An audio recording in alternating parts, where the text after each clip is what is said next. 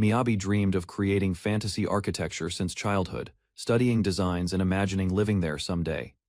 After countless efforts, Miyabi finally completed his ideal building design and felt accomplished. Miyabi entered Yume Sekai, where Liz and Mel appeared beside magnificent fantasy structures. Using crafting skills, Miyabi worked with Liz, building furniture and improving surroundings together. Miyabi's creations became famous, repeatedly inspiring marriage proposals while his peaceful life continued.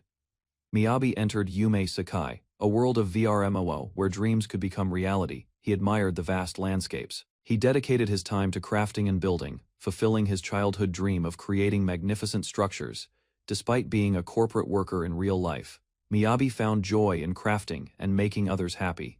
He felt proud seeing the results of his labor and hoped his efforts brought happiness to all. A new message arrived from admin, guiding Miyabi to a special world, opening another chapter of adventure. Miyabi received praise for his architecture, which taught many about love and brought people together. As a reward, he was offered a journey to a special world, acknowledging his efforts. He accepted, knowing part of his data would carry over, hoping to fully immerse in crafting. The world blessed him with guidance, wishing that he too would find happiness and joy. Miyabi prepared himself, ready to explore new adventures and continue shaping the lives of others. Miyabi appeared confused in a forest, noticing unusual surroundings and sensing something wrong with this game world. A group of threatening bandits approached, blocking the path and demanding to leave the carriage behind. Miyabi carefully observed the bandits, realizing they did not belong in Yume Sekai, and assessed the situation. He saw a determined girl standing ahead, their eyes meeting as tension built silently between them. Miyabi planned his next moves, preparing to distract multiple enemies while analyzing the strange, unexpected quest ahead. Miyabi launched forward, surprising the bandits with sudden bold movement, forcing them to react quickly and cautiously. He hesitated, questioning his choice, while the bandit leader ordered his men to attack without mercy. The girl raised her staff, creating a magical barrier that shielded them from falling rocks and debris. She unleashed a powerful attack, sending stones flying at the bandits, striking them with precise force. Miyabi noticed a sharp pain in his hand, realizing the battle's risks even during careful planning. Miyabi realized his pain was only imaginary. Understanding that the game's rules did not apply to reality, he gazed at the vast mountain landscape, recognizing the environment as the real world around him. Liz prepared herself, adjusting her stance and hands, signaling readiness to continue the adventure together. Miyabi and Liz freed the captured bandits, planning to handle them later after reaching the nearby town. The two introduced themselves formally, discussing the battle's intensity and clarifying Miyabi's civilian status in their group.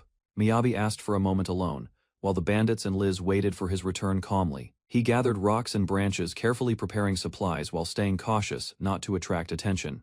Miyabi examined an unfamiliar inventory interface, realizing he could interact with objects differently than in Yume Sekai. He experimented with mental commands, successfully bringing objects into view, amazed at the new system functionality. Miyabi noted that the rocks and branches he collected earlier were now properly displayed in his inventory.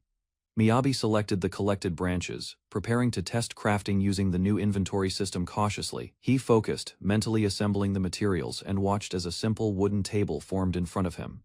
Miyabi realized the crafting system worked smoothly, allowing him to access recipes simply by thinking about desired items. He identified the next creation needed, deciding to craft a stone axe for utility and defense. Using collected branches and rocks, Miyabi successfully completed the stone axe, confirming the crafting system's functionality. Miyabi tested his stone axe, quickly gathering wood and confirming efficient harvesting abilities remained available. After collecting resources easily, Miyabi became confident he could survive using crafted items alone. He imagined a future combining adventure and slow living, creating whatever tools he desired. Miyabi envisioned building a comfortable house with his skills, turning personal goals into reality. Inspired by that future, Miyabi imagined relaxing peacefully with family, making his dream life possible. Miyabi apologized for being late, and Liz noticed him arriving with his new crafting materials. She was surprised and curious about the stone axe he held, clearly impressed by his creation. Miyabi explained he crafted it from collected branches and rocks, smiling nervously to appear casual. Liz realized Miyabi was a skilled crafter, able to produce useful tools efficiently in this world. The group discussed the value of craftsmanship, agreeing that Miyabi's skills could benefit them on their journey. Miyabi asked about crafters' reputation, while the guards explained most people followed ordinary occupations instead. After confirming their belongings were packed, the group prepared the carriage and readied departure. With everything settled, Liz and her companions began the journey toward Angelum through the forest. Along the road, the guards protected travelers, checked directions, and ensured everyone remained safe. Reaching a high viewpoint, Liz showed Miyabi the large walled city of Angelum ahead. Miyabi arrived at Angelum and noticed massive gates, crowds, merchants, wagons everywhere. The city entrance appeared heavily guarded, showing Angelum's importance and security. Guards suddenly stopped travelers, including Miyabi's group, and captured bandits nearby. Miyabi stayed calm while officials organized prisoners and investigated everyone involved. The squad captain arrived, seeking the adventuring party's recognized leader immediately. Miyabi deferred responsibility, allowing Liz to handle official matters for everyone. The guards checked identification and confirmed Liz's rank exceeded other members. Liz explained higher-ranked adventurers traditionally lead groups during official inspections. Veteran adventurers praised Liz's reliability, leadership, judgment, and scouting abilities. Liz quietly accepted the praise while Miyabi observed her growing confidence. Liz confirmed the adventurers would receive their rewards later through the guild offices safely. The group ensured the bandits were securely taken away, thanking everyone for their assistance. Miyabi asked Liz a question while walking, curiosity showing about rules or procedures. Liz explained, identification cards are necessary for entering towns, surprising Miyabi slightly. Miyabi realized he had neither money nor ID, calling it a double miracle. He tried appealing to the captain who handled the captured bandits immediately. Liz reluctantly agreed to help him, though visibly unsure about the sudden responsibility. She issued temporary passes and instructed them to apply for proper IDs later. Miyabi thanked Liz for her help and received some money lent earlier. Liz reminded Miyabi to follow her terms carefully as they entered Angelum City. Miyabi and Liz registered as adventurers, forming a party of two, to stay connected. Miyabi planned to gather materials for crafting, deciding adventurer registration was practical and safe. They visited the blacksmith. Miyabi helped Liz carry requested items and learn about tools. Miyabi considered himself weak in fighting, focusing instead on support while observing city streets. He spotted an inn, realizing they needed lodging before exploring the Adventurers Guild. Liz explained that securing a place to sleep was a basic rule for adventurers. Miyabi learned about currency and rates, paying 5 silver coins per night at inn. Calculations revealed coin values and equivalent gold. Miyabi reflected on borrowed funds for living. He thought about returning favors and repayment, feeling responsibility for all received help.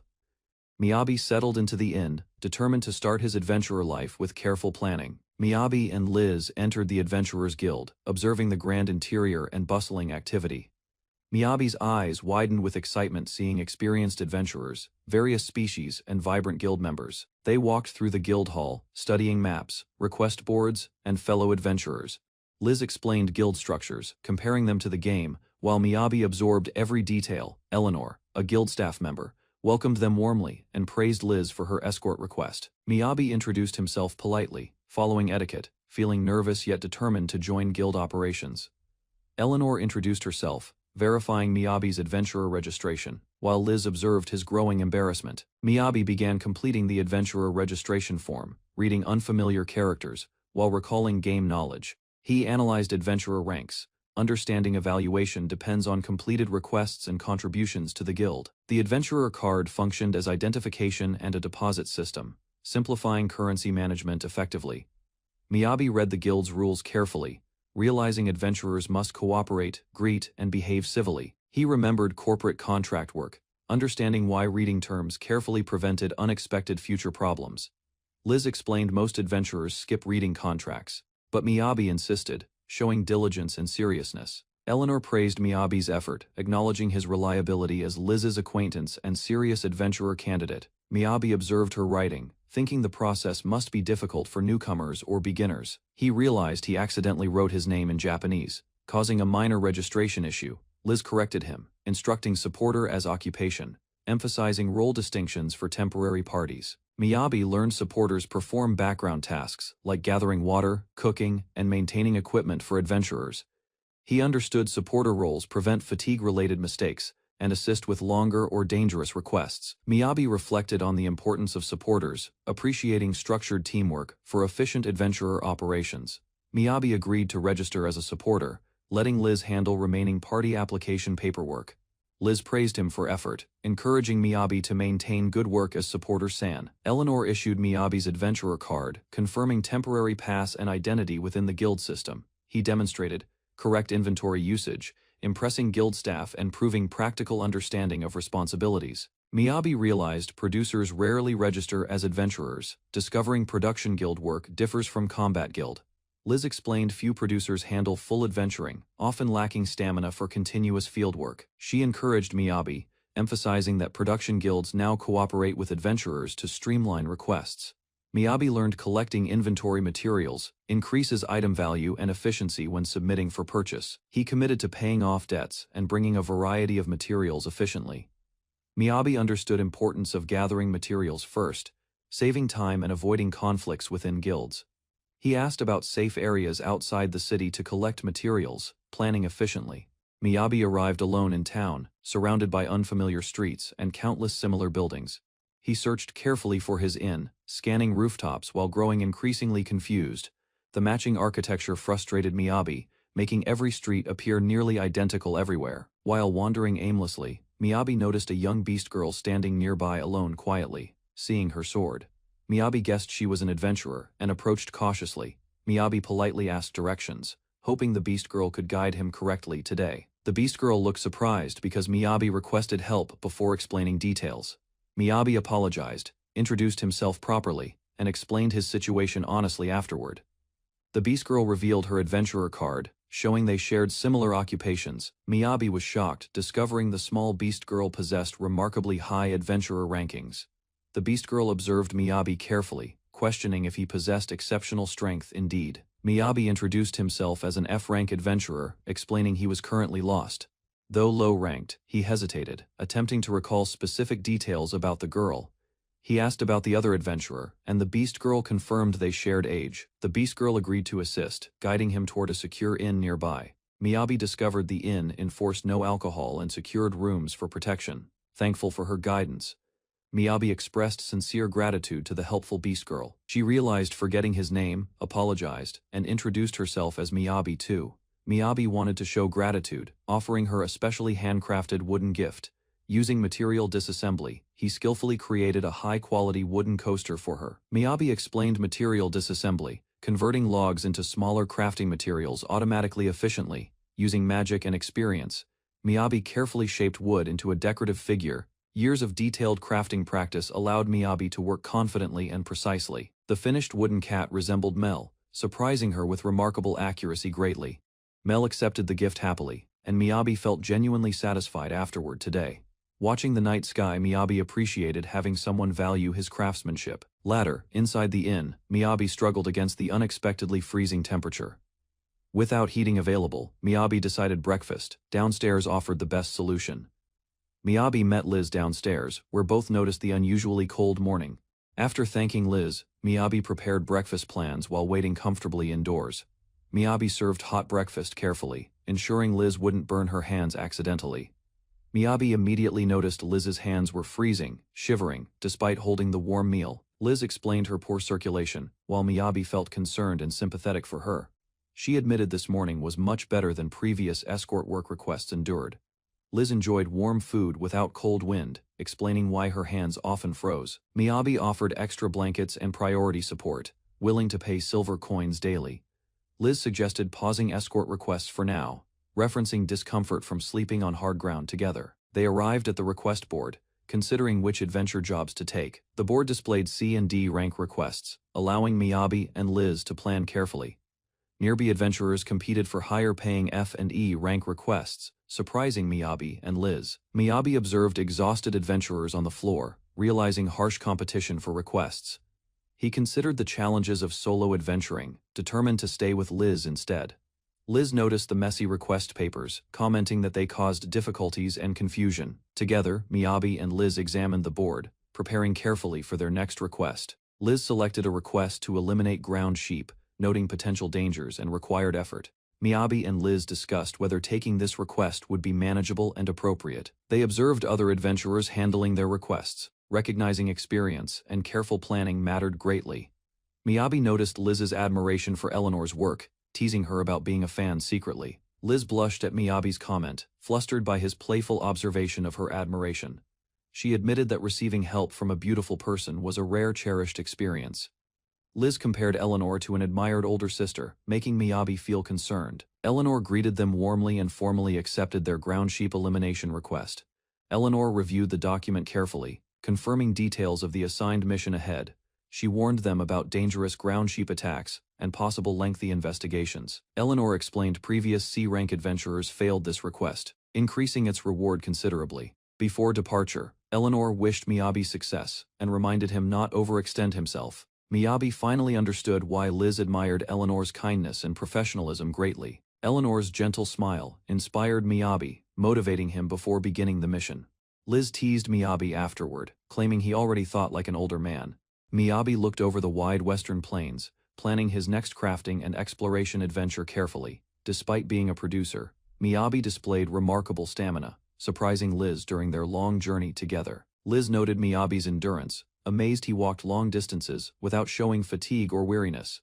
Miyabi explained his equipment boosted stamina, reducing fatigue, allowing him to work longer efficiently every day. Liz reflected that magicians often lacked stamina, appreciating Miyabi's extraordinary energy and persistent dedication. They agreed breaks were important, though Miyabi continued working, without complaint, respecting companions' safety limits. City gates closed at sunset, forcing travelers to return quickly, avoiding camping outside, in wilderness. Miyabi remembered missing the last train in his previous world, feeling grateful for current situation. Liz expressed relief, noting fewer pressures, no difficult customers, and healthier mental life in this world. While exploring, Miyabi discovered a ground sheep, prompting excitement and careful observation before approaching cautiously nearby. Miyabi spotted a ground sheep, but Liz quickly noticed the real target nearby. Several ground sheep moved across the plains, demonstrating speed and coordinated herd behavior. The true ground sheep appeared, revealing a massive horned monster feared by adventurers. Miyabi and Liz observed carefully, learning the creature's strength and dangerous reputation. The intelligent monsters gathered together, prioritizing vulnerable targets and coordinating attacks efficiently. Understanding the threat, Miyabi and Liz avoided approaching, choosing caution over confrontation. They inspected the blocked road, relieved no serious damage had occurred yet. Liz explained the road connected nearby villages, making transportation and supplies possible. Miyabi realized villagers likely struggled after the monsters disrupted important supply routes. Determined to help, Miyabi accepted responsibility while Liz encouraged him to remain focused. Miyabi asked if any dangers existed beyond charging attacks while walking across the plains cautiously. He seemed surprised that Liz considered no additional threats, only focusing on the charge attack. Liz warned the ground sheep would continue attacking unless severely injured, emphasizing their dangerous nature. Even with awareness of the charge, Liz insisted the monsters should never be underestimated at all. Miyabi and Liz discussed consequences, noting non-fatal injuries wouldn't stop the creature's relentless aggressive pursuit. They debated pitfalls, realizing demons would notice any extended digging or obvious trap preparation immediately. Miyabi prepared the materials, crafting a stone shovel to dig a trap safely and efficiently. He confidently claimed he would dig the pitfall while Liz watched, concerned about timing. Liz explained demons were intelligent and observant, so the pitfall had to be carefully executed. Miyabi showed confidence, planning a precise pitfall trap, ensuring they could control the monster's movements. Liz questioned Miyabi's strange confidence, while he compared traps to previous work experiences. Miyabi quickly crafted plywood panels and prepared materials to conceal the pitfall completely. He covered the trap with soil, grass, and magic, hiding every trace. Tall grass concealed the area naturally, making the prepared pitfall nearly invisible. The reverse donut pitfall was completed, leaving Miyabi satisfied with the result. Liz inspected the trap closely, noticing subtle differences created by magic growth. Miyabi joked about the obvious pitfall, while Liz reacted with embarrassment afterward. They discussed attracting ground sheep, and Miyabi requested magical assistance from Liz. Liz hesitated, believing acting as bait against ground sheep sounded extremely reckless. Trusting Miyabi's plan, Liz prepared magic while both awaited the approaching monsters. Miyabi and Liz waited nervously as several ground sheep slowly approached their position.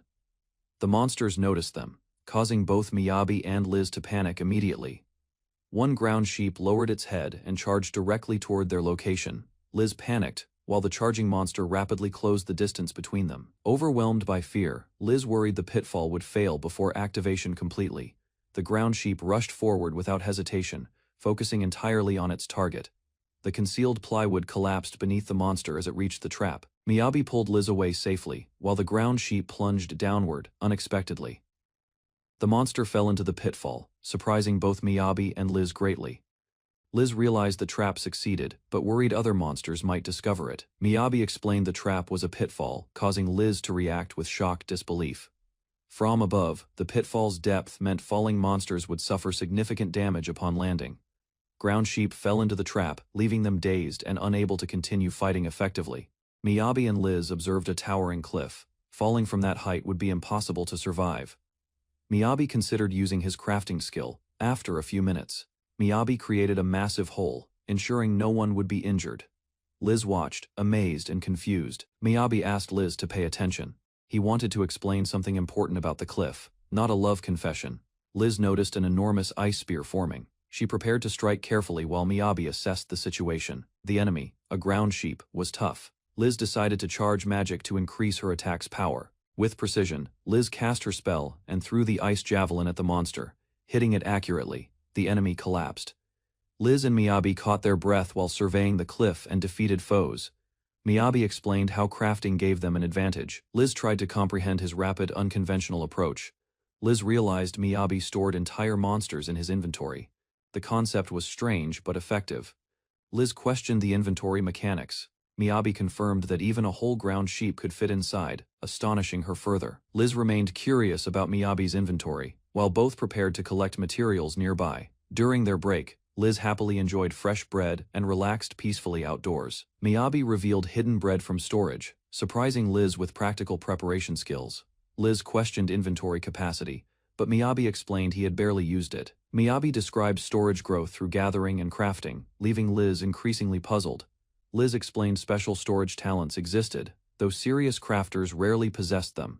Miyabi learned ordinary crafters earned little money despite their constant production work. Liz wondered what environment shaped Miyabi, whose experiences seemed unusually different. She explained gathering materials was dangerous, expensive, and difficult for average crafters. Miyabi realized his former game world differed greatly from this reality entirely. Miyabi felt sympathy for struggling crafters, but accepted it was beyond his control. He explained making money was difficult for any profession. Liz acknowledged the hardships adventurers faced. Miyabi shifted the topic to the ground sheep, asking Liz for advice.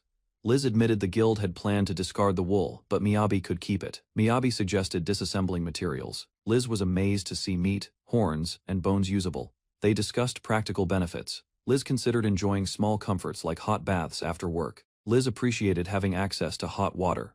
Miyabi promised not to break the party apart. Liz teased Miyabi to carry more demons for better accommodations. He laughed, accepting her humor. Miyabi realized she wanted the party to continue smoothly, respecting her subtle requests. Both acknowledged their mutual feelings, affirming trust and teamwork for their ongoing adventures. Miyabi and Liz explained all three monsters had been handled separately, making their task easier.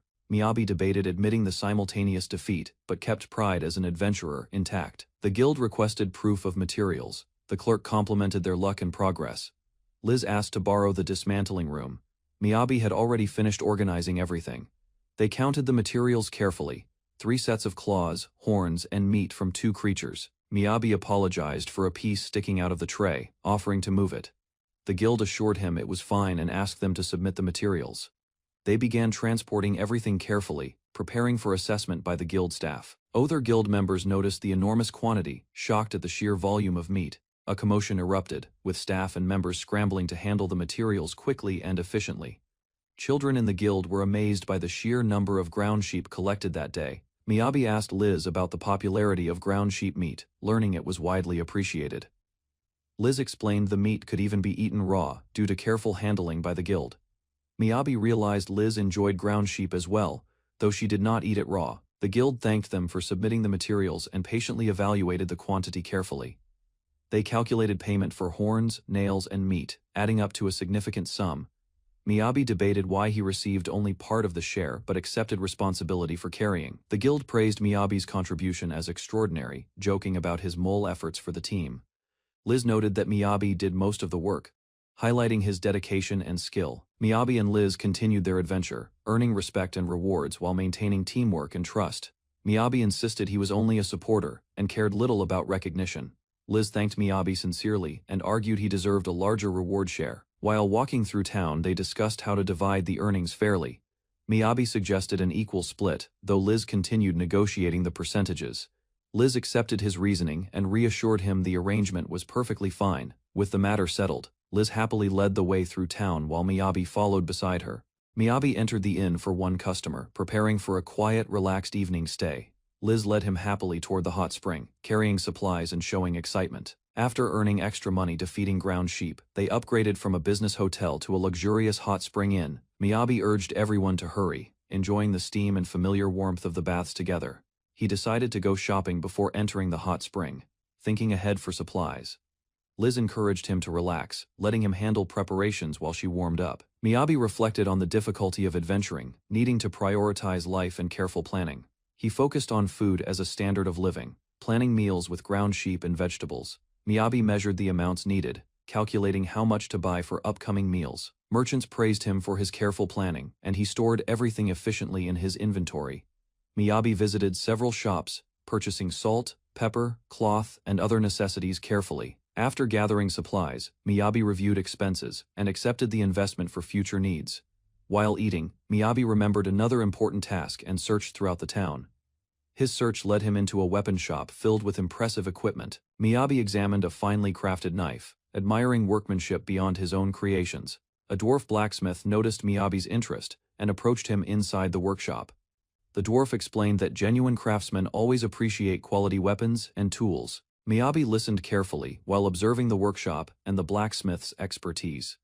The dwarf understood Miyabi wanted a knife, mainly for practical self-defense purposes. Before leaving, Miyabi asked the dwarf about purchasing iron ore for crafting. Miyabi introduced himself as a crafter and supporter, gaining the dwarf's attention. The dwarf introduced himself as Weiss and approved of Miyabi's unusual profession. Curious about Miyabi's abilities, Weiss demanded to see a crafted weapon immediately. Miyabi proudly presented a stove instead, considering cooking equipment equally important. After clarification, Miyabi showed a simple stone axe he personally crafted.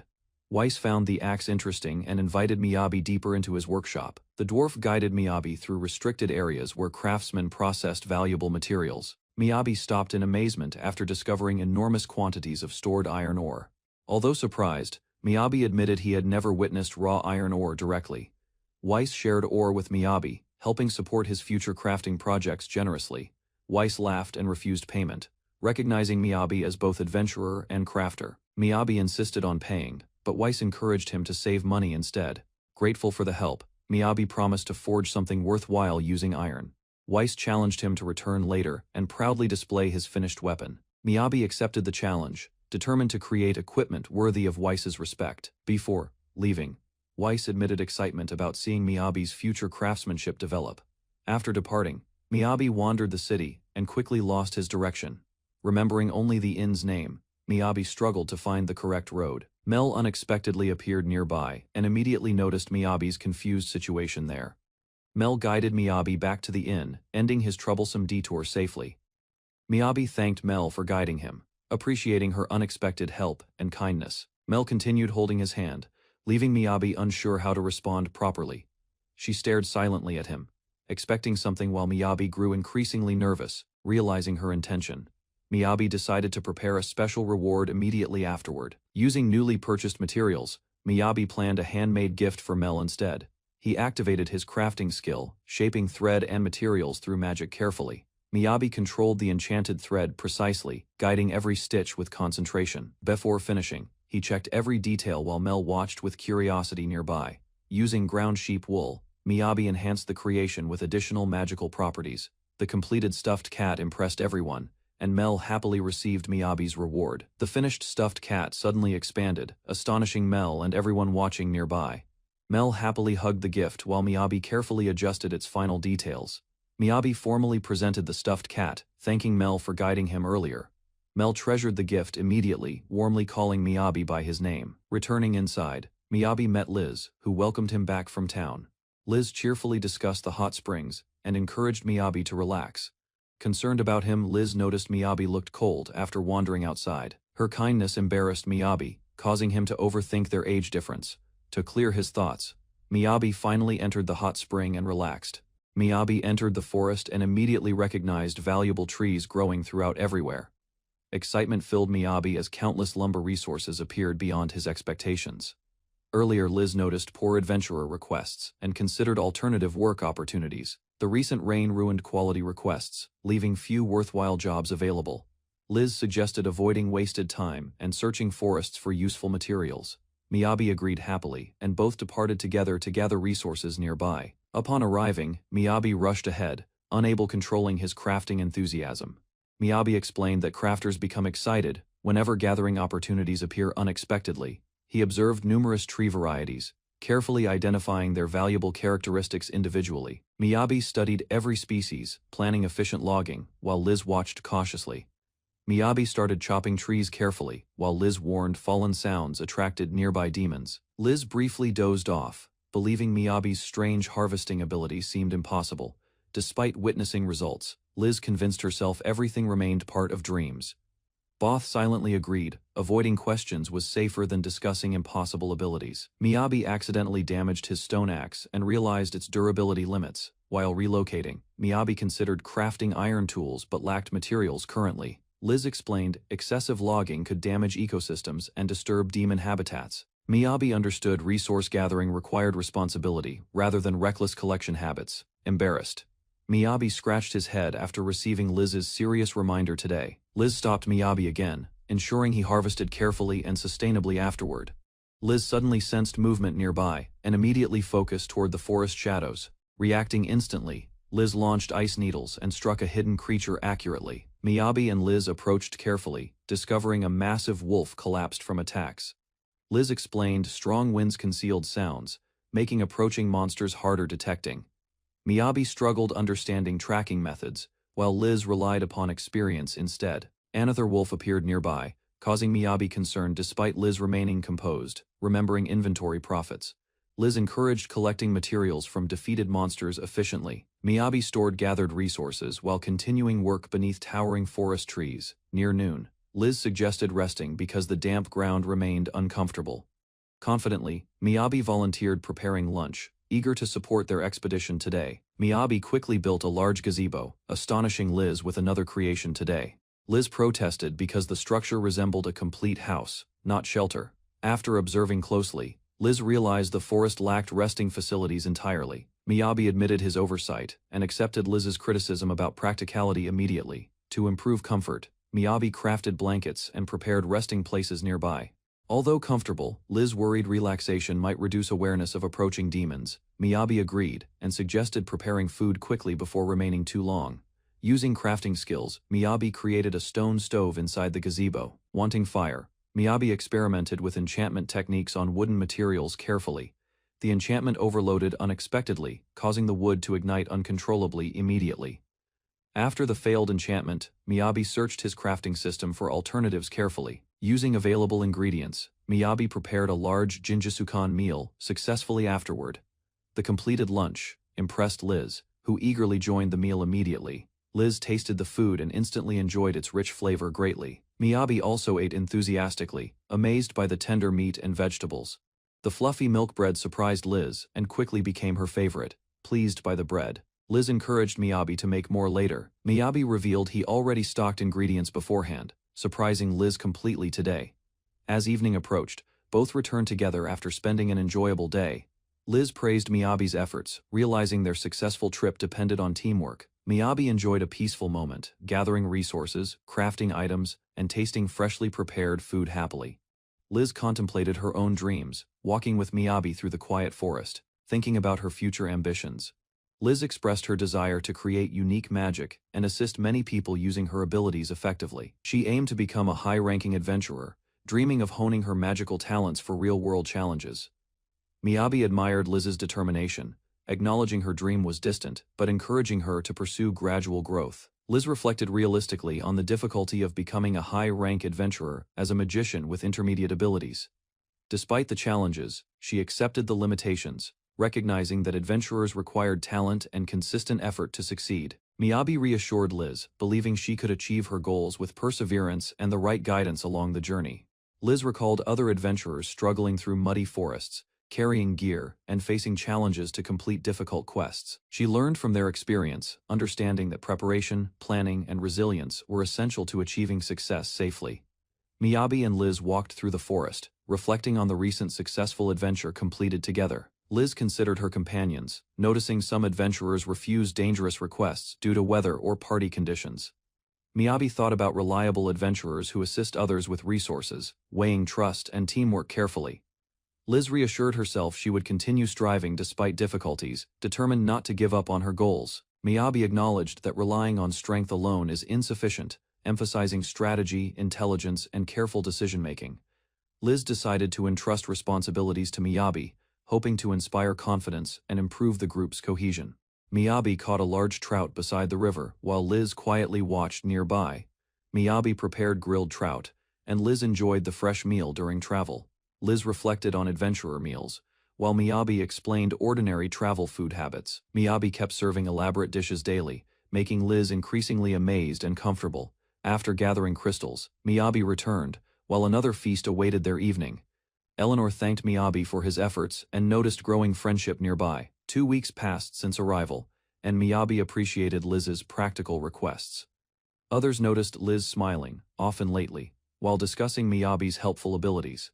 Eleanor observed Liz carefully, and Miyabi learned her concern was genuine. Miyabi understood Liz's actions better and continued accepting gathering requests enthusiastically. Miyabi realized Liz genuinely cared for him and wanted supporting her dream.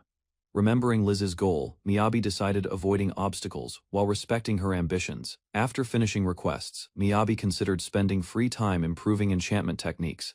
Liz suggested resting occasionally, but Miyabi viewed learning as an enjoyable hobby.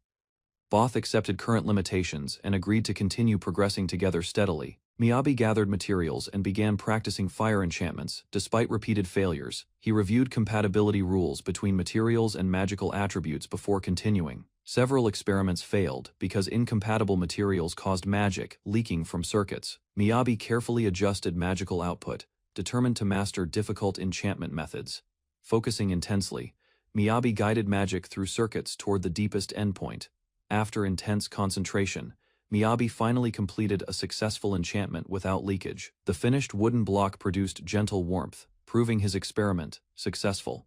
Testing indoors, Miyabi realized the heated block worked surprisingly well everywhere. Seeking portability, Miyabi designed enchanted clothing that could provide constant warmth. Excitedly approaching Liz, Miyabi explained poorly and created an embarrassing misunderstanding. After recovering from embarrassment, Miyabi reconsidered practical equipment-based heating solutions instead. While distracted, Miyabi learned the city gates were already closing soon. Using a city map, Miyabi confidently navigated streets without becoming lost. Along the way, Mel appeared and expected compensation for her assistance.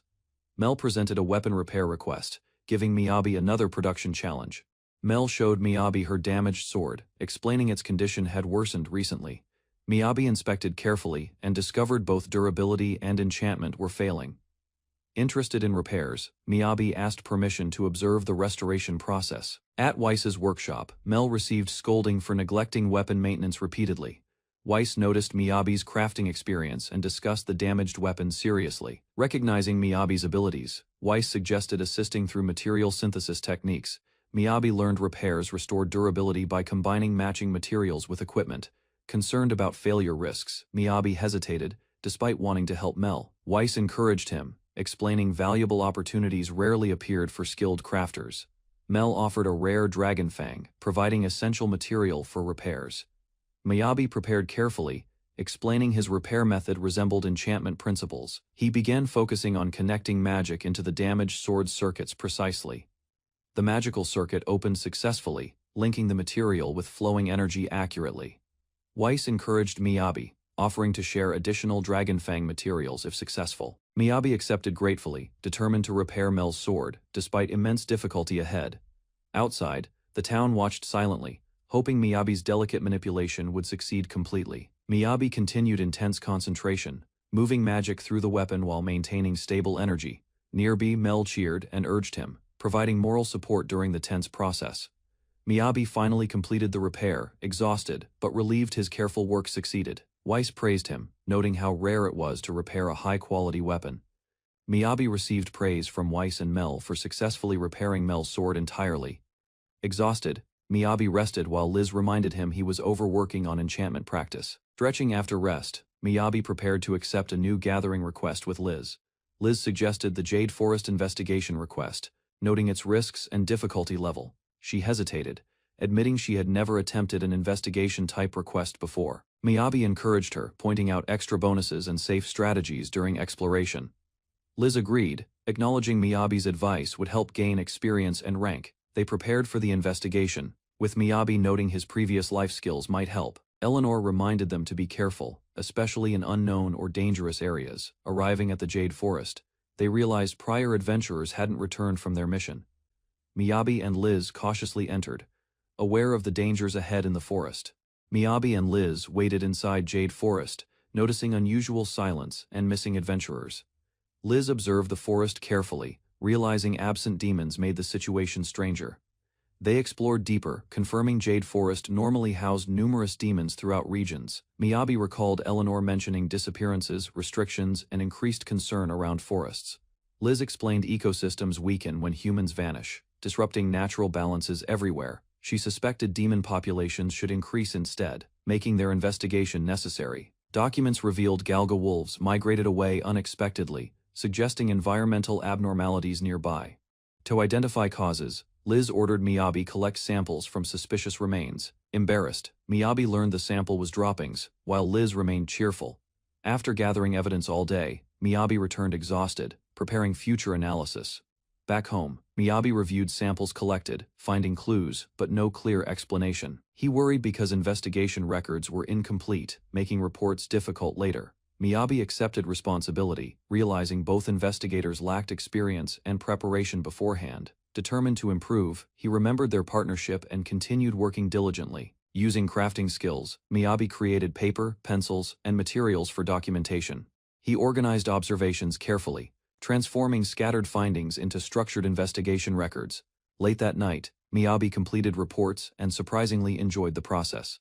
His maps, charts, and notes summarized important discoveries from recent days. Watching the moon, Miyabi reflected on lessons learned through adventuring work. The next morning, Liz examined his records and approved the completed summary. Liz offered helping with records, deciding investigation duties should be shared equally. Interested in documentation, Liz asked Miyabi to teach his recording methods. Miyabi learned official reports were usually verbal, making his effort unexpected. Despite embarrassment, Miyabi showed maps and notes explaining their collected information. Liz admired the organized records, discovering details previously overlooked during scouting. Miyabi crafted a portable board, creating a practical tool for fieldwork. The new device allowed quick notes while walking through dangerous areas. Encouraged by progress, Miyabi and Liz continued their investigation confidently together. On the fifth day, they noticed a suspicious campfire beside water, examining the remains. They suspected missing adventurers stayed nearby recently. Miyabi and Liz realized missing adventurers left campfire unattended, suggesting urgency. Liz decided to remain near the site, observing and waiting cautiously nearby.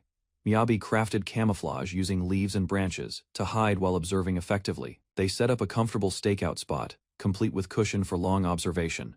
Both remained quiet, scanning the river and surrounding forest for any movement. Suddenly, Liz woke Miyabi, sensing approaching presence from deeper in the forest. They spotted a large humanoid creature approaching, clearly different from regular forest demons.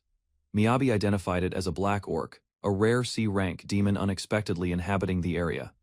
Liz noted its possible nest deep in the forest, explaining prior demon migration. The pair quietly followed, intending to locate the settlement and report back to the guild. Miyabi and Liz discovered numerous black orcs, confirming the threat exceeded expectations. Miyabi realized their growing numbers could eventually produce a stronger leader. Concerned, he suggested reporting immediately, but Liz remembered earlier observations carefully. Liz explained, rapid breeding allowed demon populations to change within days. They feared waiting for reinforcements might allow the situation worsening further. Determined to act, Liz encouraged Miyabi to help gather critical information. Using crafted tools, Miyabi secretly mapped cave passages without attracting attention. Together they explored underground sections, creating detailed layouts of the settlement. Liz was impressed by Miyabi's ability to chart vast underground structures. As temperatures dropped, Miyabi prepared supplies while continuing overnight observations underground. Miyabi transformed the underground chamber, creating a safe shelter for their mission. He added enchanted lighting, warming the cave and improving overall comfort greatly. Within hours, Miyabi completed a cozy house beneath the black orcs. Liz admired the construction, impressed by its quality and remarkable speed. Miyabi revealed heated floors, making the underground shelter pleasantly warm throughout. The comfort amazed Liz, briefly distracting her from the dangerous situation. Miyabi presented a large wool bed, ensuring proper rest before investigations. Liz happily settled into the bed, enjoying warmth after exhausting days. Confident in herself, Liz promised she would wake early without problems. The next morning, Liz overslept comfortably, proving Miyabi's warning completely correct. Embarrassed by oversleeping, Liz asked Miyabi for another chance to restart. After preparing quickly, Liz joined Miyabi as sunrise illuminated the mountains. Fully awake and determined, Liz grabbed her staff and resumed investigation duties. Two boar-like creatures yawn and stretch, preparing for their night shift in the rocky terrain. Miyabi observes quietly, aware of the approaching danger as the creatures brace themselves. Liz notices movement ahead, raising her staff, and realizes an ambush is imminent. She casts a precise spell, striking the nearest beast with an ice javelin. The boar creature charges, but Liz dodges swiftly, forcing it off balance.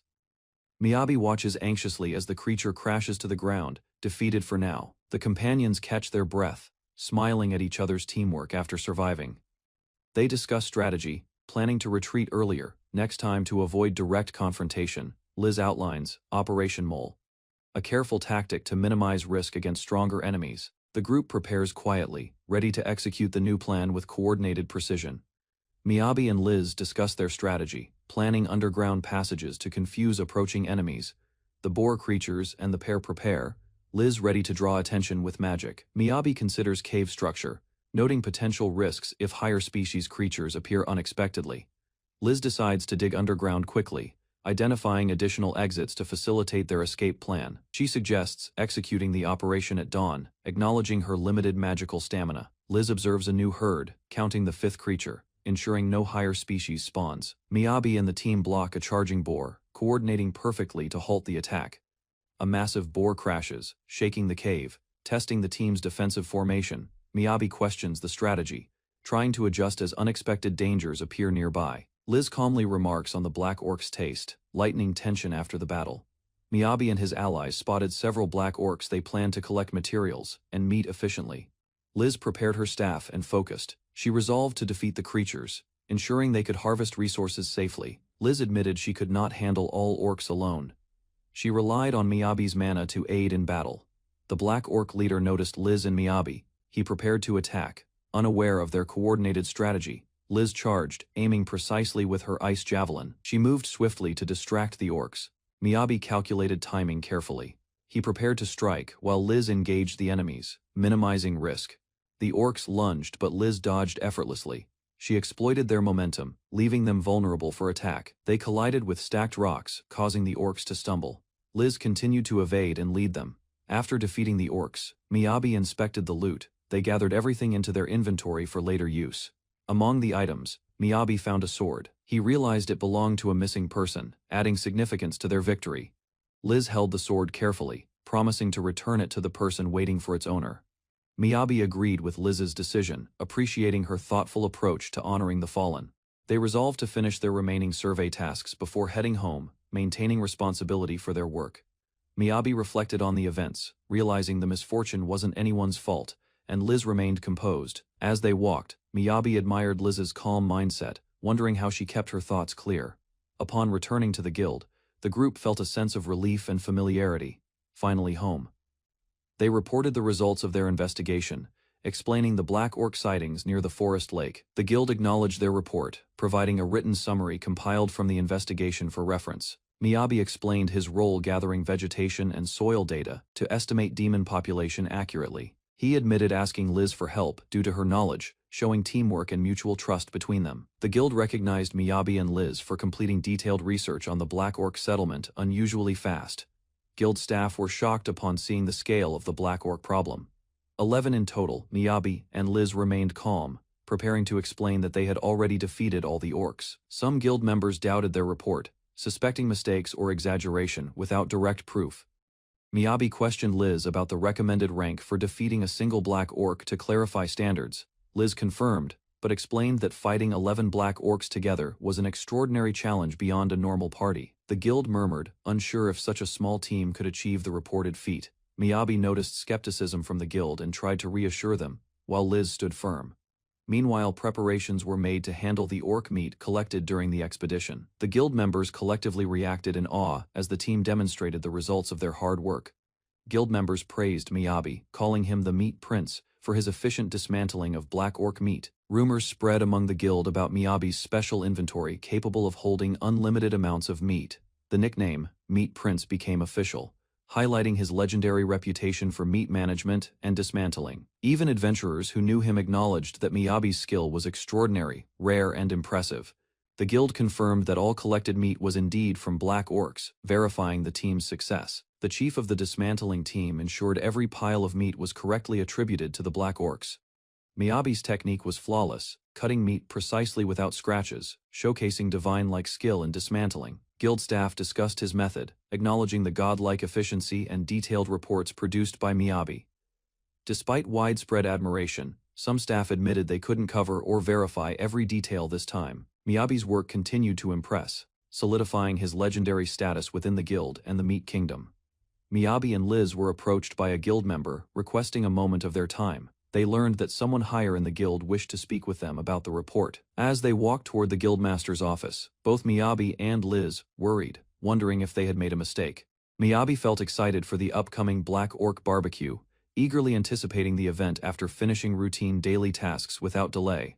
Liz admired Miyabi's dedication, while he calmly focused on payment, letting her excitement for premium meat contrast his practical nature. Miyabi hesitated, worried about spending, while Liz encouraged him to enjoy life, reminding him that rewards could be shared with companions. They arrived at a lavish room, joining other adventurers, the atmosphere tense yet curious. As the group prepared for an unusual meeting, Zion, the guildmaster, spoke directly, addressing Liz and Miyabi, indicating the need for clarity about their recent adventuring accomplishments. He asked whether they had any outside assistance completing their assigned quest, demanding honesty and accountability for the Jade Forest investigation report. Miyabi explained clearly, insisting that only he and Liz had completed the work, emphasizing that Eleanor had not been involved in actions. The guildmaster assessed their accomplishments, noting the guild's surprise at the quality of C and F rank adventurer work, raising caution and scrutiny. He demanded they swear under oath that no falsehoods existed, questioning how Miyabi could prove no external help had been requested during missions. Liz confirmed details of their investigation, presenting evidence from the Black Orc settlement, demonstrating honesty, and maintaining the integrity of their official report. The guildmaster examined a mysterious sword closely, his gaze serious. Considering its significance for resolving the recent adventurer investigation efficiently, he handed it over. Revealing the inscription matched a missing adventurer's name, instructing Eleanor to contact next of kin immediately. Eleanor's attention focused on the details, confirming the report's accuracy, while the guildmaster acknowledged Liz's competence and trusted their consistent work fully. Statistics were reviewed carefully, noting Liz's mission completion rate was extraordinary, demonstrating the party's reliability and precision in their assigned tasks consistently. The guildmaster emphasized the importance of trust, highlighting that verified results and honest testimony justified, relying upon their word without doubt. Miyabi and Liz listened attentively, understanding how their reputation as adventurers, built through careful planning, skill, and diligence, earned guild confidence completely. The evidence included detailed client reports over time, showcasing successful quests, thorough documentation, and unwavering honesty throughout their numerous assignments and encounters. Miyabi's support role was officially recorded, confirming his contributions alongside Liz, recognizing his quiet but critical impact on overall mission success.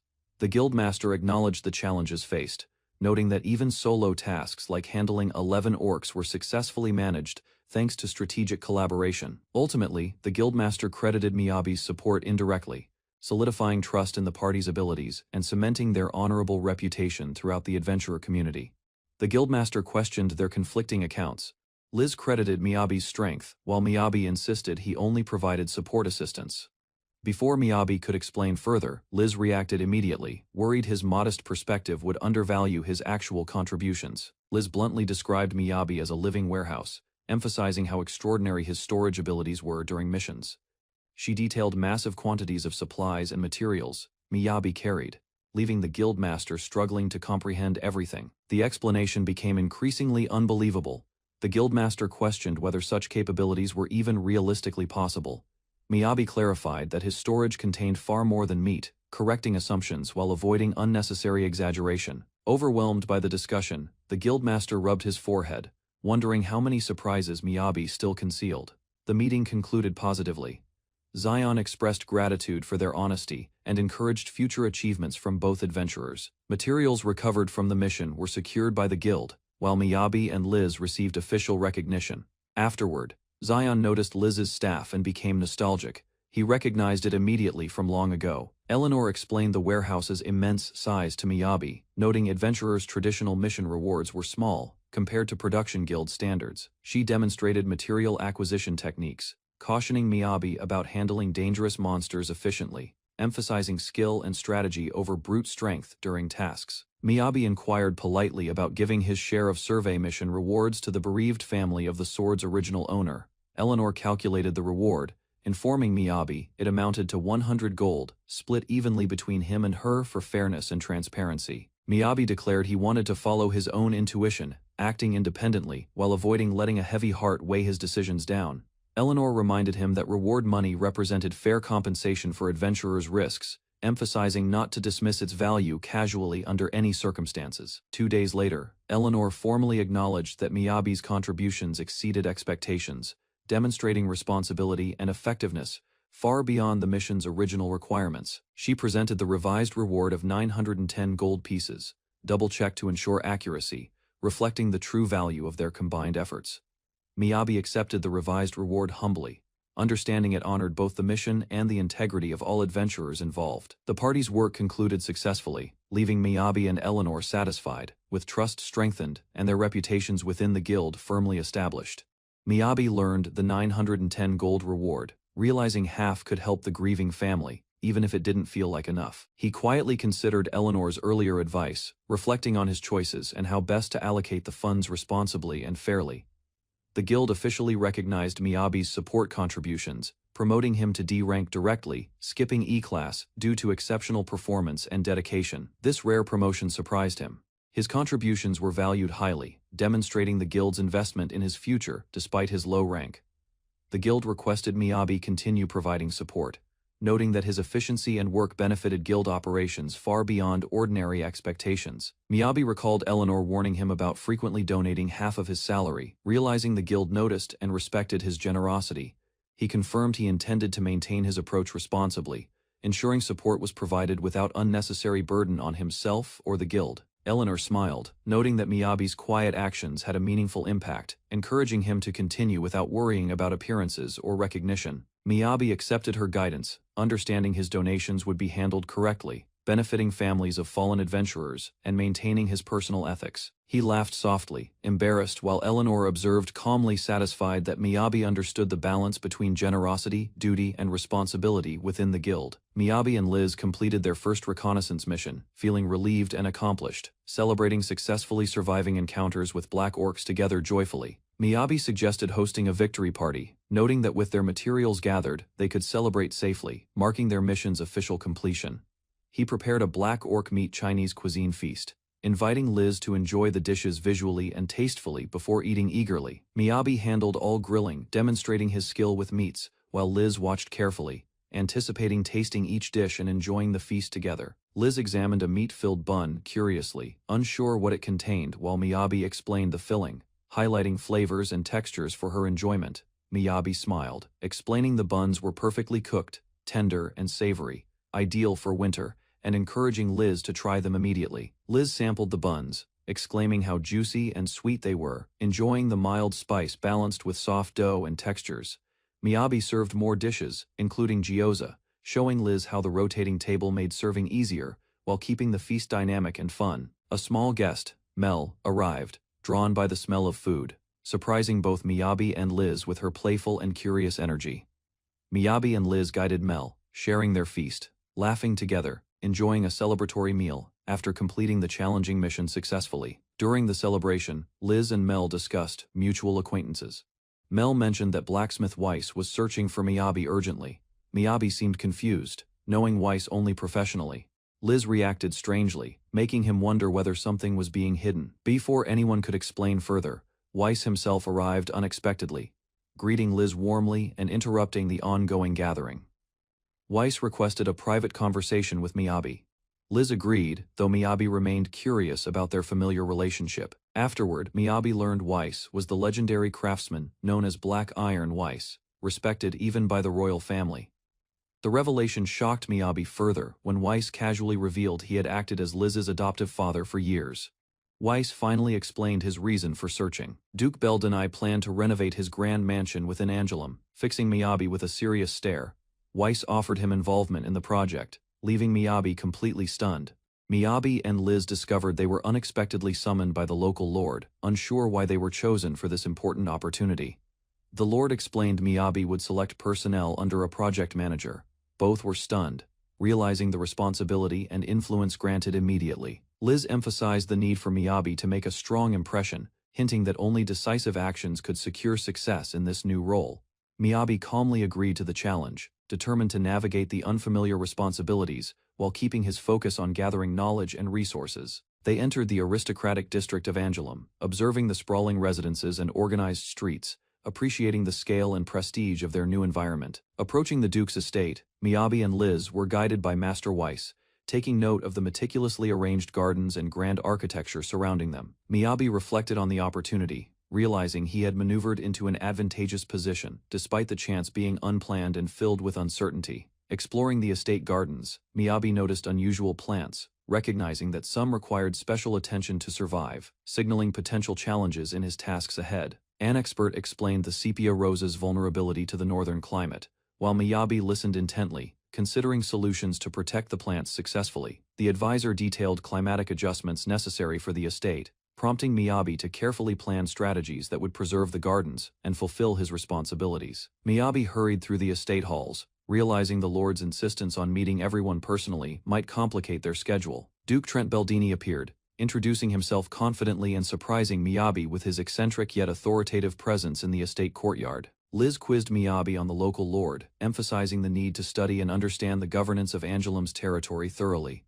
Miyabi learned the Beldini house was one of 5 major noble families, with Duke Trent leading the northern territories efficiently yet eccentrically. The Duke encouraged trade and the growth of guilds in Angelum, granting authority over nobles and stimulating economic and social expansion. Liz explained that as long as one met rank requirements and had sufficient resources, any position or trade could be pursued freely. Miyabi observed Master Weiss and other workers, realizing Duke Trent's eccentricity was genuine, making interactions with the staff slightly unpredictable yet manageable. Feeling a mix of nerves and curiosity, Miyabi assessed the workmen and the estate's environment, preparing for his first official responsibilities. The Duke formally greeted the team, expressing appreciation for Master Weiss' help and promising this assignment would reflect his best efforts. Miyabi inspected the mansion exterior, noting the centuries-old architecture and anticipating the challenges of maintaining its grandeur alongside his new duties. Duke Trent explained his vision for the mansion. He wanted tradition respected while introducing meaningful innovations suited for the modern era. As the meeting ended, the workers reflected on the Duke's words. His encouragement strengthened their determination to succeed. The Duke personally addressed Miyabi, expressing confidence in his abilities and placing great expectations on his future contributions. Miyabi entered the work area prepared for construction. He looked forward to meeting the craftsmen and understanding the project. Before work began, an aggressive craftsman challenged Miyabi. The worker doubted his qualifications and viewed him as competition. The craftsman introduced himself as Iron Skin, Sidai.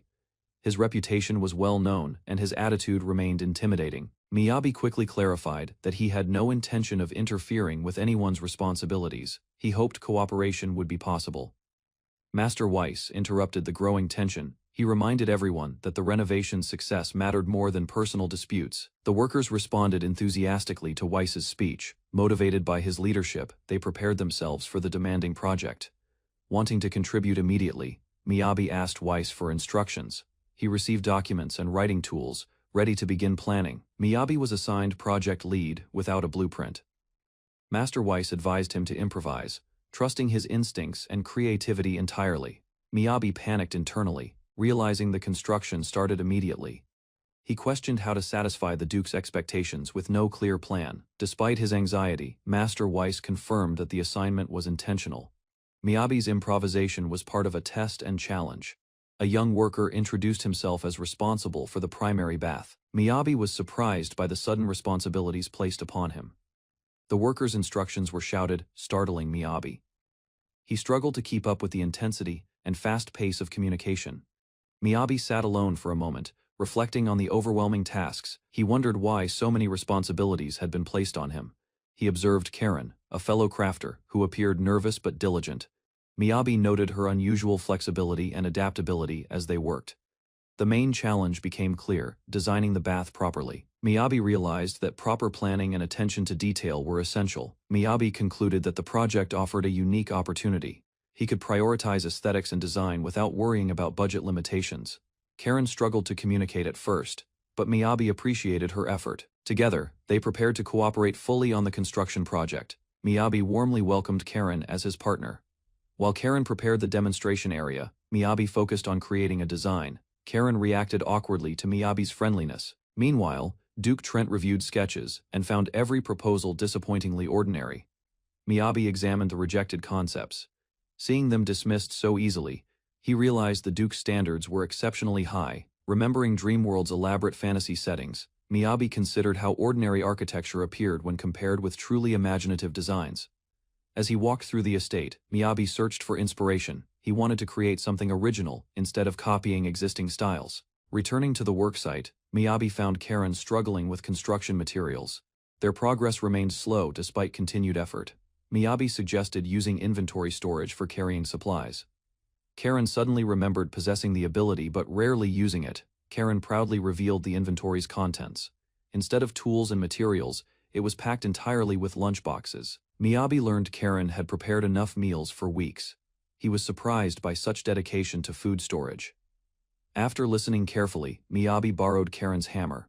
He began considering practical solutions while reassessing Karen's unusual strengths and habits. Karen accidentally unleashed overwhelming force while working. Miyabi watched in shock as materials shattered apart from a single strike. Inspired by the display, Karen began treating Miyabi like a master. Miyabi immediately tried discouraging the exaggerated admiration. Karen praised Miyabi's crafting skills endlessly. Embarrassed by the attention, Miyabi insisted his abilities came from practice. Karen compared Miyabi to naturally gifted people. Miyabi explained that experience and effort mattered more than talent alone. Miyabi encouraged Karen to believe in personal potential. For the first time, Karen seriously considered becoming more capable. The demolition work finished quickly. Impressed by Karen's speed, Miyabi prepared to move forward with the renovation. While inspecting the bathhouse, Duke Trent questioned them about an old structure connected to the heating system. Miyabi correctly identified the structure as a water heating reservoir. The Duke seemed pleased by the answer. The Duke explained that servants manually carried heated water to the baths. Miyabi realized the process was highly inefficient. Learning that a retired fire magic servant once handled the work, Miyabi began considering modern alternatives for the bathhouse. While inspecting the bathhouse, Duke Trent approached Miyabi again and asked whether any promising renovation ideas had emerged yet. Miyabi confidently revealed a revised proposal. Instead of replacing everything, he expanded the existing design with new elements. The Duke prepared to review the plans immediately. Miyabi hurriedly arranged a comfortable place for him to sit. Miyabi presented his inspiration, drawing from architectural styles outside Dreamworld's familiar fantasy themes to create something distinctive. Unfortunately, Duke Trent quickly recognized the influences. What Miyabi considered innovative appeared familiar to the well-traveled noble. Latter Master Weiss reported that construction progressed smoothly. Only the bathhouse remained a difficult challenge requiring additional attention. Weiss reminded everyone that satisfying Duke Trent would never be simple. Extraordinary clients demanded extraordinary creativity from craftsmen. Despite approving earlier drafts, Duke Trent remained unsatisfied. He believed greater possibilities still existed within the project. The Duke admitted his inability to abandon promising ideas halfway. Curiosity always pushed him toward unexplored possibilities and improvements. Weiss understood the Duke's nature. Well, delivering exactly what a client envisioned remained the highest standard of craftsmanship. Back at his workspace, Miyabi continued sketching with Karen nearby. Suddenly, he remembered an interesting design concept worth exploring. Eleanor sat in the park reading carefully while observing the fountain. The peaceful surroundings contrasted with her usual busy schedule. Liz approached Eleanor, excited for their long-awaited outing. She adjusted her dress and tried to appear casual, hiding nervous anticipation. They discussed Miyabi, noting his absence from the guild. Liz explained recent events and how Miyabi had been busy with projects. Liz revealed Miyabi had been invited to renovate the Lord's mansion. Eleanor listened, impressed by his growing reputation and skills. Walking through the city streets, they marveled at the architecture. The bustling urban scenery reminded them of Miyabi's creative talents. Miyabi struggled with repeated design rejections. Frustration mounted as he lay sprawled on the floor, exhausted but determined to continue. He explored the Duke's vast library, studying architectural styles. Books surrounded him, forming a daunting yet inspiring environment for research. Miyabi met with an advisor, debating vague instructions. He tried to interpret expectations while constrained by project limitations and unavailable allies. He inspected intricate designs, analyzing fantastical fountains and structures. Miyabi realized creativity required balancing practicality and grandeur for client satisfaction. Miyabi observed workers following specifications, but struggling with demands. He considered adjustments, ensuring the project would meet standards without delays. Miyabi reflected on the failed renovation plans. Instead of forcing new ideas, he focused on understanding the Lord's expectations first. Remembering earlier advice, Miyabi considered viewing the project differently. Understanding the client's perspective seemed essential to solving everything. He explored the mansion's luxurious halls. Every room appeared equally extravagant, making it difficult to identify special preferences. While searching for clues, Miyabi wandered deeper into unfamiliar corridors. His investigation accidentally left him completely lost inside. Near a flower arrangement, Miyabi encountered a maid carrying a bouquet. She quickly noticed his confused appearance there. Embarrassed by his situation, Miyabi asked for directions. The maid explained he had wandered far from work. Although busy, the maid chose to assist him personally. Miyabi appreciated her kindness and followed her carefully. As they walked together, Miyabi observed the surroundings. The maid remained professional while leading him through corridors. Passing through a beautiful garden, Miyabi attempted friendly conversation. He introduced himself and mentioned the renovation project. The maid offered only brief responses, creating awkward silence. Nevertheless, Miyabi gained valuable insight into residents' daily experiences. While exploring the mansion grounds, Miyabi noticed Mel playing with a stuffed bear. The unusual scene immediately caught attention. Surprised by the encounter, Miyabi approached Mel. He had not expected to find her wandering around the estate. Another woman soon arrived and observed them. Her elegant appearance suggested noble status, making Miyabi instantly cautious. The woman politely introduced herself through formal manners. Miyabi quickly realized she belonged to an influential household family. She revealed her name was Chiffon Beldini. Miyabi recognized the importance of meeting someone with such status. Trying to remain calm, Miyabi greeted her respectfully. He wondered why important people constantly appeared around him lately. The discussion shifted toward Mel and the stuffed bear. Chiffon casually explained their playful activities without concern. Miyabi learned that Mel and Chiffon often spent time together. Their friendship appeared much closer than expected. Alicia soon joined them and questioned Miyabi's presence. His habit of getting lost inside the mansion remained unchanged. Miyabi admitted the renovation project was progressing poorly. Hearing this, Chiffon seemed interested in his difficulties and observations. Chiffon noted Miyabi's skill despite his youth. She commented on the difficulty of meeting her father's exacting tastes consistently. She explained her father's rare opportunities to relax in the bath. Miyabi realized this was the reason for special attention. Chiffon expressed excitement at Miyabi's creativity. Her positive encouragement motivated him to approach the project with renewed focus. Miyabi suggested finishing washing Mr. Bear with Mel. The team worked together, each completing their tasks efficiently. Without direct assistance, Chiffon and Mel carefully washed Mr. Bear. Miyabi observed their technique and considered applying similar attention to detail in the project. Miyabi watched the bear's bath, reflecting on its softness. He compared this to the mansion's luxurious decorations, all appearing similar at first glance. He contemplated the advice received earlier. Miyabi felt encouraged to try a new approach in planning the bath renovation. Miyabi approached Alicia, asking for guidance. Her immediate attention showed trust and willingness to support his urgent task. He requested to be guided directly to Duke Beldini. Alicia acknowledged his urgency and prepared to lead him promptly. Miyabi prepared mentally for the meeting. Following Alicia, he resolved to approach the renovation project with a clear and focused plan. Miyabi approached Duke Beldini's office quickly. The Duke looked surprised to see him moving with such urgency. Mel spun around excitedly, announcing the design's approval. Miyabi felt a rush of relief and pride at the confirmation. Mel stared in awe at Miyabi's achievement. She admired his skill and dedication, inspired by his consistent performance. Miyabi reflected on the Duke's acknowledgement. He considered using the special techniques demonstrated earlier to enhance future projects. Mel begged Miyabi to teach her. She wanted to become a master craftsman like him, showing determination and enthusiasm. Her insistence emphasized frustration at feeling useless. Miyabi observed her seriousness, recognizing her potential to develop craftsmanship skills. He remembered Master Weiss hiring Mel for guidance. Miyabi acknowledged her talent and commitment despite limited magical ability. Mel contemplated the uniqueness of Miyabi's skill. She recognized him as the first fellow crafter she had encountered in this world. Miyabi decided to help her. He felt this earnest request deserved attention, even without certainty about the outcome. They began with basic tasks. Mel confidently harvested wood, shaped components, and assembled parts, demonstrating her determination to follow Miyabi's guidance. Miyabi reflected on client needs while preparing skewers, considering how to satisfy expectations carefully, balancing quality with attentive service in preparation. Karen remembered advice about perspective, realizing understanding the client's desires would guide his actions, his resolve strengthening as he considered each detail. He explored a vast luxurious mansion, noticing ornate decorations everywhere, feeling disoriented but determined to find the correct path to continue his task. Finding a potential exit, he tried to observe the surroundings from outside, hoping to gain orientation and better understand the mansion's layout.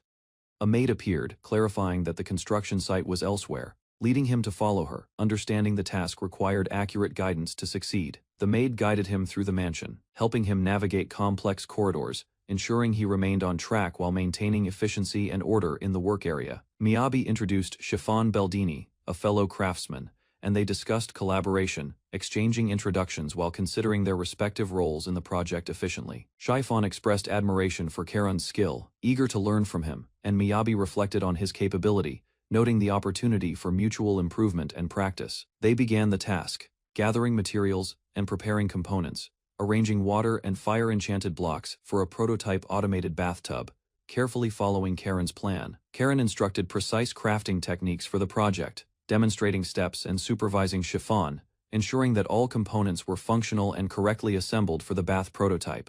Miyabi reviewed the luxurious project, considering the client's perspective carefully. The staff wandered, feeling overwhelmed by extravagant surroundings, searching for clarity. He explored the mansion's halls, observing the identical decorations. Everything seemed equally luxurious, leaving him lost but intrigued, determined to find a way forward. A maid appeared, guiding Miyabi through the corridors. She provided directions politely, helping him understand the layout and navigate through the expansive ornate rooms effectively. Miyabi entered the mansion with Liz and Mel, noticing the enormous empty bathing area. Water stains marked previous use across the floor. He bowed politely as the staff completed cleaning. The maid watched silently, holding her mop, reflecting on the leftover mess. The group discussed the source of infinite water. Miyabi realized his setup had no drainage, causing complications they had to manage carefully. Mel examined the water flow. She wondered aloud how baths in the past managed hot water without overflowing or draining issues. Miyabi and the companions learned the mansion lacked plumbing. Magical levitation had provided water previously, so all drainage systems needed rebuilding from scratch. The dwarf advisor explained potential problems with eliminating magic use. Miyabi listened, recognizing the need for careful planning to modernize infrastructure. They examined the original bathtub. It was uneven and poorly designed. The dwarf criticized the alignment of enchanted stone cubes in the flooring. Miyabi tested the water temperature. The setup worked but still required adjustments. He felt the heat and stability needed precise calibration. Suddenly, Miyabi slipped on the wet floor. The others rushed forward in alarm, fearing injury from misjudging magical heat and unstable cubes. The dwarf explained magical scaling effects. Too much power in the blocks could burn skin. Miyabi realized testing was essential to avoid dangerous mistakes. The dwarf explained the mansion rested on massive stone foundations. Installing drainage required removing part of the structure carefully. Miyabi confidently declared he could solve the problem. Mel immediately trusted him, while the dwarf remained skeptical. Using his crafting abilities, Miyabi rapidly excavated through the stone foundation. The dwarf watched in complete disbelief. After finishing the excavation, Miyabi revealed a new idea. He considered directing excess water safely toward the river. The dwarf expected another strange proposal. Miyabi calmly explained he had developed the plan while digging underground. Miyabi sketched a heating system with valves and storage. Water could circulate efficiently while unnecessary amounts flowed away. The dwarf understood the concept. Although luxurious for ordinary people, the design prevented wasting continuously generated water. Remembering cold baths from his travels, Miyabi realized reliable hot water was rare and valuable for most people. Mel considered the river's condition. She noted the heated water would cool naturally, but might still affect wildlife. Taking Mel's concern seriously, Miyabi and the dwarf discussed alternatives.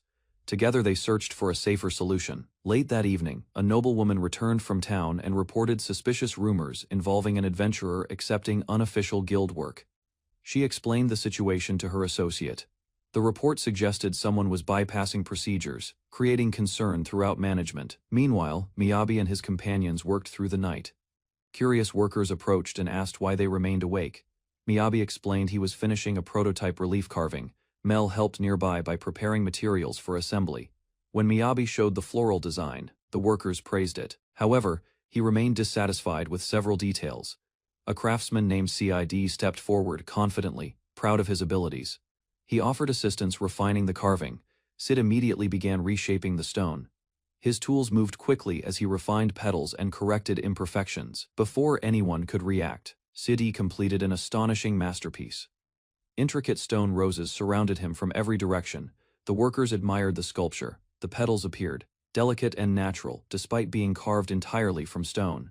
Miyabi stared at the finished work in amazement. Realizing blacksmith skills had unexpected applications, he gained new inspiration.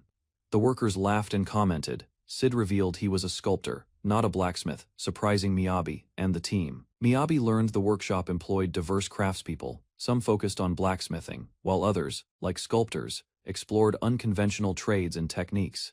The dwarf explained that official classes mattered little. Loyal craftsmen pursued personal projects freely, following their passion without interference from authority. Miyabi reflected on the unusual situation. Renovating a lord's mansion seemed high profile, yet young craftsmen received freedom, rarely offered elsewhere. The foreman encouraged the workers. He assured them this was a rare opportunity to showcase their skills and craft effectively. Miyabi and his friends promised to maintain quality. The team vowed to protect the workshop's reputation, blending skill with careful craftsmanship. Mel excitedly displayed a successful crafting prototype. The group recognized the result as an immediate, perfect demonstration of her skill. They marveled at the mass production potential. Miyabi realized the work proved the team had significantly leveled up their abilities. Miyabi and Mel prepared the items for wind magic infusion. Their teamwork enabled enhancement, combining craft skill with magical applications efficiently. He reflected on enchantment difficulty. Completing hundreds in one day was highly advanced magic, yet they executed it flawlessly, proving remarkable mastery. Miyabi examined the mass-produced items carefully. He focused on their alignment and quality, ensuring each piece met his precise expectations.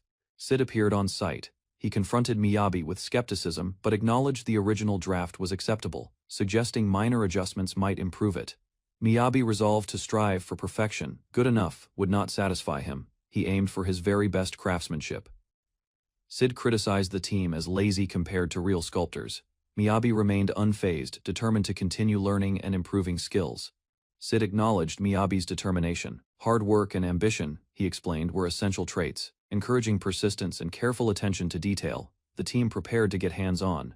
Miyabi and Mel demonstrated dedication, ready to tackle the next set of crafting challenges.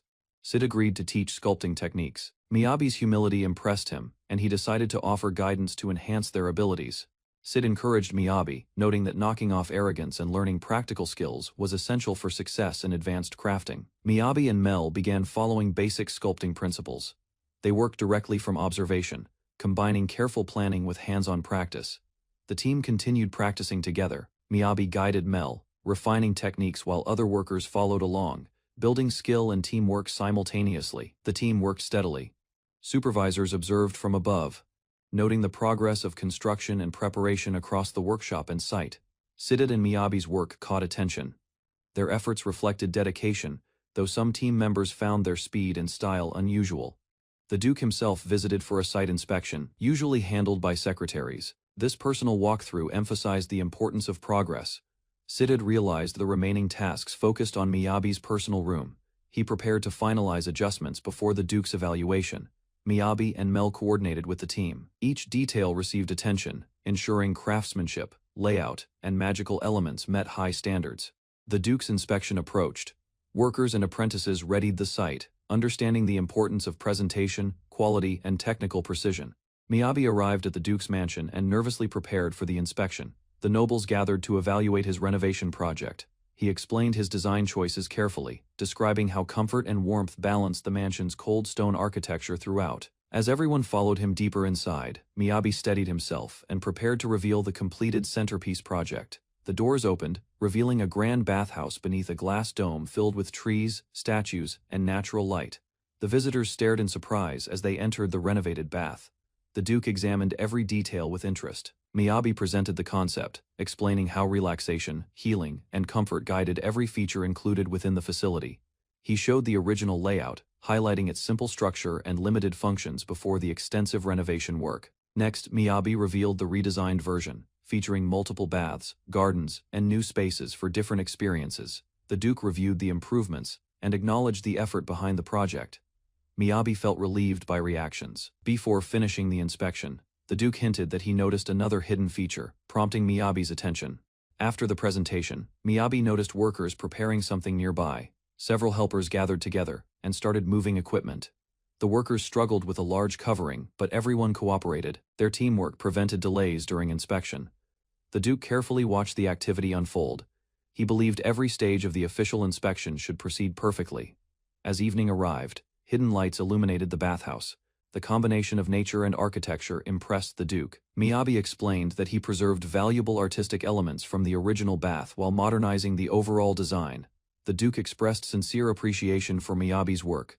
The project had exceeded expectations and created something remarkable. Miyabi reflected on recent experiences, remembering new friends, supportive companions, and fellow craftsmen encountered during his journey.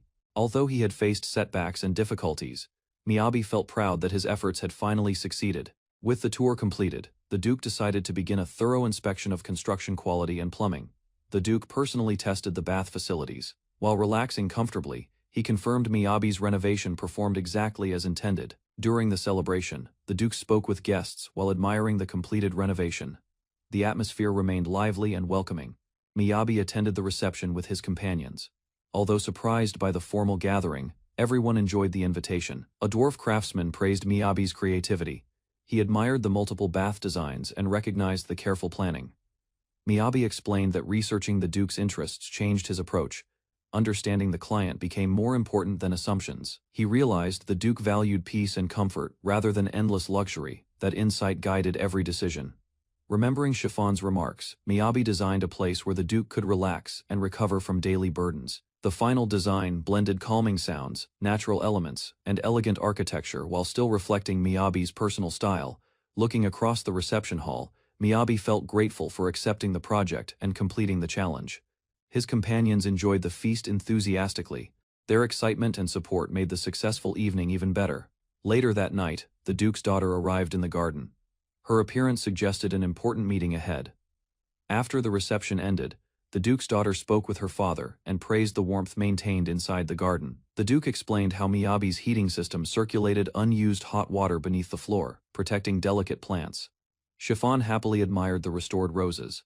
The greenhouse environment allowed previously struggling flowers to thrive again. While discussing future gardening plans, the Duke's daughter wondered whether rare flowers from the capital could grow there. Examining the original blueprint, she noticed a mysterious line extending toward the city and questioned its purpose. The Duke immediately recognized the marking, realizing something important.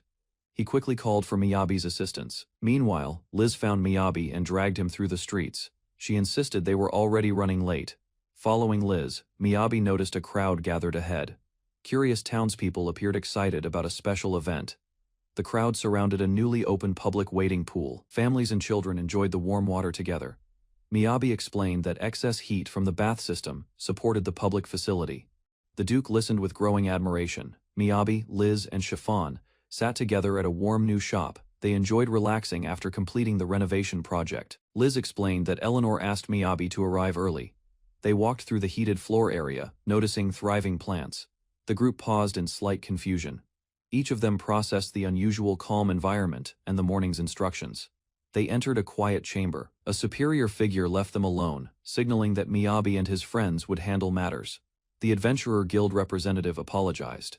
He admitted the contract had been made without proper authorization from Miyabi or Eleanor. Miyabi and Liz also apologized. They acknowledged not considering the consequences of accepting the project so quickly. the dwarf and other companions expressed concern about the precedent this created, but noted prior experiences prepared them for the challenge. Miyabi received advice to be more cautious. The guild emphasized direct client communication from this point onward for all projects. The Duke's daughter appeared again, greeting them warmly. Her presence signaled Miyabi's guidance and the importance of the mission. Everyone laughed together. They celebrated the completed work, the thriving community space, and the positive impact of Miyabi's design efforts. Miyabi and Liz panicked when the Duke suddenly appeared. Their casual conversation had nearly become an embarrassing mistake. Liz formally introduced herself. The Duke praised Miyabi's craftsmanship and revealed interest in his adventuring background. Although nervous, Liz listened carefully. The Duke acknowledged her accomplishments and considered her more capable than expected. The Duke revealed his request. He needed trustworthy protection for his daughter during a long journey to the capital. Liz eagerly accepted the challenge, but Miyabi explained that a proper escort required additional personnel and support. Amused by their professionalism, the Duke revealed he had already prepared suitable companions for the expedition. The powerful A-rank party Red Cliff and the skilled adventurer Mel were introduced as members of the escort. The Duke left the final decision to them, encouraging the group to prove themselves on the important mission. Miyabi and Liz traveled toward the royal capital, escorting Duke Chiffon's daughter. The Duke also ordered them to prove themselves. After arriving at the capital, Liz became unusually quiet. Miyabi noticed her behavior while they walked from the manor. Liz finally revealed that she had several concerns. The mission felt different from ordinary escort requests she accepted. Seeking answers, they visited the guild and met Eleanor. She welcomed them and guided them through procedures. Eleanor explained that noble requests usually went to highly respected adventurers. Their selection seemed unusual and significant. Liz suspected the mission was actually a test. The Duke appeared interested in judging their reliability and worth. Miyabi considered the possibility seriously. If they failed expectations, they could lose the Duke's trust completely. Eleanor suggested another interpretation. Perhaps the Duke simply wanted capable people and expected them to demonstrate usefulness. Miyabi remembered an important detail. The Duke never mentioned the departure date, making the situation seem suspicious. Eleanor found Miyabi's worries amusing, while Liz looked entertained. Despite uncertainty, the group prepared for coming challenges. Liz explained that nobles often viewed the world differently. Miyabi listened carefully, realizing their values rarely matched commoners. While discussing the mission, Miyabi noticed several adventurers approaching. Their presence immediately caught both his and Liz's attention. The approaching group radiated overwhelming pressure. Liz instantly sensed danger and quietly urged Miyabi to remain completely still. The adventurers passed nearby. A tall elf woman, a rugged man, and an armored warrior dominated attention. As the group moved forward, the elf briefly glanced around. Her sharp awareness suggested exceptional experience and strength. Once they passed, Miyabi commented on their unusual presence. Liz reacted nervously, hoping he would stay quiet. Unexpectedly, the elf stopped and approached Liz directly. Miyabi watched as the powerful adventurer showed sudden interest. The elf examined Liz closely and became visibly excited. Liz froze completely, unable to understand the reaction. Overwhelmed by attention, Liz panicked internally. The elf appeared delighted, treating her like something incredibly precious. Without warning, the elf grabbed Liz affectionately. Liz struggled in embarrassment while everyone watched the chaotic scene. Miyabi reacted nervously as the Red Cliff party celebrated. Their sudden hug and attention overwhelmed both him and Liz. Liz laughed and cried simultaneously. Miyabi realized the elf, warrior, and tank were old friends unexpectedly joining their mission. Eleanor explained each adventurer's role. Tyson was the tank, Laura the healer, Dart the swashbuckler, forming a powerful A-rank party.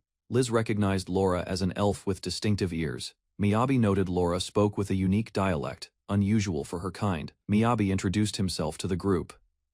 Eleanor observed silently as he explained his support role alongside Liz for the mission. The Red Cliff party questioned the concept of support. Miyabi tried to explain while facing overwhelming reactions and disbelief from the team. Miyabi was pressured about protecting Liz. The armored adventurer asked if he would risk his life for her safety. Miyabi confirmed he would protect Liz. He considered her strength and capability, understanding his role was to complement, not overshadow her. Everyone settled in a formal meeting. Miyabi reflected on his support position, realizing the mission's complexity and the high expectations involved. The group prepared for departure. The combined experience of Red Cliff, Miyabi's support, and Liz's skill ensured they were ready for challenges. Miyabi explained that he simply wanted Liz to travel comfortably. His innocent answer immediately caused widespread misunderstanding among everyone. Darte dramatically interpreted Miyabi's words as a declaration of devotion. Liz and Miyabi desperately tried correcting the misunderstanding. The Red Cliff members became serious. They declared they would evaluate Miyabi's resolve during the upcoming journey together. Later, Miyabi met Weiss, while preparations continued. Weiss quickly realized the group had become involved in trouble again. Liz explained her complicated relationship with Red Cliff. Their fame and achievements always made her feel inadequate. Miyabi learned an important truth.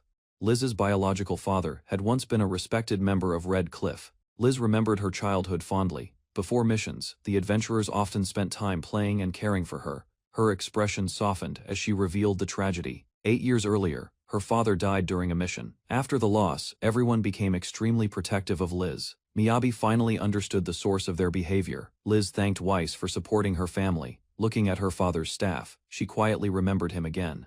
Miyabi realized Weiss and Liz's father were close friends. Their careful distance now surprised him as he considered their past relationship. Miyabi discussed plans for the escort mission with Liz. She admitted concern despite his insistence on continuing the journey. Weiss reflected on Miyabi's earlier words. The declaration of war for Liz marked him as serious and resolute. Miyabi's support position was emphasized again. He admitted his intent while everyone acknowledged the escalating misunderstanding about his feelings. Liz understood the miscommunication. She quietly assessed the situation while Miyabi tried to clarify he was merely support staff. Miyabi decided on a new plan. Instead of clarifying, he chose to let everyone misunderstand his intentions for comedic advantage. The Red Cliff Party's reaction spread rapidly. Miyabi realized their perception of him had completely spiraled beyond his control. Eleanor, observing silently, noted the chaos caused by misunderstanding. Miyabi internally calculated how to manage the group's assumptions effectively. Miyabi reviewed the relationship diagnosis chart. Liz instructed him to fix it, revealing her awareness of how the situation looked externally. Miyabi analyzed past interactions. He considered how his own behavior had contributed to Red Cliff's interpretation, feeling responsibility for the confusion. Finally, Miyabi resolved to act. He accepted the challenge of managing Red Cliff, Liz, and his support role, while keeping his true intentions secret. Liz unexpectedly visited Miyabi's home. Seeing her arrive made Miyabi happy, though he suspected she had important business today. Liz entered the house nervously. Miyabi welcomed her inside, wondering what mission or responsibility had brought her there. After sitting together, Liz apologized for visiting suddenly. Miyabi listened carefully while waiting to hear her purpose. Liz explained that urgent changes were needed regarding a mission. Miyabi and Eleanor became curious about the request. The discussion revealed surprising information. Liz learned she had been selected as the mission leader unexpectedly herself. Earlier, Eleanor had been approached by important figures. They requested assistance regarding Chiffon's upcoming escort mission assignment. The group formally proposed Liz as leader. Hearing this decision left Liz completely shocked and confused. Other members immediately supported the proposal. They believed Liz was the most suitable person for leadership. Liz questioned the decision while following them. She believed higher-ranked adventurers normally handled leadership responsibilities instead. One organizer explained leadership depended on capability, not rank alone. Liz finally understood why they trusted her. Liz realized everyone had planned the appointment secretly. The others seemed pleased, treating the decision as a surprise.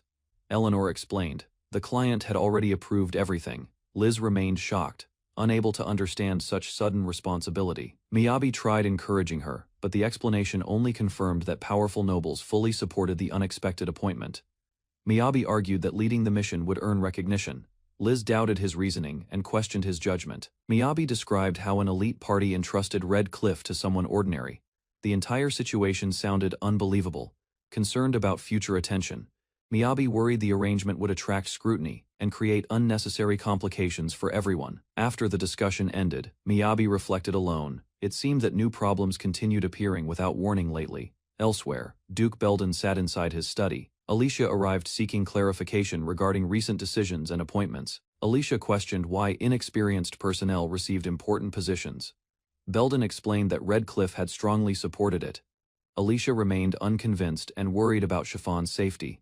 Belden answered that Red Cliff would still handle combat duties. Alicia questioned Duke Belden's judgment. His calm expression suggested confidence, while her concern about the mission only grew.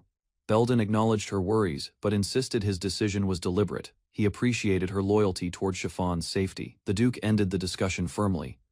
Alicia was instructed to focus on her responsibilities, despite remaining doubts.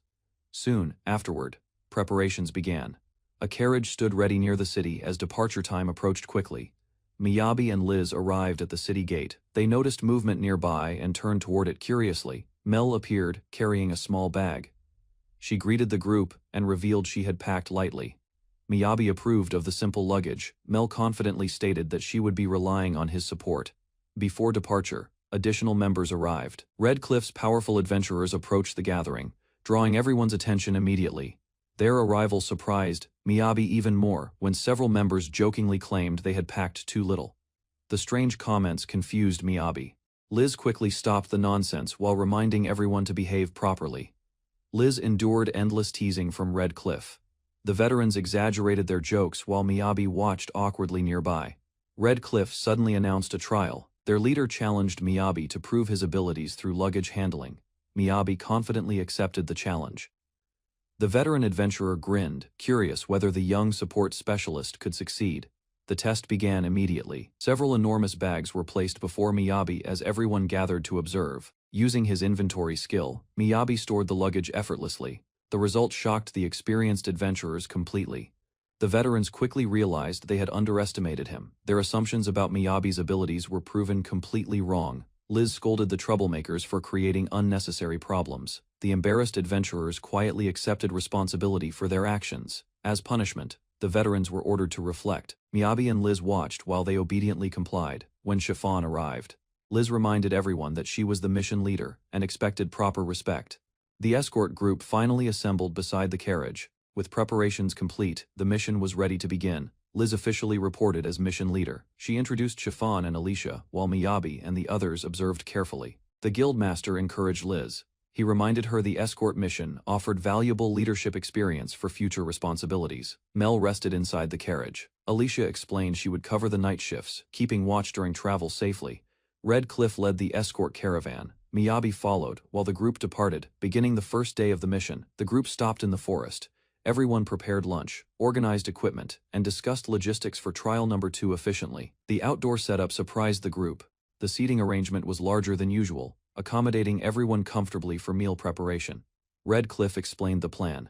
Miyabi smiled quietly, pleased that his strategy for managing the group seemed effective immediately. Miyabi invited Chiffon and Alicia to sit. The girls followed politely while the group began discussing their upcoming tasks. Miyabi helped the ladies settle in. Everyone gathered around as the mission progressed, creating a cooperative, organized environment for travel. The escort mission continued smoothly. Liz and her team were ready for the challenges ahead, setting off toward their destination. Alicia awkwardly sat with the group. Liz and Chiffon decided to let Miyabi manage the next task efficiently. Miyabi revealed a prepared meal. Red Cliff was shocked to see a complete cream stew already packed. The adventurers protested, warning Miyabi against serving strong-smelling food outdoors. Yet they quickly began eating, enjoying the unexpected meal. Miyabi served Mel carefully.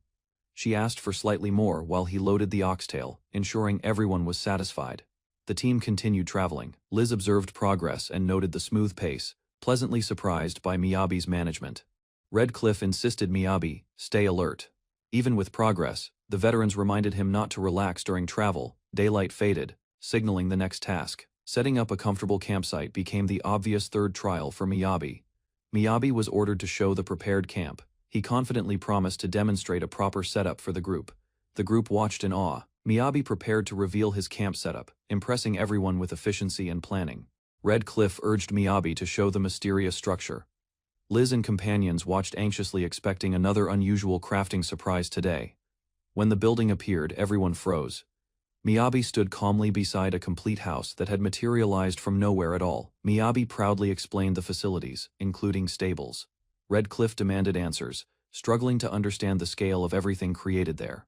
While others stared, Miyabi noticed missing roads and immediately started improving the area. Red Cliff remained focused on disbelief instead. Liz excitedly claimed a room beneath the tower. Her enthusiasm contrasted sharply with Red Cliff's shock and growing confusion nearby.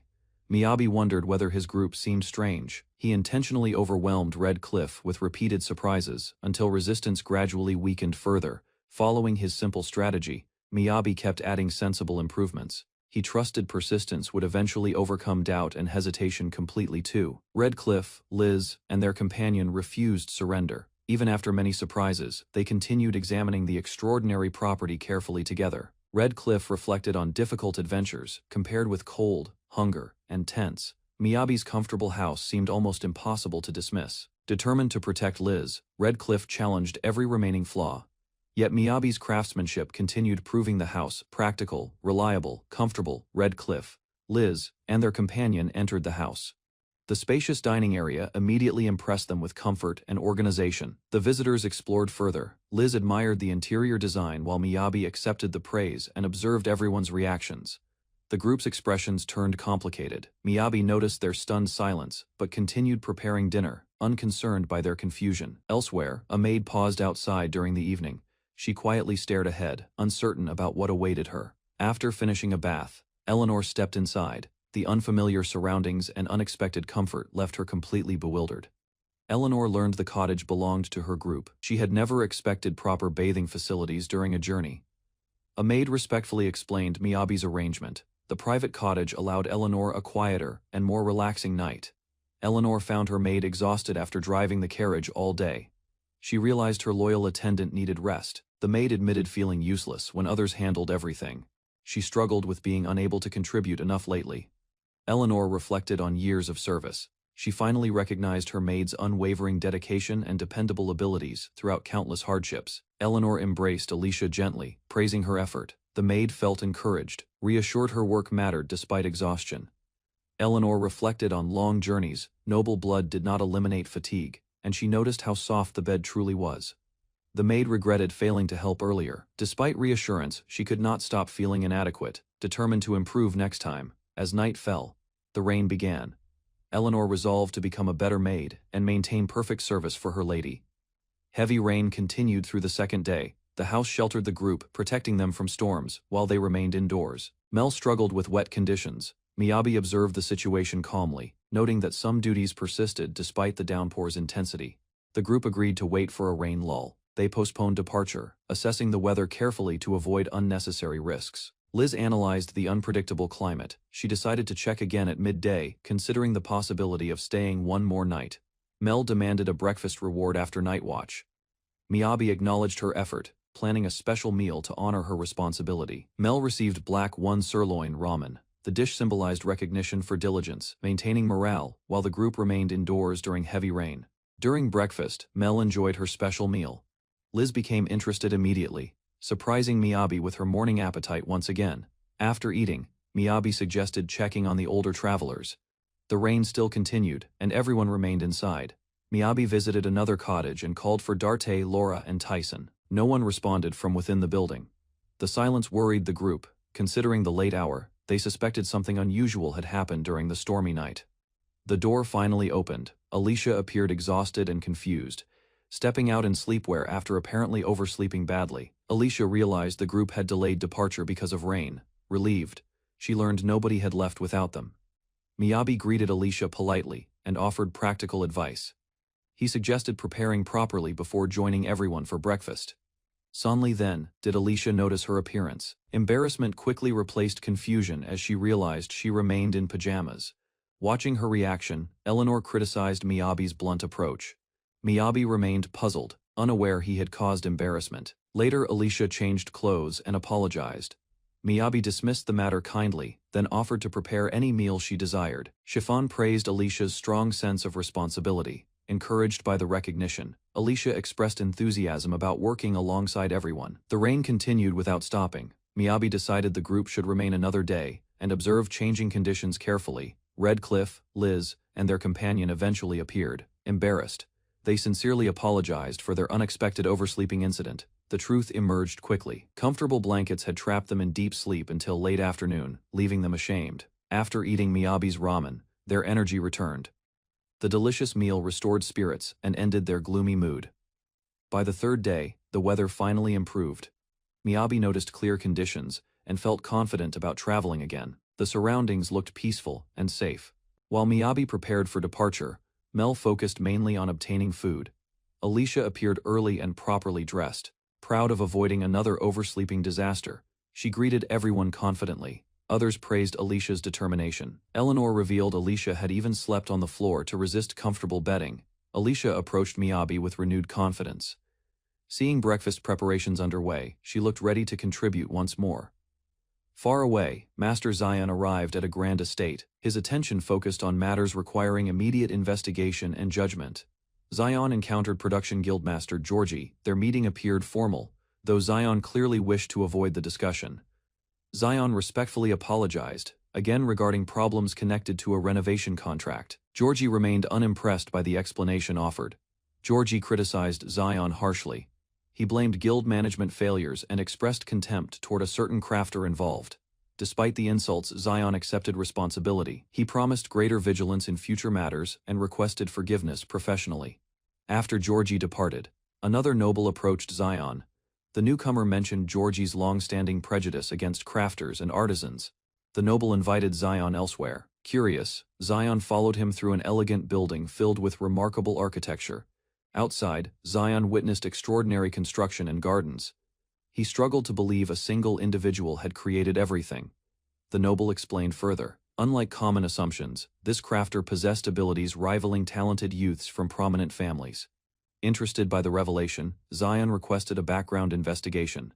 The noble agreed, believing the crafter's influence was rapidly expanding. While reviewing information, Zion received a new lead. The investigation suddenly narrowed toward a promising individual of interest. Reports pointed directly toward Miyabi. As Miyabi shared another meal with companions, his growing achievements attracted attention far beyond the region. Miyabi and his companions began their journey from Angelum toward the capital. The road stretched across mountains and forests. They traveled mostly on foot, moving from dawn to dusk, their supplies and energy carefully rationed for the long trek ahead. Rain began to fall as the group sought shelter near a small village, their pace slowing and spirits slightly dampened. By day 6, the party rested at a safe house, catching their breath and planning the remaining route to the capital. Liz and the others reviewed maps and schedules, realizing delays from the weather might affect their estimated arrival time. Miyabi listened as companions considered whether they would make it on time, balancing concerns with the need for rest. Mel expressed worry about her studies, while the group reassured her, sharing moments of gentle teasing and camaraderie. Eleanor reflected on her responsibilities as a noble, explaining her political duties and the structured life awaiting her in Angelum. She detailed how winter travel could impact studies, describing compensatory lessons and preparations for her return to formal education. Despite the rain, the group resolved to continue, knowing that the remaining journey required persistence and careful management of their time. Eleanor nervously asked Liz about future studies. Wanting to avoid falling behind, she offered to tutor Liz during travel. The lessons began immediately. Eleanor explained magical theory confidently, surprising Miyabi and Mel with her academic knowledge. Liz followed carefully and raised questions about magical affinity. Eleanor answered them seriously, pleased by her interest. Watching from nearby, Miyabi admitted he understood almost nothing. Laura appeared equally confused by the discussion. Laura noticed a book hanging from Miyabi's belt. Curious, she wondered why an adventurer carried such material. Opening the book, Laura discovered detailed magical notes and diagrams. Miyabi stared blankly, unable to understand them. Although impressed, Laura admitted she lacked the ability to teach advanced theory to a noble student. Laura observed Eleanor's enthusiasm and remarked that her dedication strongly resembled her mother, Risey's personality and habits. As the lesson continued, Eleanor gradually understood concepts that once seemed difficult. Her confidence noticeably increased afterward. Eleanor praised Liz's explanations. Learning that Liz was self-taught amazed everyone, earning admiration throughout the room.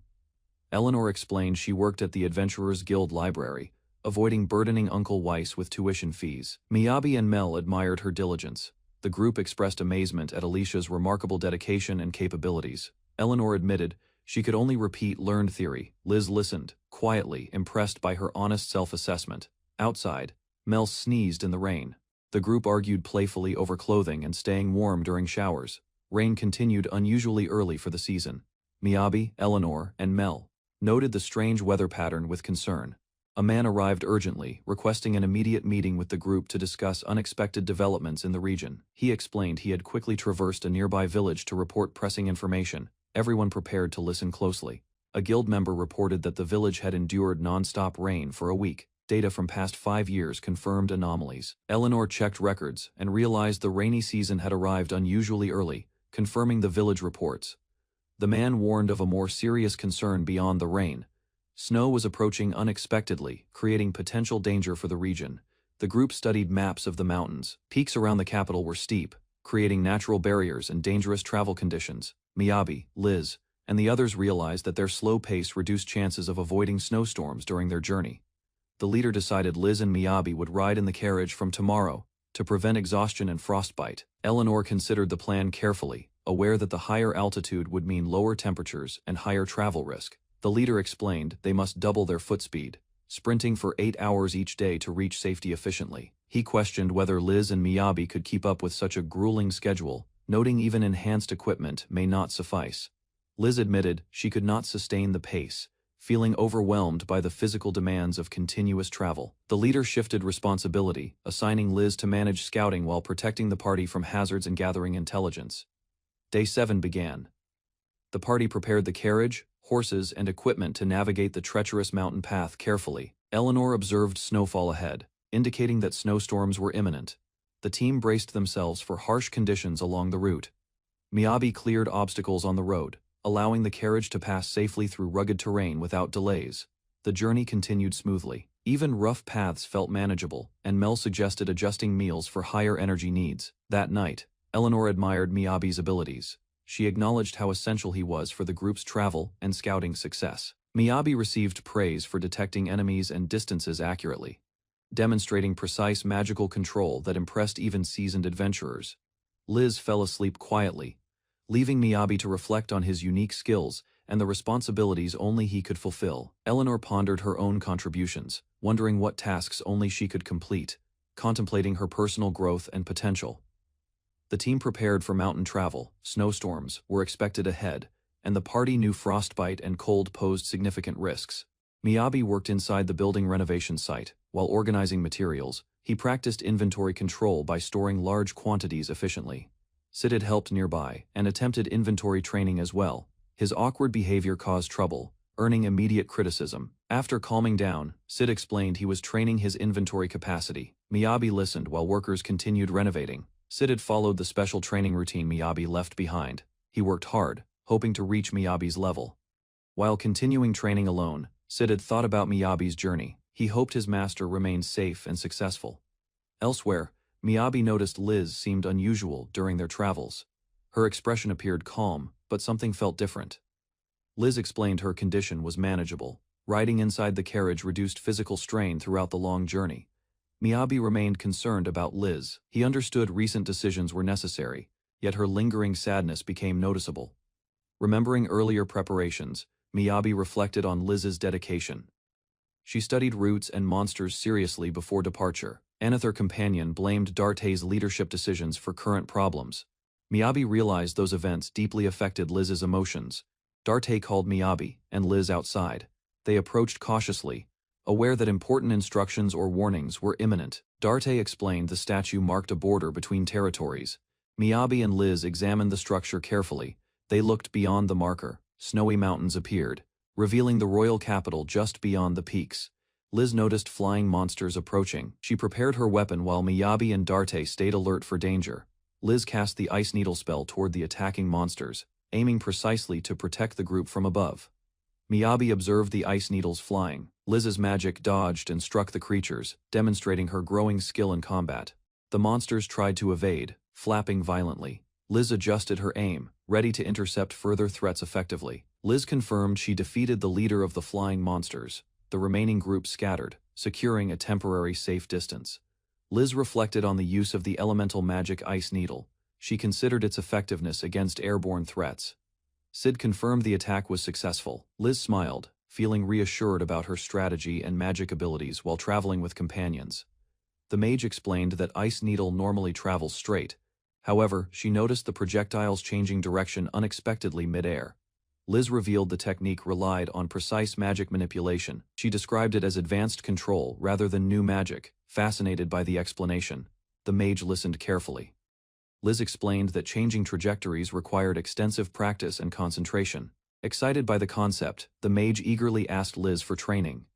Liz agreed to teach her later. The group hoped favorable weather would continue. Their journey depended on clear skies during the coming days. Training began that evening. The mage struggled repeatedly, as her ice needles struck obstacles before reaching targets. Liz encouraged her and offered refreshments.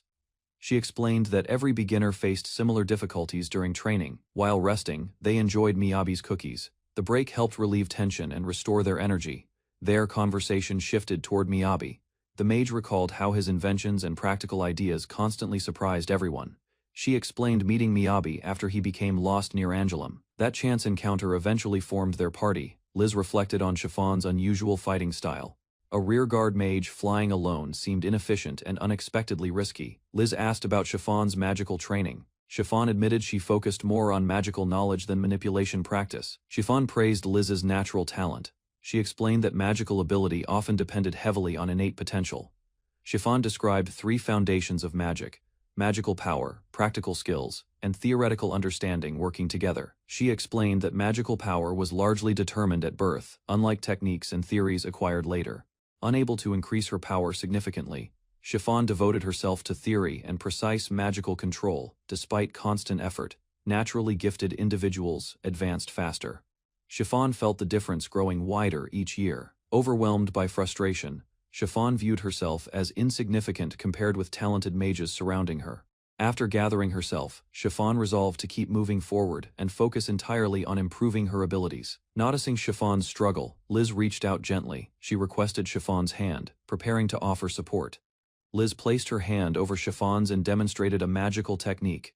She encouraged Chiffon to remember the sensation carefully. Liz explained that her father once taught her through the same method. The memory strengthened her confidence.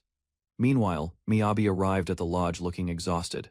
He searched for Darte with an important concern. Miyabi approached Darte's room. Determined to speak seriously, he prepared himself before entering the discussion. An elder greeted Miyabi instead.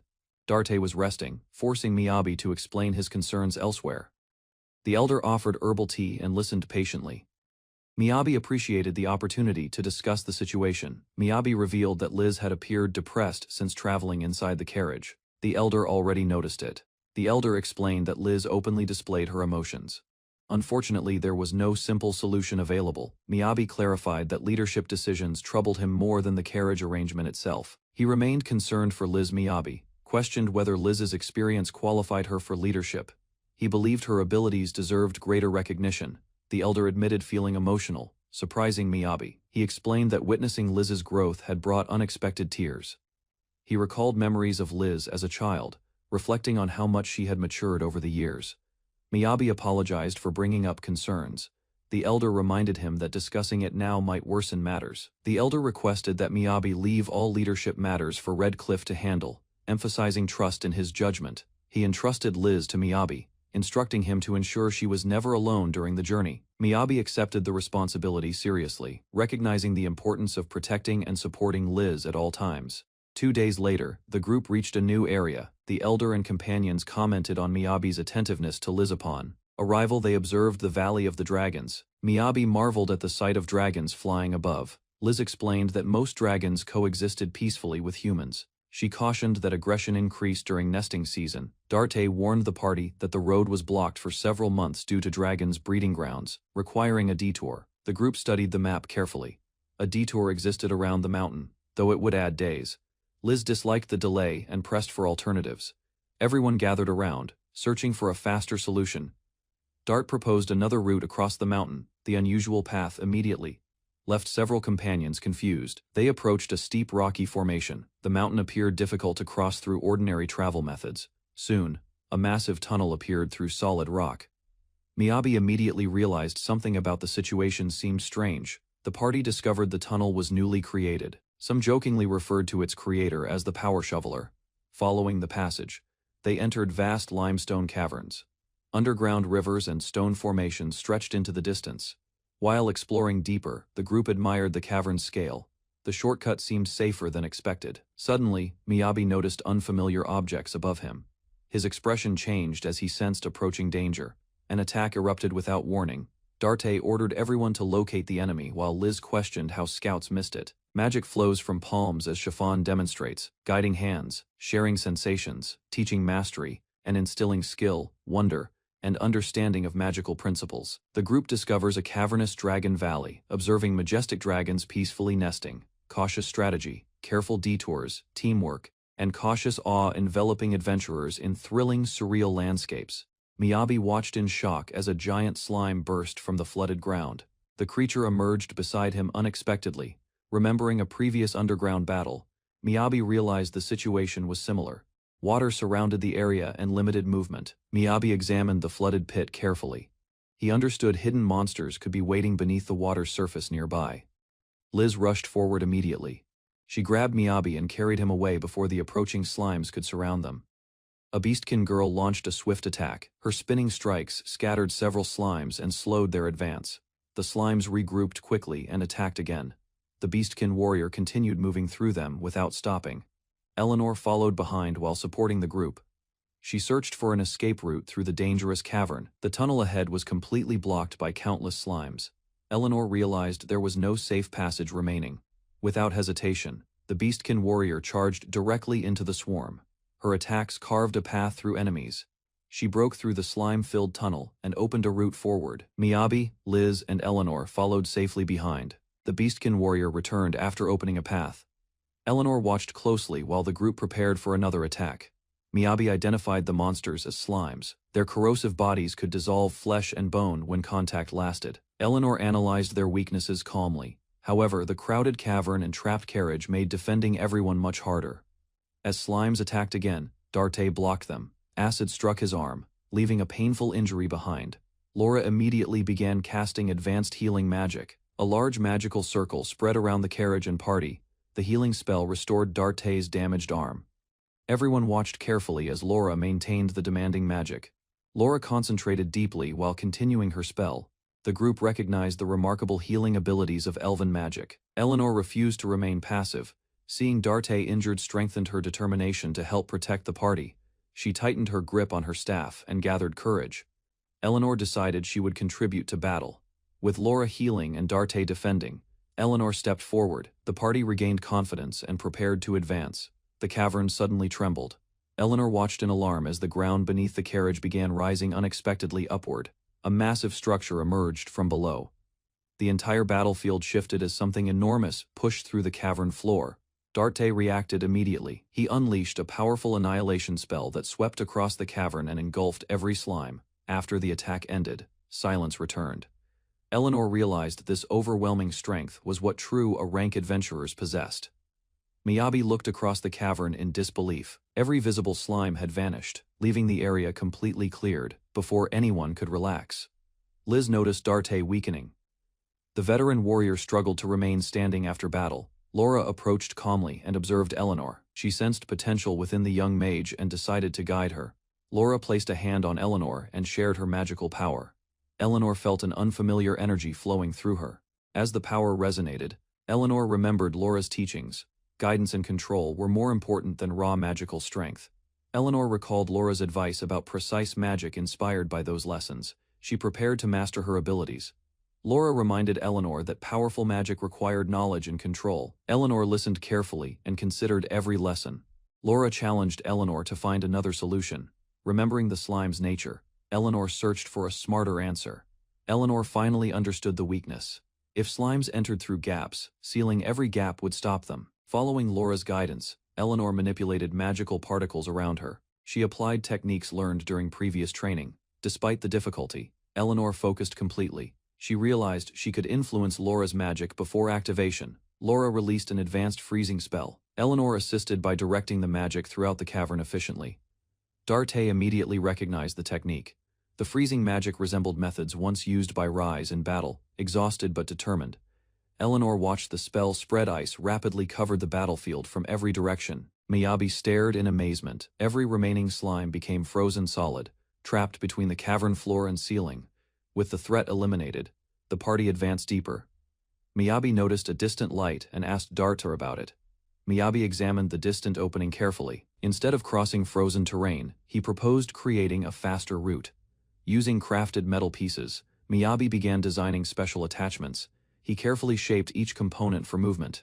After finishing the parts, Miyabi attached them beneath everyone's shoes. The group immediately tested the invention. The improvised skates worked perfectly. Miyabi proudly demonstrated smooth travel across the ice while everyone watched. With transportation solved, the party prepared to leave. Darte then adjusted the carriage for icy conditions. As they moved forward, Miyabi explained slime properties. Darte quickly stopped the discussion before it continued. The journey resumed without incident. The frozen cavern gradually gave way to a safer mountain passage. Once outside, Eleanor lowered her head. She felt responsible for the danger. The party experienced. Eleanor formally apologized for suggesting the shortcut. As mission commander, she accepted full responsibility for the situation. Laura rejected the apology gently. She reminded Eleanor that the decision was reasonable based on available information. Laura explained that the detour had been unavoidable. She praised Eleanor's quick thinking during the dangerous underground crisis. Liz reassured Eleanor warmly, since everyone survived and the mission continued, there was no reason for guilt. Laura offered further advice during their journey. She warned Eleanor that chasing perfection could become a burden. Before Eleanor could respond, Liz rushed over excitedly. She loudly celebrated Eleanor's recent growth as a mage. The praise continued relentlessly. Eleanor endured the attention while the others enthusiastically admired her achievements and progress. Darte suddenly revealed an important thought. He believed their adventuring group had been missing one essential member. Without hesitation, Darte lifted Liz into the air. He formally invited her to join Red Cliff and travel with them. A guild official investigated Miyabi's background and discovered no records existed. Reports from every branch confirmed the same result. He reviewed the kingdom's guild system carefully. Production, merchant, and adventurer guilds tracked nearly every citizen's career. The investigation continued without success. Every registration archive remained empty, making Miyabi's existence appear increasingly mysterious and unusual. Remembering influential nobles with widespread connections, the official suspected Miyabi might secretly be linked to espionage activities. Far away, Liz sat quietly beside a river.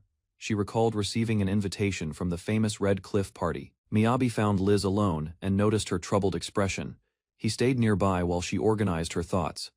After observing her reaction, Miyabi realized something important was bothering Liz and encouraged her to explain everything. Liz revealed she had recently received another invitation to join the Red Cliff party and was uncertain. She explained they had recruited her before. Seeking independence, she declined, despite recognizing the opportunity's importance. Liz admitted lingering doubts remained. Joining could advance her career, yet she feared disappointing others and herself. Liz admitted she remained deeply conflicted. The Red Cliff invitation offered opportunities, but uncertainty continued troubling her. She revealed Red Cliff had invited Miyabi as well. Liz believed the party could greatly benefit him. Still unsure, Liz turned toward Miyabi and sought guidance, hoping he could help clarify her difficult decision. Miyabi hesitated briefly. He understood the weight of her choice and carefully considered how to respond. He admitted rankings and prestige mattered little to him. His answer failed to provide clear direction. Miyabi explained he only wanted Liz to enjoy adventuring comfortably while pursuing the goals she truly valued. He reminded her important decisions always carried uncertainty.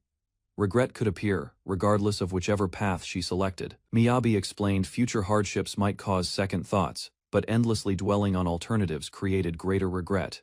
Instead, he encouraged Liz to choose her own future confidently and accept responsibility for that decision. Moved by Miyabi's support, Liz thanked him sincerely. Feeling reassured, she decided to think carefully before choosing. After their discussion, Miyabi and Liz returned to the restaurant. A maid accidentally dropped dishes while working. Miyabi offered help with cleaning and packing. He worried leftover food might attract dangerous monsters from nearby areas. Suddenly, a large bear appeared beside the tables. Everyone froze in shock as the unexpected visitor roared. The loud roar echoed across the mountains. Miyabi and the staff prepared themselves for possible danger. Instead of attacking, a colorful traveling troupe appeared. They introduced themselves as Brandel's Menagerie, famous performers nationwide. Their leader, Dominic, explained they followed a delicious scent and discovered the mountain restaurant by chance. Dominic recognized Dart of the Red Cliff party immediately. As an admirer, he expressed sincere respect and gratitude. Overcome with excitement, Dominic rushed forward seeking an autograph. His enthusiasm caused him to stumble dramatically. Darte quickly helped Dominic stand again. The ringmaster apologized while recovering from his embarrassing fall. Dominic explained the troupe needed assistance, traveling toward Angelum. They had exhausted supplies and requested spare food. Dominic explained their supplies were ruined by heavy rain. The troupe had gone 4 days without proper food. The performers only needed enough provisions to reach a mountain village and restock their remaining supplies. Darte revealed Dragon Valley was closed during breeding season. Reaching the village required a lengthy detour instead. Liz proposed escorting them through the route she used earlier, but Darte immediately rejected the idea.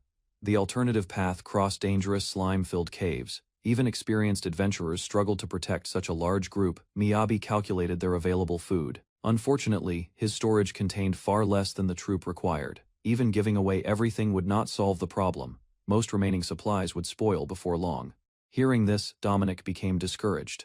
The situation appeared hopeless as the troop awaited Miyabi's final decision. Miyabi then revealed preserved supplies, including cheese, nuts, jerky, and hardtack suitable for long journeys. Relieved, Dominic accepted the aid.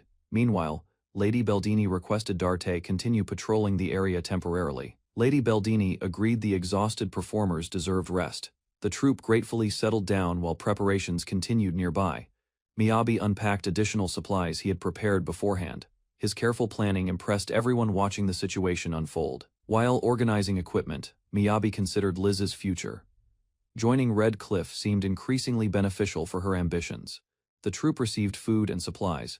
Grateful for the assistance, they departed while promising to remember Miyabi's kindness. As everyone left, Miyabi noticed how well Liz and the others worked together during difficult situations. That evening, the group relaxed around a campfire. After a busy day, they finally enjoyed peace. Darte and his companions reflected on recent events. Their discussion gradually shifted toward Miyabi and Liz. They acknowledged Miyabi's unusual talents and reliability. Despite his appearance, he consistently exceeded expectations during missions. The group also recognized Liz's abilities. Her dedication and growth made her a valuable adventurer. After careful consideration, Darte concluded both Miyabi and Liz possessed qualities worthy of joining Red Cliff someday. Around the campfire, Darte reconsidered the invitation. After speaking with Miyabi and observing Liz, his opinion changed. Darte decided not to recruit Miyabi into Red Cliff. He believed stepping aside was ultimately best for Liz's future. Around a campfire, Tyson gathered with his companions. The discussion turned serious as old memories resurfaced about Liz's past. Tyson remembered events from 8 years earlier. He reflected on decisions that separated Rise from Liz permanently. Then, the group had always wanted Liz to live happily. They made a promise to protect her future. Tyson listened carefully while another companion questioned whether they truly understood Liz. After spending years beside her, the elder directed attention toward Liz's expressions. He believed her face revealed feelings everyone had overlooked recently. Thinking quietly beside the fire, Tyson recalled Liz's wish to join Red Cliff. Something still seemed wrong. The elder pointed out an important detail. Whenever only the group traveled together, Liz never seemed cheerful. Tyson and the elf companion were surprised. The elder's observations suddenly connected several moments they had ignored. The mood briefly lightened as they argued playfully. Then the elder challenged them to remember Liz smiling. Tyson finally understood the problem. Meanwhile, Liz appeared annoyed because leadership responsibilities constantly placed pressure upon her. Tyson remembered several moments from the journey. Liz constantly entrusted important matters to Miyabi and showed unusual concern. The elder's question echoed in Tyson's mind. He began reconsidering every expression Liz had shown recently. Suddenly, Tyson recalled seeing Liz smiling before. The forgotten memory struck him with surprising force that night. After reaching that realization, Tyson relaxed. He became convinced his worries about Liz were largely mistaken. Walking through the village, Tyson dismissed the claim completely. He believed Liz's happiness had simply gone unnoticed. The next morning, Tyson witnessed Liz greeting Miyabi warmly. Her bright expression immediately supported his new conclusion. Tyson froze in disbelief, while Liz noticed him nearby. The evidence before him became impossible to ignore. Escort mission day 11 began peacefully. Tyson and Liz crossed paths early while preparing for travel, as the convoy advanced toward the capital. Tyson monitored conditions carefully. The journey remained smooth and manageable. Miyabi used his crafting abilities to create warm clothing. Shortly afterward, he suggested taking a brief rest. Miyabi noticed the mountain cold affecting the group. Using his crafting skills, he prepared warm cushions and supplies. The comfortable equipment attracted immediate attention. Several companions rushed toward Miyabi, hoping to receive the new items. Liz accepted the help gratefully. Her cheerful smile appeared naturally, revealing how much the thoughtful gesture meant. The elder pointed toward Liz triumphantly. Tyson stood speechless after witnessing the bright smile for himself today. Wrapped tightly in warm clothing, Liz looked slightly embarrassed. The extra attention left her unsure how to react. The group continued teasing each other playfully. Meanwhile, the new clothing proved effective against the mountain weather. Tyson desperately insisted everything was coincidence. Deep down, however, he already knew the truth about Liz. Remembering their old promise, Tyson felt relieved. Liz's genuine happiness was exactly what they wanted to protect. As the convoy advanced deeper into the mountains, light snow began falling around the narrow canyon path. The travelers stopped and surveyed their surroundings carefully. Tyson sensed changing conditions ahead and prepared for danger. The travelers prepared to stop for the day. Snow had piled quickly, and Miyabi began arranging their temporary campsite. Tyson decided the group could continue. He believed they should advance now before snow made progress more difficult later. Liz analyzed the terrain. She calculated that 3 more hours of travel would reach a safer area near the cliff. Liz spoke up, suggesting a stop for the night. She worried about safety and worsening weather conditions. Visibility and footing deteriorated as darkness approached. Liz emphasized danger from potential monsters and exhaustion caused by running in cold. Tyson hesitated over last-minute changes. Liz insisted, showing concern for both the animals and companions left behind. Liz explained waiting would force them to traverse deeper snow tomorrow, doubling the travel difficulty. Tyson reluctantly accepted her reasoning. She reminded them that Miyabi's abilities made the plan safer. His skill could manage obstacles while they progressed efficiently. Day 12 began. The travelers carefully evaluated the snow, maintaining pace, while ensuring they stayed safe on the mountain path. Approaching the end of the snowy section, Liz and Tyson observed their surroundings. Progress seemed manageable, but vigilance remained critical. After seeing their steady progress, Liz wondered whether her decision had been correct. Tyson reassured her without hesitation. Relieved by Tyson's approval, Liz smiled brightly. Her confidence returned as the group continued advancing through the mountains. Tyson quietly watched the others. He reflected on recent events and carefully considered the reason behind Liz's happiness. As Miyabi carried Liz through the snow, Tyson finally noticed the warmth between them and understood more. Tyson questioned his own assumptions. He wondered whether Liz had simply wanted recognition or something far deeper. That evening, Tyson gathered Laura and the elder. He believed the 3 of them needed a serious discussion. During their conversation, they reflected on Rise. Everyone agreed he had been Red Cliff's guiding force. They remembered their younger days. Tyson matured slowly, Laura followed troublemakers, and Rise united their fractured group. After Rise disappeared, Liz became the precious responsibility he left behind. The group dedicated themselves to protecting her. Watching Liz's joyful smile at last, Tyson realized his mistake. Her happiness had already been right before him. Laura wiped tears, overwhelmed by gratitude. She reflected on the journey and the precious friends surrounding her. The group sat together quietly. They considered how best to care for and support Liz in the future. Mel handed over the plate with her leftover food. Miyabi watched quietly, impressed by her stamina and focus during the meal. The group sat together, enjoying a feast. Mel ate heartily while Miyabi considered the energy demands for their journey ahead. Miyabi chewed thoughtfully, observing Mel quietly finishing her food. Everyone else ate without comment, the calm moment stretching comfortably between them. Tyson mentioned something off-screen, prompting subtle reactions. Miyabi tried to understand the situation, noting Darte's unusual quiet demeanor nearby. Miyabi realized Darte seemed calmer now. He reflected on the snowy encounter from before, sensing the tension had eased slowly among companions. The party continued their journey. Miyabi nearly stumbled on a steep trail, while others navigated the strenuous path through snow and rocks. By nightfall, the party reached the royal capital. Miyabi and companions gazed at the vast city below, relieved to finally arrive. Eleanor panicked slightly, overwhelmed by the sudden arrival. She froze momentarily, uncertain how to proceed in the bustling capital. Miyabi sipped a drink, reflecting on their next steps. Eleanor's tension lingered, but the team prepared to address the challenges before them. Miyabi considered their purpose in the capital. Proving usefulness to the Duke remained crucial, ensuring the mission's success and their continued safety. Miyabi reflected on the group's journey, considering that usefulness could be subjective, and the Duke would ultimately decide. Eleanor expressed worry about her contribution. Miyabi reassured her internally, recalling her clever ideas that saved time during the mission. The group remembered the slime attack. Miyabi thought how their combined efforts allowed them to navigate dangers and survive challenges successfully. Miyabi rubbed his head tiredly. Eleanor mentioned Lady Chiffon's advice, reminding him that others recognized their contributions despite self-doubt. Eleanor realized she constantly criticized herself. Miyabi noticed her pattern, understanding how harsh self-judgment clouded her perception of her own abilities. Miyabi recalled previous warnings and signs he overlooked. Hindsight made him consider how careful evaluation might have avoided minor mistakes along the journey. Eleanor questioned if striving for perfection was wrong. Miyabi listened, thinking about the importance of balance and self-compassion in their adventures. She reflected on Lady Chiffon's words about focusing on faults. Miyabi understood the danger of obsession with perfection preventing satisfaction. The rooftop was cold and harsh. Both Miyabi and Eleanor braced against the wind, contemplating how their earnestness sometimes caused unnecessary stress. Miyabi encouraged Eleanor to recognize her strengths. She admitted enjoying studying, revealing a personal passion, and slowly accepting her own worth without judgment.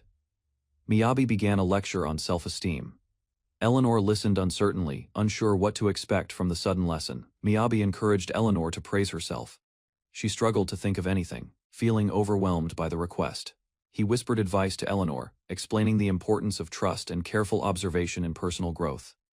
Miyabi guided Eleanor to affirm her strengths. They practiced together, emphasizing confidence and confronting challenges with courage. Eleanor's voice grew stronger. Miyabi watched proudly as she embraced her passion for studying, overcoming initial hesitation. The echoes of their practice reached unexpected listeners. Eleanor and Miyabi realized how loudly she expressed her enthusiasm. Miyabi noticed Eleanor's renewed happiness. Her mood visibly improved as the lesson and affirmations boosted her confidence. Eleanor contemplated her own abilities and potential. She questioned herself quietly, considering how far she had grown since the start. The royal capital loomed ahead. Both reflected on their journey, proud of surviving challenges and achieving small victories together. An official welcomed them to the city. Miyabi and Eleanor acknowledged their efforts, ready to continue the mission with renewed resolve. Miyabi and companions walked toward the palace gate. Eleanor looked apprehensive, sensing the gravity of the conversation awaiting them. A figure formally asked Eleanor for her answer. Miyabi stood behind her, offering silent support as the request for commitment hung in the air. Eleanor reflected on recent days. She considered what she wanted in life, and how she wished to shape her future independently. She acknowledged Laura's guidance in combat. Eleanor felt gratitude for the lessons that helped her fight with confidence like her father. Eleanor remembered casting the advanced spell alongside companions. That memory gave her pride, cementing a sense of accomplishment and capability. Conflicted, Eleanor admitted she could not stomach being a mere stand-in. She felt a need to assert her own choices. Eleanor determined to follow her own path. She resolved to develop her magic and skills independently, proving her worth through action. She held Miyabi's hand, emphasizing solidarity. Together, they reaffirmed their decision to refuse joining Red Cliff, standing firm in unity. Eleanor apologized for getting carried away. The group laughed lightly, easing tension, acknowledging that unusual ideas sometimes led to growth. The party exchanged farewells. Miyabi and Eleanor prepared to move forward, aware the Adventurers Guild would handle remaining formalities. Miyabi and Eleanor approached the palace gates. Their expressions were serious, aware of the responsibilities awaiting them. The Duke considered their report and performance. Miyabi and Eleanor listened intently, understanding that the final decision rested with him. He complimented their teamwork. Miyabi and Eleanor felt recognized for their effort and commitment throughout the journey. Laura emphasized the importance of maintaining balance in a party. Strategic planning remained crucial to ensure mission success. The group waved goodbye. Their expressions reflected camaraderie, acknowledging that their partnership had strengthened through trials. Eleanor smiled warmly. She felt pride and relief, reassured that their contributions were appreciated by allies and mentors alike. They walked together confidently. Miyabi stayed close to Eleanor, ensuring support as they prepared for future challenges ahead. Eleanor noted her previous lack of acquaintance with Red Cliff. She realized the journey had given her valuable experience. Eleanor contemplated the complexity of adult responsibilities. She recognized the challenges of balancing her duties and personal growth. She reflected on parenthood and the weight of expectations. Eleanor absorbed the lesson, considering how to approach her role wisely. Miyabi, Liz, and the others prepared to explore the royal capital, eager to enjoy architecture and sightseeing opportunities together. Miyabi appears concerned while a noblewoman requests a small favor, hinting at upcoming duties that may complicate their visit. Birds fly over the snowy landscape, signaling a transition in scenery and introducing a serene moment in their journey. A nobleman watches the city below carefully, contemplating Miyabi's movements and intentions, showing political awareness and concern for security. He reports to his superior about Miyabi, detailing how thorough investigations revealed no prior existence or records, leaving officials confused. Officials discuss Miyabi's rarity as a crafter registering with the Adventurers Guild, highlighting the unusual circumstances of his skills and status. They consider potential risks, including espionage, but acknowledge Miyabi's honesty, diligence, and work ethic, leaving them uncertain yet impressed by him. The nobles laugh and comment on Miyabi's unconventional approach, contrasting with formal reasoning and revealing their amusement at his cleverness.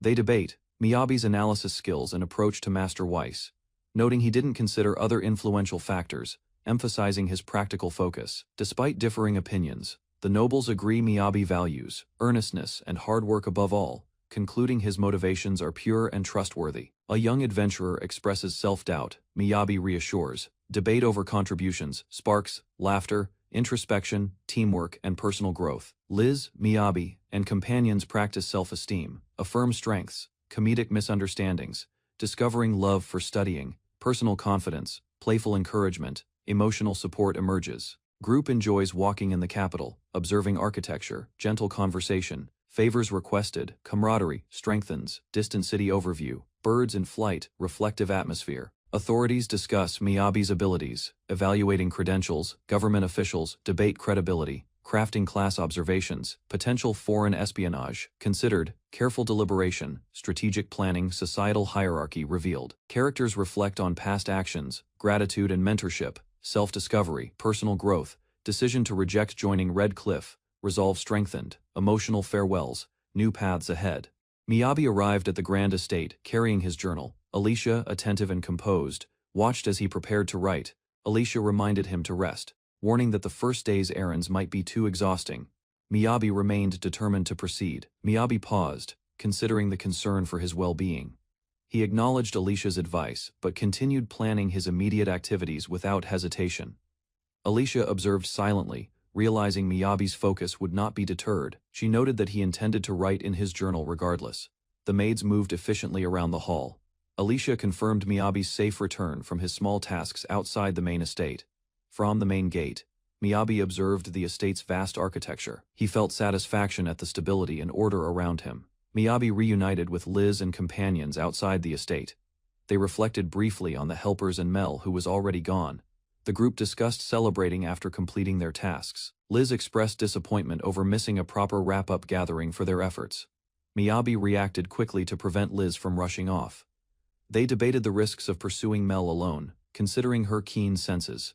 They arrived in the bustling town, preparing a simple lure. The group planned carefully, hoping to find Mel without drawing attention. Miyabi held a freshly filled mug, feeling satisfaction. The ruined castle in the distance reminded him of challenges completed. Liz, Mel, and Miyabi raised their drinks together. They celebrated the escort mission's successful completion to the capital. Mel stared at the feast in awe, amazed by the abundance. The table overflowed with dishes, making everyone's mouths water. Miyabi confirmed everyone could take their share. Mel quietly hoarded food, while the others watched carefully, laughing at her behaviors. Skewered meats were carried around with excitement. The feast officially began, and the companions eagerly dug into their well-earned meal. Mel looked around at the cute decorations. The atmosphere was cheerful, and everyone relaxed, enjoying the light-hearted break. The group asked Mel for her opinion. She hesitated, then admitted she liked the chosen place, showing gratitude for their effort. Liz reminded Mel that she had liked cute things for a long time. They reflected on how long they had known her. Mel handed Miyabi a knife, surprising him. She had grown up alone and had learned to take care of herself early. Miyabi considered the hardships Mel faced. Though small, she was capable, and he respected her independence and perseverance in every way. While discussing Mel's past, Miyabi learned she advanced quickly as an adventurer. Their paths rarely crossed despite years. Liz explained that Mel often received noble-sponsored assignments. Her reputation continued growing, placing her among respected adventurers. The conversation shifted toward forming a new party. Mel listened quietly while Miyabi considered possible companions and roles. Suddenly, Mel was nominated as their vanguard. Miyabi reacted with complete shock while Liz found the suggestion amusing. Mel calmly silenced the commotion. She asked practical questions, forcing Miyabi and Liz to focus seriously instead. Gathering his courage, Miyabi directly asked Mel to stay with their group and continue traveling beside them. Mel carefully considered the proposal. Miyabi and Liz waited anxiously, watching every expression for signs of acceptance. Mel asked whether they would continue sharing requests, adventures, and daily life. Miyabi eagerly agreed without hesitation. Standing beneath the moonlit window, Mel admitted she did not dislike Miyabi and Liz. Their sincerity reached her. Mel declared that her choices belonged to her alone. She would decide where to fight, rest, and live. Mel firmly explained that her freedom was non-negotiable. Miyabi listened carefully, realizing he could not change her principles. Miyabi quickly accepted her decision. He admitted he became excited because he genuinely wanted Mel to travel alongside them. As Mel walked away, several adventurers called out to her. Their familiarity showed how widely respected she was. Mel glanced back with a small smile. The reaction surprised Miyabi, who rarely saw her express warmth openly. Mel casually revealed she would return to Lady Chiffon's place. Miyabi and Liz were surprised by her plans. Alicia happily welcomed the news that Mel joined them. She believed sightseeing would be more enjoyable together. The group boarded a carriage and departed. Alicia treated the outing like a reward after recent responsibilities. During the ride, Alicia thanked Miyabi and Liz for helping her throughout the journey. Both felt embarrassed. The carriage stopped in the city center. Alicia explained she finally had time to explore places she missed. Miyabi and Liz stared at a magnificent cathedral towering above them. The grand architecture left both completely astonished. The group arrived at the Holy Parastella Church. Alicia explained this temple was a must-visit landmark in the capital. Inside the church, they observed a formal class appraisal ceremony. Miyabi and Liz watched carefully, intrigued by the process.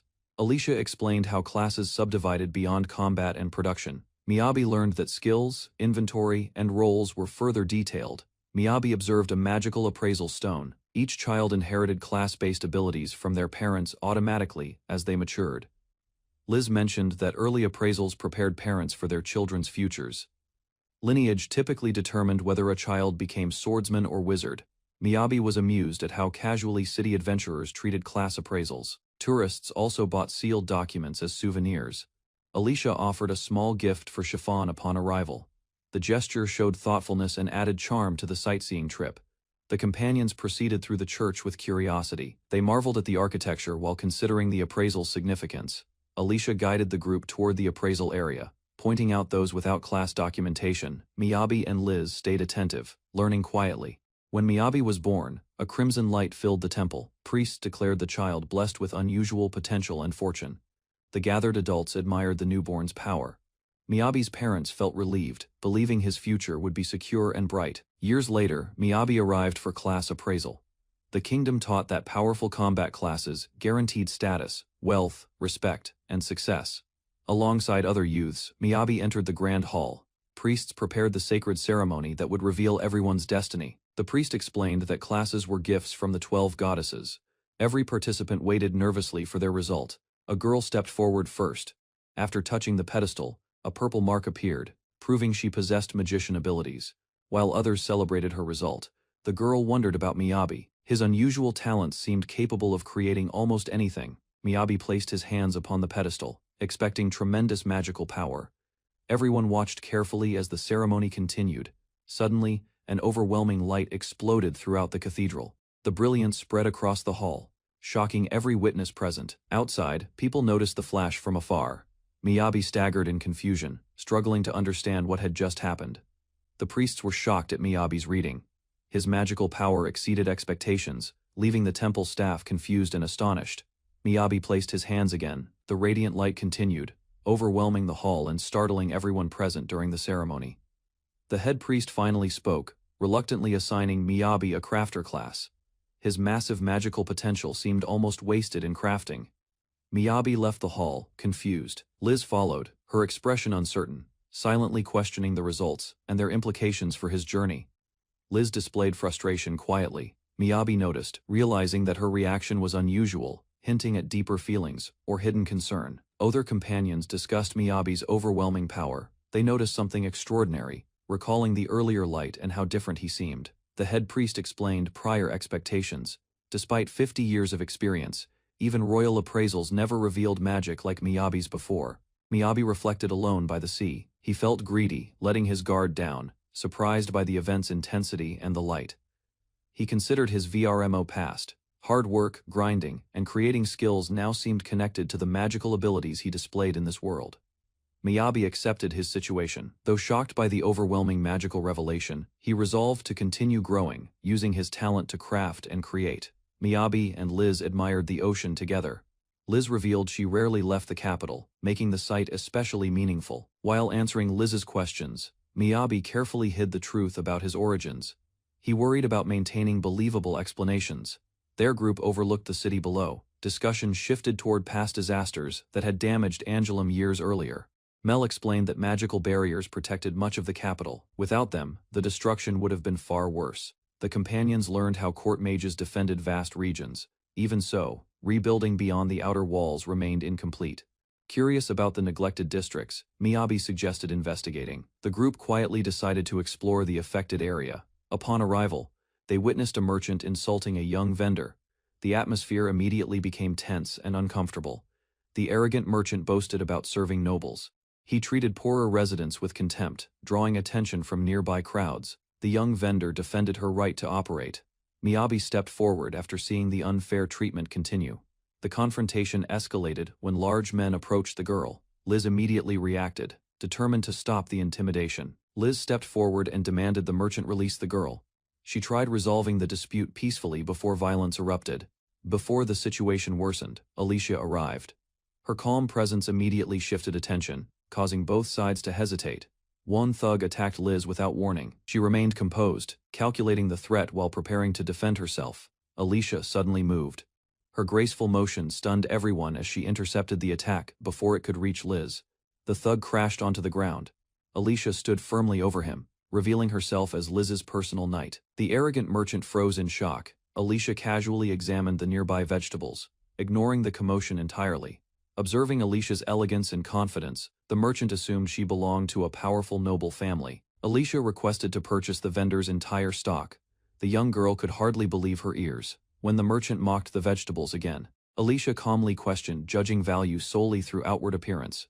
Alicia praised the produce and presentation. Her refined opinion embarrassed the merchant while encouraging the struggling vendor. The merchant returned, shouting and threatening the girl. His anger revealed his entitlement and disbelief at being challenged. Alicia stood over the defeated crowd, commanding attention. She ignored their yelling and maintained a composed, authoritative posture. Liz thanked Alicia. The personal knight had resolved the situation before any serious injury could occur. Alicia calmly explained she had not intervened for Liz's sake, only maintaining control over the conflict efficiently. From above, the group observed the market scene. Alicia walked away, showing confidence and leaving the situation fully under control. The young vendor expressed gratitude for the protection. Alicia remained composed, indicating that no one should misunderstand her intentions. The vendor explained her choice to sell the vegetables. Alicia listened attentively, noticing their unique qualities despite ordinary appearances. Alicia examined the carrots closely. Their aroma and sweetness impressed her, highlighting the value of careful selection. Miyabi deduced they were snow carrots. Liz listened intently, intrigued by the correlation between environment and crop flavor. Discussion turned toward adapting crops in Angelum. The group considered whether similar agricultural techniques could replicate these results in their climate. The vendor revealed her daughter lived in Angelum. The unexpected connection delighted Miyabi and brought comfort to her. The group examined the enormous carrot supply. Alicia admitted she had purchased far more than necessary. While everyone considered the problem, Alicia suddenly proposed a destination where large quantities of vegetables were needed. Alicia excitedly explained her idea. The location was nearby, crowded, and capable of consuming the entire harvest. The destination turned out to be the royal palace. Miyabi immediately worried about becoming involved with royalty again. Inside the palace, a young noble noticed a carriage approaching. Curious, he watched the visitors from above. Alicia confidently led the group forward. Meanwhile, the others exchanged nervous looks, uncertain about what awaited them inside. Chiffon rested inside the royal capital, remembering recent events. Despite her calm appearance, Miyabi's upcoming appraisal occupied her thoughts constantly. After arriving at the capital, Chiffon recorded the day's plans. The Red Cliff team prepared Miyabi's formal class appraisal. Reports about Miyabi's extraordinary abilities reached noble officials. Chiffon noticed unusual caution surrounding the appraisal process immediately. While considering her father's teachings, Chiffon understood that talent alone could not explain everything about Miyabi's achievements. Chiffon accepted her individuality. She decided her judgments would be her own, separate from her father's influence entirely. Hearing news involving Miyabi, Chiffon moved through the castle. Others called after her, surprised by her urgency. Castle staff discussed produce deliveries from Miyabi's group. They worried ordinary servants could not manage everything properly. Large quantities of carrots suddenly appeared, astonishing everyone nearby. The unexpected delivery created confusion throughout the castle. A young noble recognized Chiffon immediately. His cheerful reaction confirmed that her presence had been greatly anticipated. As introductions began, Miyabi and his companions observed quietly. Chiffon's energetic arrival changed the atmosphere within the castle. Chiffon formally introduced Cress Fortia. The gathered adventurers were stunned after learning he was both her fiancé and royalty. Miyabi and his companions waited inside a luxurious room. Despite the elegant surroundings, they tried remaining calm. Cress apologized for the unexpected meeting. Chiffon listened quietly while he regretted not preparing sweets for her. The prince focused entirely on Chiffon's happiness. Their affectionate behavior left nearby observers confused and uncertain. Liz and Miyabi felt overwhelmed by the royal atmosphere. They questioned whether ordinary adventurers truly belonged there. Remembering his guests, Cress shifted attention toward Miyabi, Liz and Mel. Chiffon assisted with proper introductions. The group explained their carrot gift and discussed earlier events. Cress praised them for their youth and accomplishments. Miyabi described transporting supplies through his inventory. Curious, Cress asked whether Miyabi worked in production-related fields. To everyone's surprise, Cress revealed that he was also a crafter. The announcement shocked the entire group. Miyabi and his companions struggled to believe it. Chiffon remained composed as another connection between them emerged. Miyabi and Cress discussed sensitive topics delicately. Liz listened carefully while the group adjusted to the difficult conversation. Chiffon recalled a previous discussion in the cathedral about inherited magical affinities. Liz realized such traits passed down families. Cress reflected on nobility's responsibilities. Leadership during crises required careful attention to prevent bloodshed and maintain stability within the kingdom. The words of the first king emphasized that combat classes dominated noble society. Class and birth dictated societal expectations strongly. Liz struggled to understand how the prince became a crafter, despite these strict noble traditions. The group quietly pondered implications. Miyabi acknowledged Cress's awareness of noble conventions. He explained he did not display his abilities publicly, but never hid them completely. Chiffon asked about a cushion Miyabi crafted earlier. Its quality and warmth surprised both Liz and Cress, demonstrating his skill. Cress realized Miyabi's crafting expertise was exceptional, while he had never practiced personally. He appreciated the potential for creating beautiful items. Miyabi encouraged Cress to try crafting. Chiffon observed the exchange closely, impressed by their growing bond and mutual admiration. Chiffon demanded Miyabi promise to stop being harsh on himself. Her sincerity moved everyone, reinforcing trust and friendship among the group. Miyabi accepted Chiffon's words sincerely. Remembering Karen's similar advice, he reflected on his tendency to judge himself harshly. Cress admitted, feeling discouraged by society's treatment of crafters. Miyabi argued crafting should focus on enjoyment, rather than status. Miyabi suggested a simple solution. He encouraged Cress to begin crafting by making a personal gift for Chiffon. Building on the idea, Miyabi explained that creating something meaningful for a loved one often made crafting enjoyable. Cress considered the suggestion carefully. After hearing Chiffon's past complaint about cold legs, inspiration finally arrived. The group quickly agreed on the plan. Miyabi enthusiastically pushed everyone to begin working, without further delay. An hour later, Cress's first attempt produced a tangled mess of yarn. The failed result surprised everyone. Miyabi completed a beautiful blanket with ease. Cress compared it to his own creation and felt astonished. Examining the blanket closely, Cress admired the embroidery and craftsmanship. The quality made him feel slightly embarrassed. Miyabi analyzed the failed project and suggested skill levels might affect results. Cress reluctantly accepted starting from basics. Miyabi introduced crafting class skills to Cress. 3 main skills: cooking, crafting, and handcrafts. Each offered unique ways to create useful items. Miyabi guided Cress to improve his handcraft skill. Cress realized prior attempts were premature, while Miyabi emphasized consistent practice and patience. Cress struggled with the difficulty of handcrafts. He tried to combine stitches and magic simultaneously, overwhelming his mind completely. Miyabi reassured Cress that missing stitches could be corrected. He encouraged perseverance, showing that even imperfect work could improve with effort. Cress became emotionally frustrated. He could not imagine giving a flawed blanket to Chiffon and felt devastated by his own perceived failure. Cress apologized repeatedly. Miyabi gently guided him, explaining that mistakes are part of the learning process and skill refinement. Chiffon smiled and encouraged Cress to handle the lap blanket gently. Her calm and patient demeanor inspired him to continue. Cress realized quality was not about perfection. Chiffon valued thought and care over flawless execution, teaching him a new perspective on crafting. Chiffon emphasized that the blanket did not need to be perfect. Effort, sincerity, and care mattered more than professional-level quality. Cress's eyes filled with tears. He understood Chiffon's lesson and resolved to create his very first meaningful handmade gift for her. Cress cried while apologizing to Chiffon. She comforted him gently, showing care and reassuring him. There was no need for tears. Cress finally completed his lap blanket. He felt a mix of relief and pride after his first successful handmade creation. Chiffon praised Cress's work. Miyabi acknowledged that the blanket now had a recognizable shape, and Cress felt a sense of accomplishment. Cress admitted he had fun despite the difficulty. Miyabi was surprised and asked if Cress would like to continue crafting more. Cress requested another crafting session. He expressed curiosity about learning more, wanting to continue improving his skills with Miyabi's guidance. Miyabi agreed happily, telling Cress he did not need formalities. He asked Cress to call him by his first name. Chiffon walked away silently, reflecting on the day.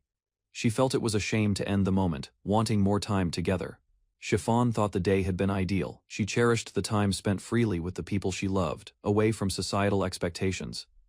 Chiffon expressed gratitude for the adventurers' help. She reflected on the day's events, knowing they would likely never meet again. During their carriage ride, Chiffon thanked the group and apologized for taking so long. Cress and Miyabi discussed where to stop for the night. Prince Cress smiles warmly, introducing himself while shocked companions react, surprised by his status as a crafting class prince. Sitting elegantly, Cress apologizes to Chiffon, explaining he prepared sweets, showing care, concern, and polite royal manners, calming nerves. Cress and Chiffon discuss magical class expectations, explaining noble combat preference, surprising companions, revealing strict societal inheritance rules, and magical class traditions. The group debates crafting versus combat classes, revealing Prince Cress secretly excels in crafting, eliciting disbelief and admiration from his companions. Demonstrating crafting skills, Cress struggles yet perseveres, producing intricate works, emphasizing dedication, patience, and unexpected talent despite societal norms against royalty practicing crafts.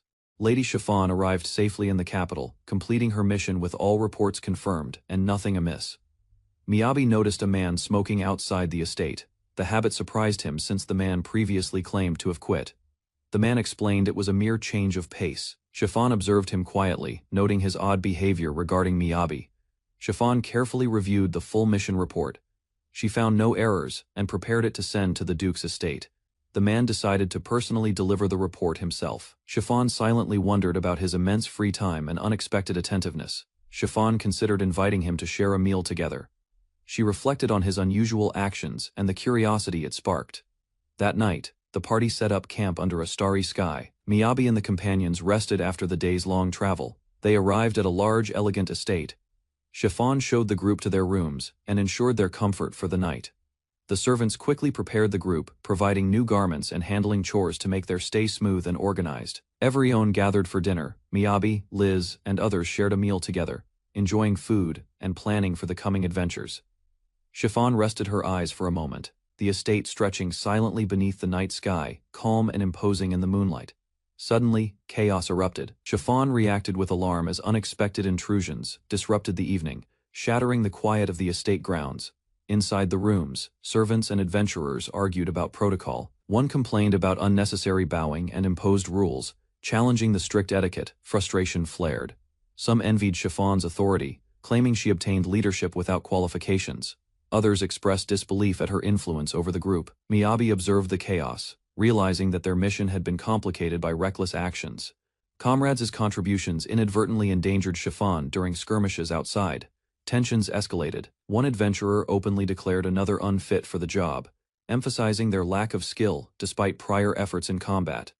The argument continued into the night. Exhaustion showed, but Chiffon remained calm, letting her companions voice complaints while she assessed the situation. Meanwhile, some attendants peered curiously from nearby quarters, noticing the uproar and commenting quietly about how difficult Chiffon's leadership could be. A young companion knocked at a door, greeting another with innocence and curiosity, trying to understand the sudden commotion and find comfort. Mel discovered a small problem. Teru was without clothes. She handed him a garment, quietly correcting minor mishaps while the night unfolded around them. Miyabi learned Mel had visited Chiffon's room earlier. Sensing jealousy, he redirected her attention toward designing plushy clothes. Mel eagerly requested more outfits, amused. Miyabi accepted the challenge and began considering materials, patterns, and possible designs. Opening his crafting interface, Miyabi searched available recipes. He quickly realized plushy clothing lacked any prepared crafting templates. Miyabi explained that manual crafting created new recipes. Once registered, identical items could be reproduced, repeatedly without difficulty. Reviewing old data from Dream World, Miyabi discovered limited clothing options. The original system contained surprisingly few designs. Remembering past frustrations, Miyabi blamed the developers for restrictive crafting mechanics. Even simple customization often produced disappointing results. Mel interrupted his thoughts before they wandered further. She reminded him that overthinking would not solve tonight's problem. Elsewhere, Liz finally reached her room. Exhausted from recent events, she collapsed onto the bed and rested. While relaxing alone, Liz reflected on her journey. Meeting nobles, receiving appraisals, and exploring the estate felt unreal. A servant later approached Liz with news. Chiffon requested everyone remain longer, and an important discussion awaited them. Liz learned that a prince, engaged to a duke's daughter, was also a skilled crafter. The revelation surprised her. Late at night, Liz examined her guest room. She wondered if all events were coincidental, but dismissed overthinking as sleep approached. Morning arrived quietly. Miyabi began a walk across the estate, enjoying the cool and refreshing air, reflecting on the day ahead. The estate's courtyard basked in sunlight. Miyabi admired the sprawling architecture and carefully maintained gardens, appreciating the peaceful setting. Unexpected interruptions occurred. Liz questioned how Miyabi had managed sleeping arrangements. Small confusion arose over whose bed belonged to whom. Miyabi and Liz examined the mattresses together. Softness, firmness, and material quality were discussed, noting even minor differences from usual accommodations. They compared craftsmanship details, cotton smoothness, duvet thickness, and futon construction. Customization for a duke's villa impressed them both. Despite quality, they noted something missing. The comfort didn't feel quite right, prompting further inspection and subtle reflection. Other companions observed quietly from nearby, watching interactions without interfering. The morning routines continued around the estate's large halls. Chiffon's instructions still lingered in their minds. Everyone prepared for the day ahead, aware that careful planning and observation remained important. Miyabi prepared to leave the estate and explore the city. Liz, Mel, and Chiffon watched as he cheerfully waved goodbye. The group thanked their hosts for the hospitality. Although welcomed warmly, they felt it was time to move forward. Before departing, a young prince hurried outside to meet Miyabi. He expressed gratitude and promised to return later. The prince avoided several guards and approached Miyabi privately. He claimed there was something important he wished to show. Miyabi followed him into a large room filled with fabric, yarn, and crafting materials. The unexpected sight shocked him. The prince explained that he had requested supplies for a personal project. The delivery greatly exceeded expectations. With determination, the prince admitted he wanted to create something truly beautiful for Chiffon using his own hands. Embarrassed but sincere, he begged Miyabi for guidance. His feelings were genuine, and he desperately wanted to improve. Miyabi discovered the prince had already studied beginner sewing books. He recommended practicing simple projects before attempting anything advanced. The prince eagerly followed the advice, but produced a fabric piece covered in holes. Miyabi smiled, realizing progress would take time. Miyabi explained that crafting in this world required understanding materials and recipes. Simple game shortcuts no longer existed here. The prince exhausted large amounts of yarn during practice. Failed attempts piled up, creating a disastrous mountain of ruined fabric. Embarrassed, the prince admitted he had secretly experimented since morning. Despite effort, every project ended in failure. He revealed his original goal. Inspired by a heated cushion, he wanted to create a warm blanket for Chiffon. Unfortunately, his enchantment attempt ignited the fabric instead. Miyabi calmly explained the incompatibility between material and magic. Refusing to surrender, the prince suddenly developed a new idea. Even with limited skill, another approach seemed possible. Meanwhile, Chiffon submitted a report confirming Lord Chiffon's safe return. The investigation concluded without major damage. Later, Chiffon noticed Chief Zion smoking again. His unusual behavior drew her attention and raised quiet concerns. Zion dismissed the matter as a temporary change of pace. Chiffon remained unconvinced and continued observing him carefully. After reviewing the completed case report, Zion decided to personally deliver it to the Duke. Chiffon wondered why such a senior leader suddenly involved himself so directly. Chiffon continued thinking about Zion's unusual behavior. Despite his busy position, she invited him to share a meal. Meanwhile, Miyabi's group prepared to stay another night. Their hosts insisted they remain and enjoy the estate's hospitality. Servants quickly collected travel clothes and provided replacements. The guests were treated with care before the evening gathering. At dinner, discussions shifted toward training and magical techniques. Liz listened carefully while everyone enjoyed the meal. Elsewhere, Alicia dramatically explained her frustrations. Her exaggerated descriptions left listeners shocked and struggling to understand the situation. The complaints continued as Alicia protested being treated like a guest, despite possessing enough power to survive outdoors. Jealousy surfaced when she compared herself to another woman. Her irritation grew as old frustrations resurfaced once again. Alicia described previous incidents, insisting reckless actions had repeatedly placed her lady in unnecessary danger during missions. Even while admitting her own shortcomings as an adventurer, Alicia refused to abandon her convictions or remain silent. Late that night, her emotional shouting echoed through the estate. Nearby maids listened quietly, realizing another dramatic argument had unfolded. Mel suddenly appeared at Miyabi's room. She explained that being alone was boring after the others left. Wanting to stay occupied, Mel brought Teru's plushie and requested new clothes. Miyabi listened with interest. As they discussed designs, Mel accidentally revealed she had visited Chiffon earlier. Miyabi jokingly admitted feeling slightly jealous. Mel asked whether Miyabi's crafting skill could solve the problem. He immediately began searching for possible clothing recipes. After checking his crafting menu, Miyabi discovered no proper recipe existed for plushie clothing, despite extensive options. Miyabi explained that recipes and skill levels work together. Creating an item manually could register it permanently. Reviewing his old Dream World collection, Miyabi realized his experience gave advantages, but this world still imposed limits. Miyabi repaired damaged furniture inside the mansion workshop.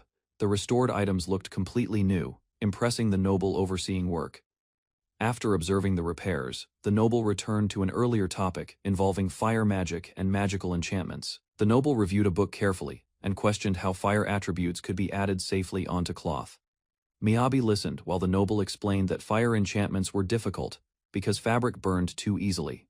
The noble proposed enchanting metal instead, suggesting flame-resistant materials could carry fire magic more safely afterward. Miyabi considered the proposal carefully. Thin enchanted metal pieces could be sewn inside fabric before completion. The noble identified two remaining concerns: comfort during use and durability for outdoor environments and travel.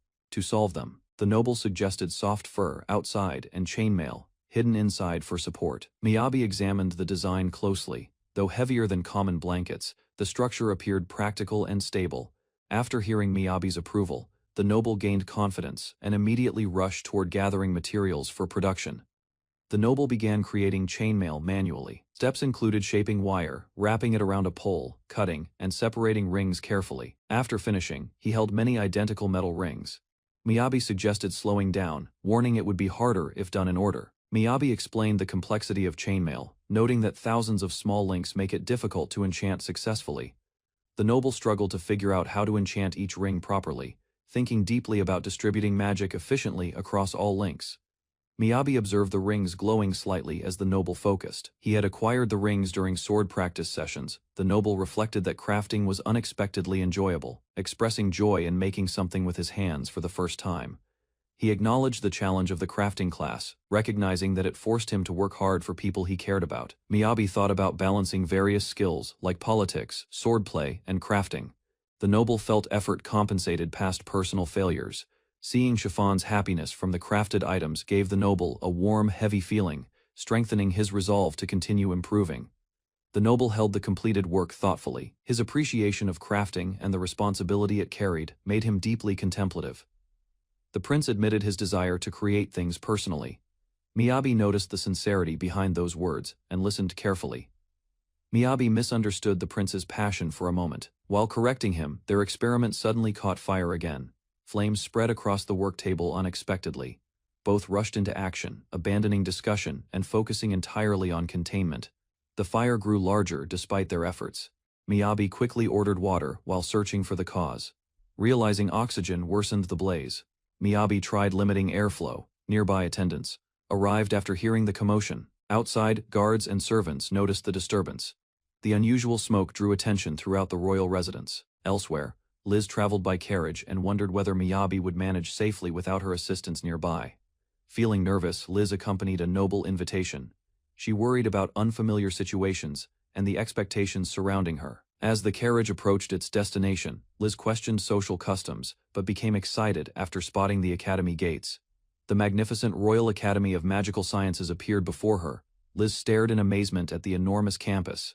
Liz entered the academy grounds with Mel. Surrounded by noble students, she carefully observed the prestigious atmosphere everywhere. Although overwhelmed by the surroundings, Liz's excitement continued growing. Mel noticed she was enjoying every moment greatly. Alicia approached and asked Mel to carry luggage. Liz misread the situation and assumed Alicia disliked her. Mel clarified Alicia's behavior. Liz finally realized Alicia simply wanted friendship and more time together instead. Alicia maintained a strict attitude, teasing Liz slightly before leading the group deeper into the academy. The academy tour began immediately. Liz visited classrooms, magical facilities, libraries, and research areas with amazement. After seeing countless impressive places, Liz admitted the academy exceeded all expectations she previously imagined. Walking through the halls felt intimidating. Famous scholars and influential figures appeared everywhere throughout the academy. Alicia noticed Liz's enthusiasm and remarked that she truly loved magic with all her heart. When asked why she loved magic, Liz struggled answering. Alicia suggested passion did not always require reason. Alicia revealed her childhood experiences, expectations surrounding politics, sociology, and magic had shaped her into a useful tool. Watching Liz pursue magic wholeheartedly impressed Alicia. She admired Liz's dedication, despite the hardships and sacrifices involved. As they walked through the academy corridors, Alicia openly expressed her highest respect for Liz's commitment and perseverance. Liz was surprised by the praise. Seeing Alicia's sincere expression changed many assumptions she previously held. Feeling embarrassed, Liz thanked Alicia quietly. She realized she had misunderstood Alicia's intentions and character completely. Alicia admitted she wanted someone to see her true self rather than her status and responsibilities. With a bright smile, Alicia questioned whether Liz had really traveled so far only for sightseeing. Before Liz could answer, a loud explosion echoed nearby. Startled, both rushed toward the unexpected disturbance immediately. They discovered Professor Crowan sprawled on the floor after the accident. Alicia greeted him while Liz stared in shock. Miyabi and Liz visited a cluttered magic workshop. While examining unusual materials, they noticed a strange magical reaction inside a container. The workshop owner welcomed them despite the disorder. Miyabi carefully reviewed documents and research notes scattered across nearby tables. They met Coco Crowan, a magic researcher. Liz observed him closely while Miyabi listened to his introduction and background. Coco demonstrated an experimental technique involving guided magic. Liz assisted with the test while Miyabi observed every result. The demonstration succeeded unexpectedly. Coco became excited after witnessing practical proof of a theory he had only imagined. Liz explained that her father created the method for training adventurers who struggled to understand traditional magic books. Coco considered wider applications. He believed the technique could improve magical education and requested expert opinions about it. When discussing battlefield situations, Coco questioned its effectiveness. He examined different environments and possible combat circumstances carefully to answer him. Miyabi imagined dangerous enemies approaching. The scenario helped evaluate the technique under realistic combat pressure. Miyabi explained the method required physical contact. Because battles change constantly, he concluded its combat usefulness remained limited. Coco rejected the assisted method for himself. He preferred mastering magic independently and doubted relying on others during battles.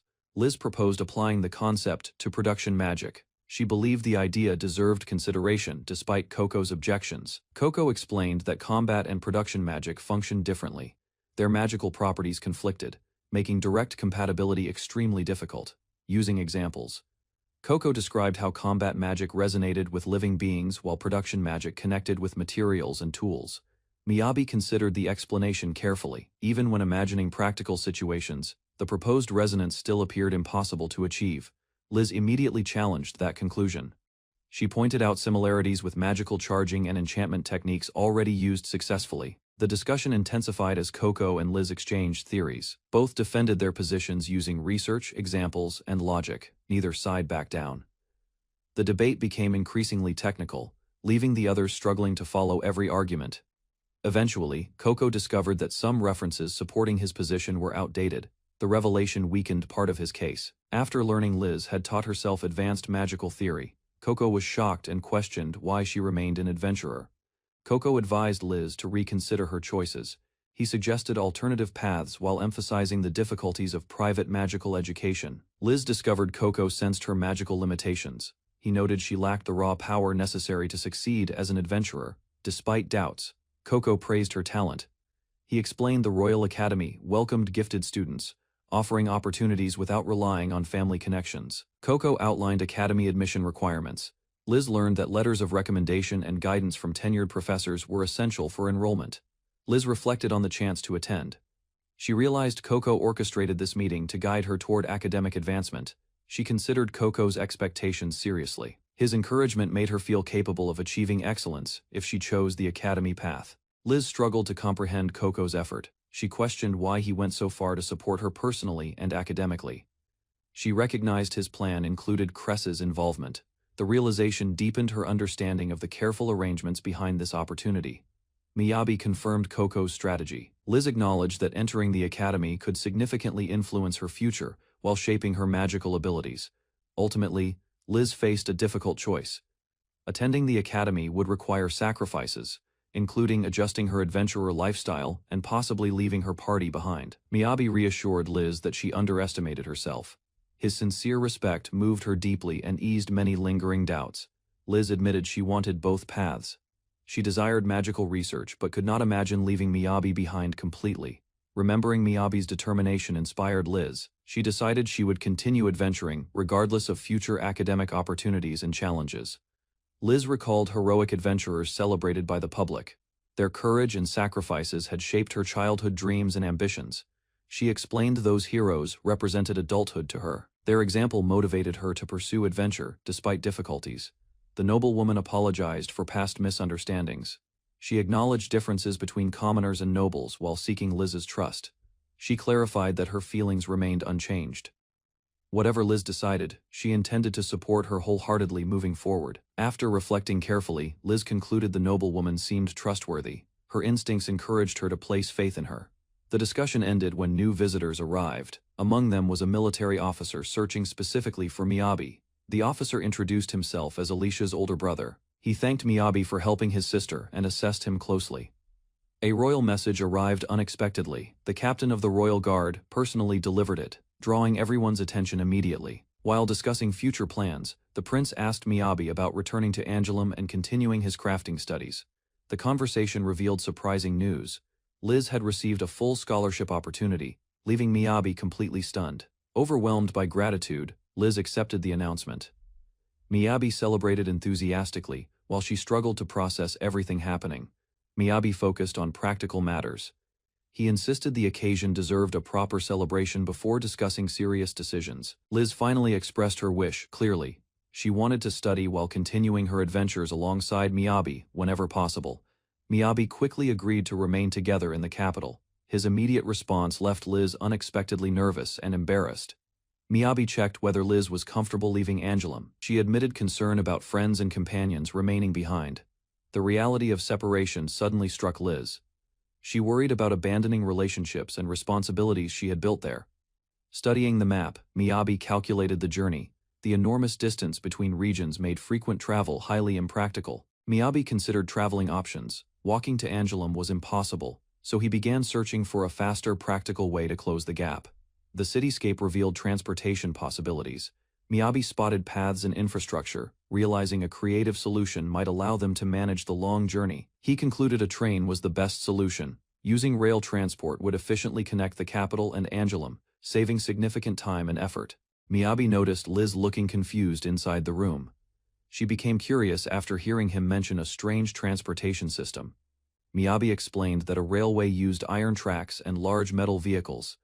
Liz struggled to imagine such technology. To simplify the idea, Miyabi compared it to a cart moving along fixed rails. Liz remained overwhelmed. Seeing her confusion, Miyabi decided that showing a real example would work better than further explanations alone. Using his crafting abilities, Miyabi created a minecart. Liz immediately recognized similarities to equipment used underground. Miyabi explained that connecting tracks between Angelum and the capital would greatly improve transportation across regions. He then revealed a larger vision. The railway would not remain on the surface, but underground instead. Liz stared in shock while Miyabi enthusiastically described tunnels, carrying trains beneath cities, mountains, and settlements safely. When asked why underground routes were necessary, Miyabi pointed out monsters and unwanted attention above ground. Liz realized the project was far larger than expected. Miyabi planned enormous tunnels connecting distant locations efficiently.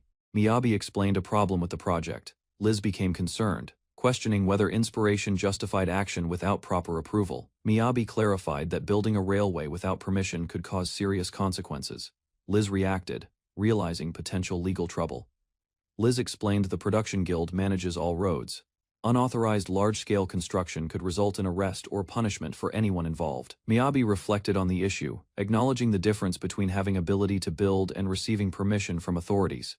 Liz noted that the Duke holds ultimate authority over guild territory. Approval from him could resolve any legal issues. Miyabi and companions were taken to the Duke for consultation. They prepared to discuss the underground railway project carefully. Miyabi explained the project's difficulties, detailing the plan to link Angelum to the capital underground and challenges faced so far. Mel, observing the discussion, explained that difficult problems often require negotiation with nobles. This approach was common sense in such situations. Miyabi realized their situation had improved. Mel's intervention allowed progress, bringing them closer to approval without unnecessary obstacles or penalties. The Duke revealed the plan, maintained the adventurer's status in Angelum. With proper approval, the underground railway project could now proceed. Liz apologized for the confusion, explaining that Mel's story had been unclear. Miyabi confirmed the underground railway project could move forward. Miyabi asked if the Duke's approval truly made the project possible. Liz confirmed, emphasizing that convincing authority could allow progress. Liz worried about the plan seeming selfish or crazy. The Duke reassured her, showing understanding of commoners' concerns. The Duke explained that expressing intentions this way might cause wariness, but emphasized her desire to help the adventurers. She offered Liz a learning opportunity, prioritizing education over adventure. Miyabi and Liz realized her guidance was intentional and thoughtful. The Duke highlighted benefits to the territory, considering how the underground railway would improve resources and overall logistics efficiently. Miyabi and Liz learned Angelum lacked resources and trading was difficult. The Duke explained how the project would address shortages effectively. The Duke clarified her actions were not personal favors. She wanted to help the territory, not just the adventurers themselves. Liz expressed gratitude for trusting the Duke. Miyabi and Liz prepared to proceed. Understanding her guidance would aid them significantly. Miyabi and Liz decided to build the underground railway for the territory. Everyone realized the project's scope and benefits were clear. Miyabi began explaining the underground railway project. He presented plans on a board, showing a route between the capital and Angelum. He revealed a model of the railway. Liz and companions reacted with amazement as the scale of the project became clear. Miyabi demonstrated the miniature transport vehicle. Mel examined it curiously, understanding how the underground railway would operate practically. Miyabi explained that the project would use no horses. He showed alternative methods like wind power, replacing modern engines unavailable in this world. The team tested a small wind block on the model. Miyabi explained it would simulate the railway's sustained motion like a sailing ship. The model successfully moved using the wind block. The adventurers were surprised, seeing the concept in motion and understanding the mechanics. Miyabi described the railway's speed and travel time. With enchantment magic, it could operate continuously for 2 hours. Exceeding human speed, he planned to complete the journey in 12 hours. The underground railway would reduce travel from 2 weeks to half a day. Liz and companions were amazed. The project seemed like a fairy tale, and they were stunned by the scale and ingenuity involved. Miyabi expressed enjoyment at Liz's reactions. He acknowledged his father's influence in explaining such projects calmly and effectively to the group. The Duke explained succession challenges. Liz and companions were shocked by protests and political complications from subordinate nobles. They viewed the surrounding area, noticing the city and infrastructure. The scope of planning for the railway became evident. The Duke handed Miyabi an introduction letter to her father. Miyabi and Liz prepared to negotiate permissions for the project. She instructed Liz to stay in the capital for exams. Miyabi realized some delays were necessary, despite eagerness to begin. Miyabi worried about tasks and preparation required. He accepted the temporary pause, but remained focused on building the railway. He resolved to return to Angelum first, ensuring everything was in order for the project's start and logistical planning.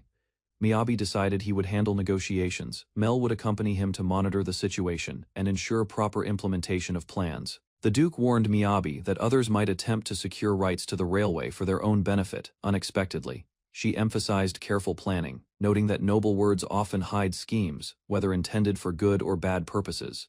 Miyabi considered her advice seriously. He understood the complexity of political oversight and the need to balance ambition with caution. Miyabi thanked the Duke's daughter for her advice regarding the railway project. She smiled quietly while avoiding a direct answer. As the meeting ended, Miyabi noticed Alicia was missing. Curious, he asked about her whereabouts before departing. The atmosphere suddenly changed. Inside the mansion, Alicia appeared shocked after receiving unexpected news concerning her position. It was announced that Alicia had been relieved from serving as the Duke's daughter's attendant, leaving everyone surprised. Miyabi rested during the snowy journey. Mel noticed his exhaustion and checked on him while their wagon continued forward.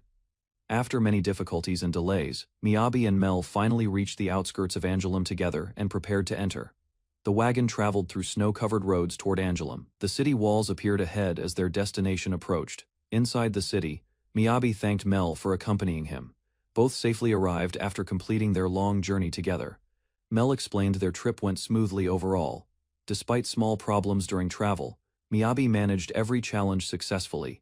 Walking through Angoulême, Miyabi observed the heavy snowfall. The cold winter differed greatly from places he knew. Mel proudly showed her winter outfit. Miyabi noticed she seemed comfortable, despite the freezing weather around them. They headed toward the noble district to meet the bearded duke. Mel eagerly led the way ahead. Mel became tired of walking through the city. Miyabi carried her on his back and continued forward. Reaching Angoulême's noble district, Miyabi confirmed his documents and introduction letter. Together, he and Mel prepared for business. Miyabi rehearsed his presentation while approaching the duke's mansion. Mel watched calmly as guards arrived to escort them. Inside the noble district, Miyabi suddenly noticed enormous greenhouse buildings. The familiar sight immediately caught his attention. Remembering a beautiful garden from before, Miyabi was shocked. The area had transformed into rows of greenhouses. While investigating the grounds, Miyabi spotted a strange figure nearby. The unexpected presence made him stop immediately. A small familiar figure rushed forward.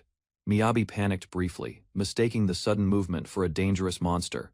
The figure jumped onto Mel excitedly. Miyabi quickly recognized Karen and realized they had unexpectedly reunited again. Miyabi was surprised by Karen's thin appearance. The reunion felt awkward yet strangely similar to their first meeting. Mel grabbed Karen firmly to stop the commotion. Miyabi watched the energetic reunion unfold before him. Karen complained while Mel restrained her. Miyabi asked how Karen recognized him despite the long separation. As they walked together, Karen revealed she frequently visited the workshop. The group headed deeper into the mansion. Karen reminded Miyabi they had built a bath together before. The memory helped Miyabi understand her situation better. Karen explained that the Lord requested an expansion of the greenhouse. She had been managing the project alone. Miyabi was shocked by the workload. Karen admitted the inventory requirements and construction schedule were overwhelming her. Mel encouraged Karen to stay focused. After listening carefully, Karen regained confidence and stopped feeling discouraged. Inspired by Mel's advice, Karen promised to finish the greenhouse project within 2 months no matter what. Karen suddenly bowed before Miyabi and begged for assistance. Miyabi noticed how much she had matured. An hour later, the group inspected the greenhouse. Miyabi praised Karen's progress and discussed improvements efficiently. Miyabi suggested supplying hot water from one central source. Karen immediately reminded him the project followed orders. Their discussion was interrupted when Duke Berdini appeared. Miyabi was surprised to find the Duke there.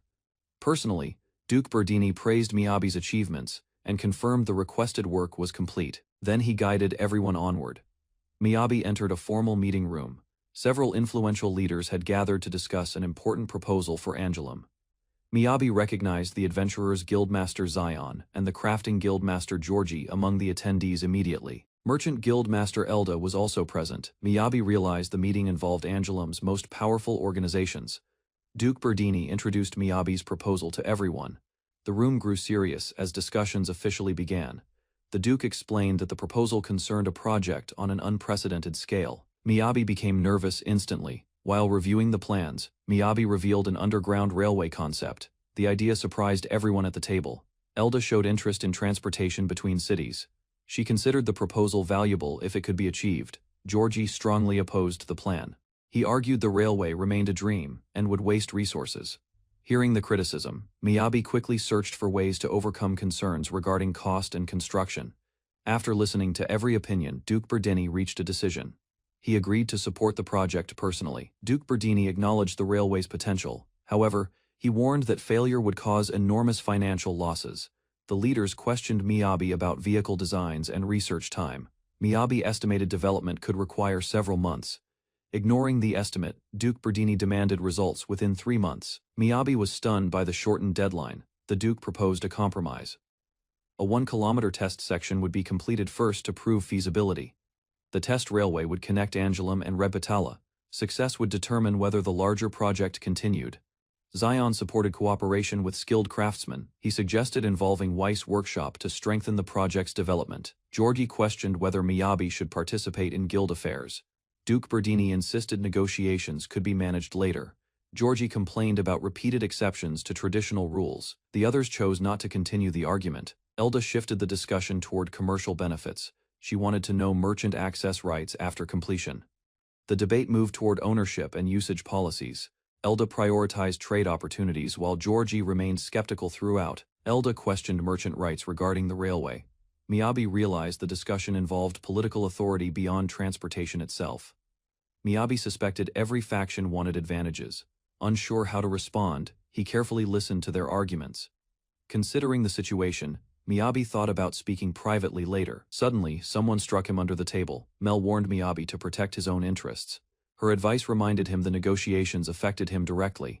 Mel bluntly explained that weak people lose opportunities.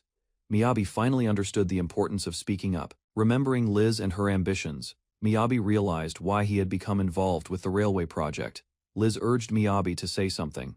The entire room waited while the discussion briefly fell silent.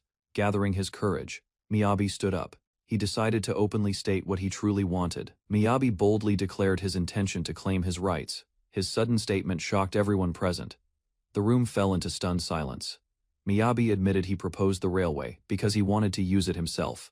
Miyabi's demand shocked the room. Several leaders viewed his request as arrogant and completely unreasonable. Refusing to back down, Miyabi declared he would withdraw the proposal if he could not use it. The leaders considered his position carefully.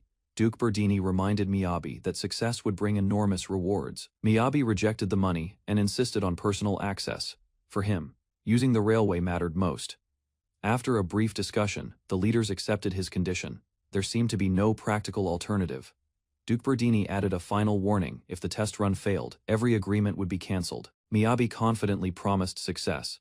The meeting concluded, and all participants agreed to keep the project secret. Elsewhere, workers looked toward an opening door. Someone important appeared to have arrived unexpectedly. Soon afterward, Miyabi and Mel stepped from a carriage. People nearby immediately recognized and called out to him. Miyabi reunited with Weiss after a long absence. The craftsman welcomed him back and prepared to discuss work. At Weiss's workshop, Miyabi tried discussing business immediately. Weiss refused and insisted everyone share a meal first. The workers welcomed Miyabi warmly. One apprentice pushed food toward him while Weiss watched the reunion. Miyabi was surprised when the meal was offered freely. The simple dish looked ordinary but inviting. After tasting the food, Miyabi remembered home-cooked meals. The familiar flavors brought back comforting memories from earlier days. Miyabi smiled sincerely while enjoying the meal. The relaxed atmosphere helped him forget recent political tensions. Later that night, Duke Berdini examined a model railway. He prepared documents concerning the Royal Magic Academy. Elsewhere, Duke Berdini spoke with his daughter. He questioned her actions while discussing matters related to Miyabi's future. At the guild library, members worked quietly. Eleanor managed documents while waiting for news about the guildmaster's journey. A young employee cried. After reading an urgent report, Eleanor noticed her reaction and immediately became concerned. The staff explained that the Lord's messenger expected the guildmaster to return before night, but he remained missing. Eleanor organized responses calmly. Since the express courier could not arrive in time, she postponed further action. Later that night, Eleanor looked outside beneath the moon, wondering where the guildmaster had disappeared. Meanwhile, Miyabi shared a meal with several travelers. The busy tavern remained lively, despite the late hour. Food was passed around the table. Miyabi and a man named Enrico continued eating while observing others nearby. As the meal continued, Enrico studied Miyabi carefully. He considered several possibilities regarding Miyabi's true background. Enrico remembered that influential people trusted Miyabi. That reputation made certain suspicions seem increasingly unreasonable. After further thought, Enrico concluded Miyabi could not be acting for the Duke. The theory lacked convincing evidence. During dinner, Enrico asked Miyabi about his future. Having seen his abilities before, Enrico questioned his career choice. Enrico believed Miyabi possessed enough talent for success. He wondered why Miyabi struggled financially despite those skills. Miyabi explained he came to Angoulême, seeking work. He lived independently after losing his parents years earlier. Realizing the topic was sensitive, Enrico apologized. He then asked whether Miyabi originally came from another region. The discussion shifted toward Miyabi's unusual inventory skill. Enrico remained curious about how such abilities developed. Miyabi simply described it as a natural talent gained through years of crafting. Enrico carefully considered that explanation. A bearded craftsman joined the conversation. He mentioned an important matter and requested everyone's attention immediately. The craftsman revealed a proposal involving a subway project. The group stared at him in complete surprise. Excitement spread through the room as the project's scale became clear. Miyabi admitted the idea seemed enormous. The craftsman looked over the eager workers. Refusing to leave projects unfinished, he prepared to begin planning. Miyabi volunteered to handle the subway project alone. The workers immediately worried that he underestimated the challenge. The craftsman explained winter was approaching. Construction would require preparation, forcing the project to wait several months. Several days later, new helpers arrived. Sid and Mel joined Miyabi, eager to contribute their skills. The group traveled through snowy woods toward the planned route. Miyabi reviewed documents while examining the terrain. After reaching the area, they confirmed the location. Sid noted the forest conditions while assessing possible obstacles.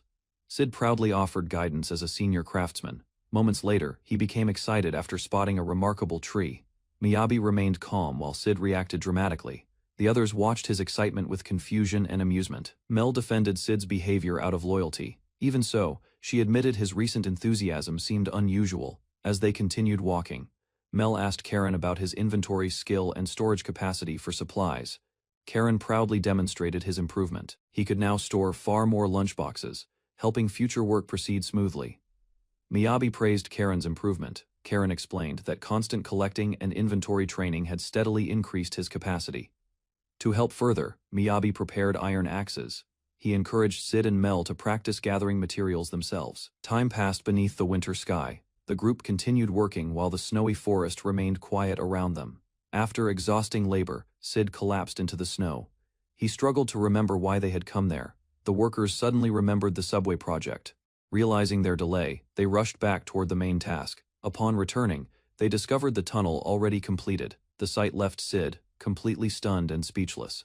Miyabi casually explained that construction was finished. The others could hardly believe such progress happened within one day. Deeper inside the completed tunnel, the group found a fully built house. Everyone stared in disbelief. Lying in bed later, Sid reflected on the day. He realized he had greatly underestimated Miyabi. Mel confidently called Miyabi a genius.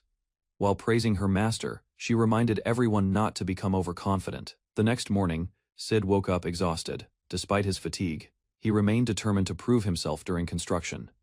Sid promised not to let Miyabi receive all the recognition. He strengthened his resolve to contribute meaningfully. As sunlight reached the mountains, strange noises echoed outside. Miyabi woke up and wondered about the disturbance. Following the sound, Miyabi found Sid already working.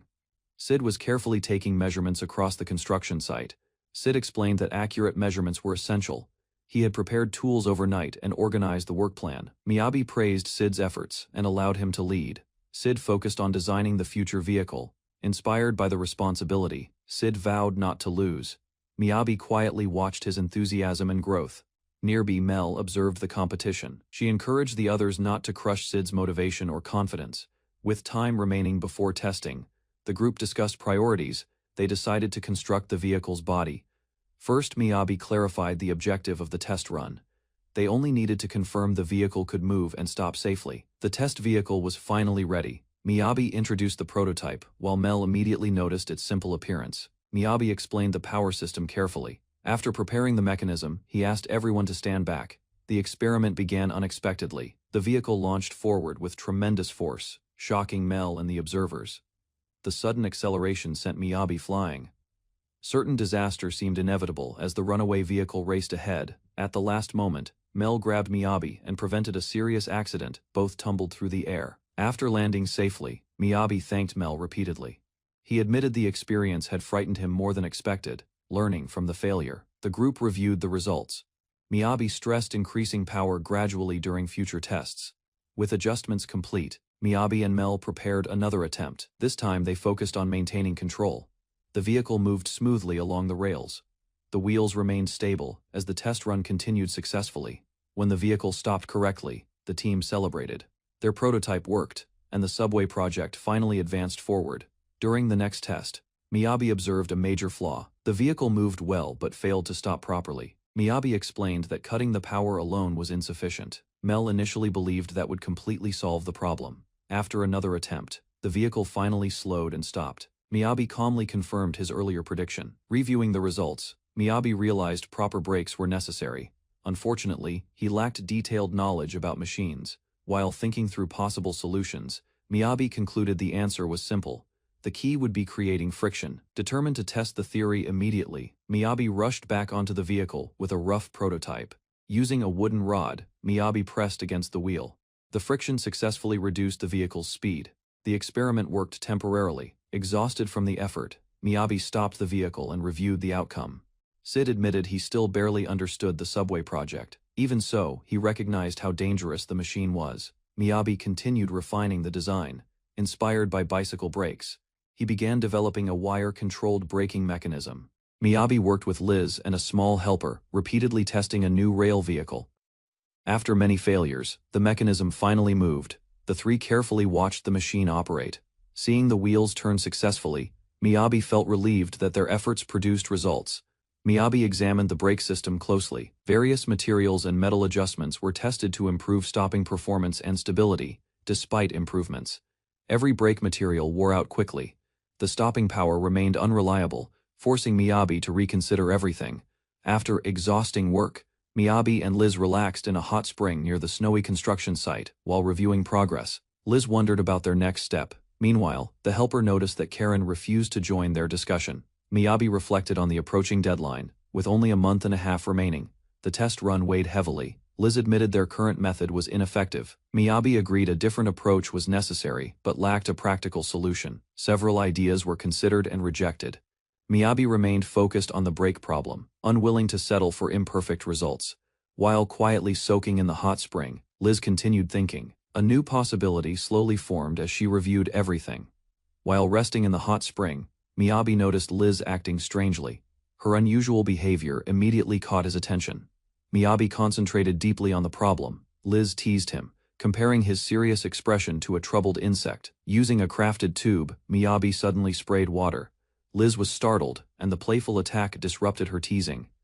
Both laughed after the brief prank. Despite enjoying the moment, Miyabi knew they still needed answers soon. A drifting leaf caught Miyabi's attention. Watching it move across the water, he began considering the wind. The breeze gradually strengthened around them. Miyabi and Liz observed the changing conditions as a new idea formed. 2 weeks passed quickly. With only 1 month remaining, Miyabi hurried to inspect a newly completed mechanism. Workers proudly demonstrated the finished device. Miyabi listened carefully as they explained how the mechanism functioned. A newly crafted component was presented to Miyabi. Its unusual design suggested an important role in the project. Studying the prototype closely, Miyabi focused on every detail. The breakthrough he needed finally seemed within reach. Prince Cress woke inside his unfinished room surrounded by restoration materials. He continued improving the space on his own. The attendants found Cress outside again. Although surprised, they listened as he greeted them calmly that morning. While discussing his duties, the attendants reminded Cress about an important date. He proudly showed recent restoration progress. Cress immediately understood the reminder. Accepting his responsibility, he prepared himself for the event awaiting him. Spring arrived in the capital. Citizens celebrated with flowers, music, and festivals filling the streets with activity. On the same day, preparations for Cress's departure began. The seasonal celebration marked an important turning point. A formal ceremony was held before the royal family. Cress respectfully received blessings for his upcoming journey. Large crowds gathered before the palace. The royal family greeted the citizens during the spring festivities. Standing apart from the ceremony, Cress quietly observed the capital. He reflected on the path ahead. As Cress prepared to leave, Duke Grinvale suddenly appeared before him. The unexpected encounter immediately changed the atmosphere. Cress was shocked by Duke Grinvale's appearance. The powerful noble's presence immediately created tension before the prince's departure. Grinvale politely greeted Cress while mentioning his journey north. Beneath the courtesy, his words carried hidden pressure. Cress responded respectfully and spoke of gaining experience. The Duke listened while quietly evaluating the young prince. Grinvale lectured Cress about royal dignity and strength. His stern advice sounded more like a warning. The prince's attendants grew angry at the Duke's attitude. Grinvale dismissed their reactions and reinforced royal authority.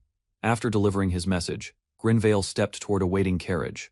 Cress watched carefully, still unsettled by the encounter. Outside the palace, a mounted knight arrived with urgency. His serious expression suggested important business, requiring immediate attention. The knight introduced himself as Raven Cavalier of the Verdun family. He pledged to protect Prince Cress. As preparations continued, a young maid observed the gathering. She silently watched the arrival of the escort. Supplies were loaded onto wagons while workers organized equipment. The departure preparations finally entered their last stage. Alicia quietly carried supply bags, despite her status. Nearby soldiers recognized her and discussed her unusual situation. Raven noticed Alicia working among the supplies.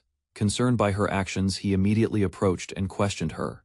Alicia defended her decision confidently. She insisted that helping with the work was not a problem. Raven reminded Alicia of the responsibilities carried by the Verdun family. Alicia refused to abandon her beliefs. Determined to protect those she served, Alicia spoke passionately. Her conviction surprised even Raven for a moment. Tears filled Alicia's eyes after the confrontation. The emotional burden she carried finally became visible. Raven gave a harsh order and told Alicia to leave. His expression remained firm despite her reaction. He insisted she should live a different life instead. Alicia was stunned by his painful words. A memory surfaced in Alicia's mind. Someone once compared their strength and judged her as inferior. Time passed until the long-awaited test run day arrived. Important figures gathered to witness the project's outcome. Miyabi confidently faced the gathered officials. After months of work, the moment had finally arrived to prove everything. Strong winds swept across the station. The observers questioned whether Miyabi's invention could function under such conditions. Miyabi proudly declared that the wind was part of the design. The unusual explanation surprised everyone present. As the wind intensified, the officials followed Miyabi outside. Curiosity replaced doubt as they watched carefully. The completed locomotive stood ready on the tracks. The spectators stared in amazement at the massive machine. Suddenly, powerful gusts and dust surrounded the area. The train began operating exactly as Miyabi intended. The observers hurried inside while studying the mechanism. They realized the vehicle moved without relying on horses. Once everyone boarded, Miyabi welcomed the passengers. The first official journey toward Angelum was ready to begin. Inside the carriage, Miyabi and his companions eagerly prepared themselves. Excitement spread throughout the train before departure. Miyabi and the small helper reached for the controls. With every passenger aboard, the historic test run commenced. Miyabi and his small helper pulled the control lever together. The train officially began its long-awaited departure. The passengers stumbled as the vehicle suddenly accelerated. Surprise quickly spread through the carriage as movement intensified. Outside, the locomotive raced along the tracks. The spectators watched in amazement as the machine gained speed. Inside the train, everyone felt the vibrations, despite their concerns. They realized the vehicle moved remarkably fast. Miyabi explained that the locomotive operated using wind blocks. The unusual power source attracted everyone's attention. Displaying a prototype component, Miyabi revealed part of the mechanism. The passengers listened carefully to his explanation. As the demonstration continued, the train gradually slowed. The observers immediately noticed the unexpected change in speed. Miyabi revealed the key improvement. Instead of relying solely on brakes, the system reversed wind force. Using simple diagrams, Miyabi explained acceleration, braking, and stopping.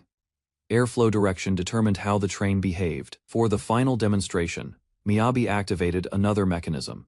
The passengers watched closely as the system responded perfectly. Miyabi proudly demonstrated the dual braking system. The successful stop proved the train could operate safely. One official admitted his earlier doubts were misplaced. The completed railway project exceeded everyone's expectations. Despite the successful test, the official unexpectedly refused approval. Miyabi was shocked by the sudden decision. The group desperately searched for a reason. Their guesses sounded weak compared to the train's achievements. The official explained that only Miyabi could create such technology. That unique dependency worried him greatly. He pointed out that enchantments relied on stored magical energy. Without maintenance, their effects would eventually disappear. Using examples from previous projects, the official explained the limitations. The train's future depended heavily on Miyabi. Miyabi listened carefully as the consequences became clear. His extraordinary magical ability could not be easily replaced. The official looked toward the future and questioned what would happen decades later, when Miyabi was gone. Rather than reject the project entirely, the official proposed a condition. His decision would determine the railway's future. The officials stood speechless after hearing the condition. None of them expected such a demanding requirement.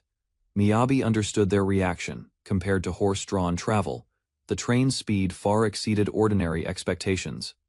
Miyabi and his companions listened carefully. The discussion shifted toward the long-term maintenance of every enchantment used. The official finally revealed his condition. Responsibility for maintaining and renewing the enchantments would belong to Miyabi. Miyabi was completely stunned by the announcement. Realizing the scale of the obligation, he froze in disbelief.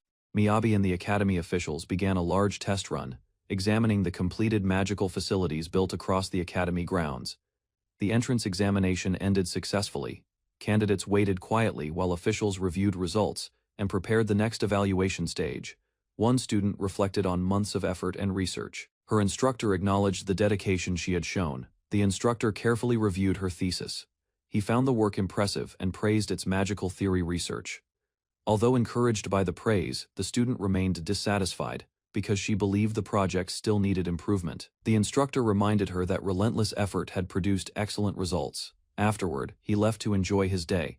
Later, the student remembered the Varasana Spring Radiance Festival. The city was already decorated with flowers.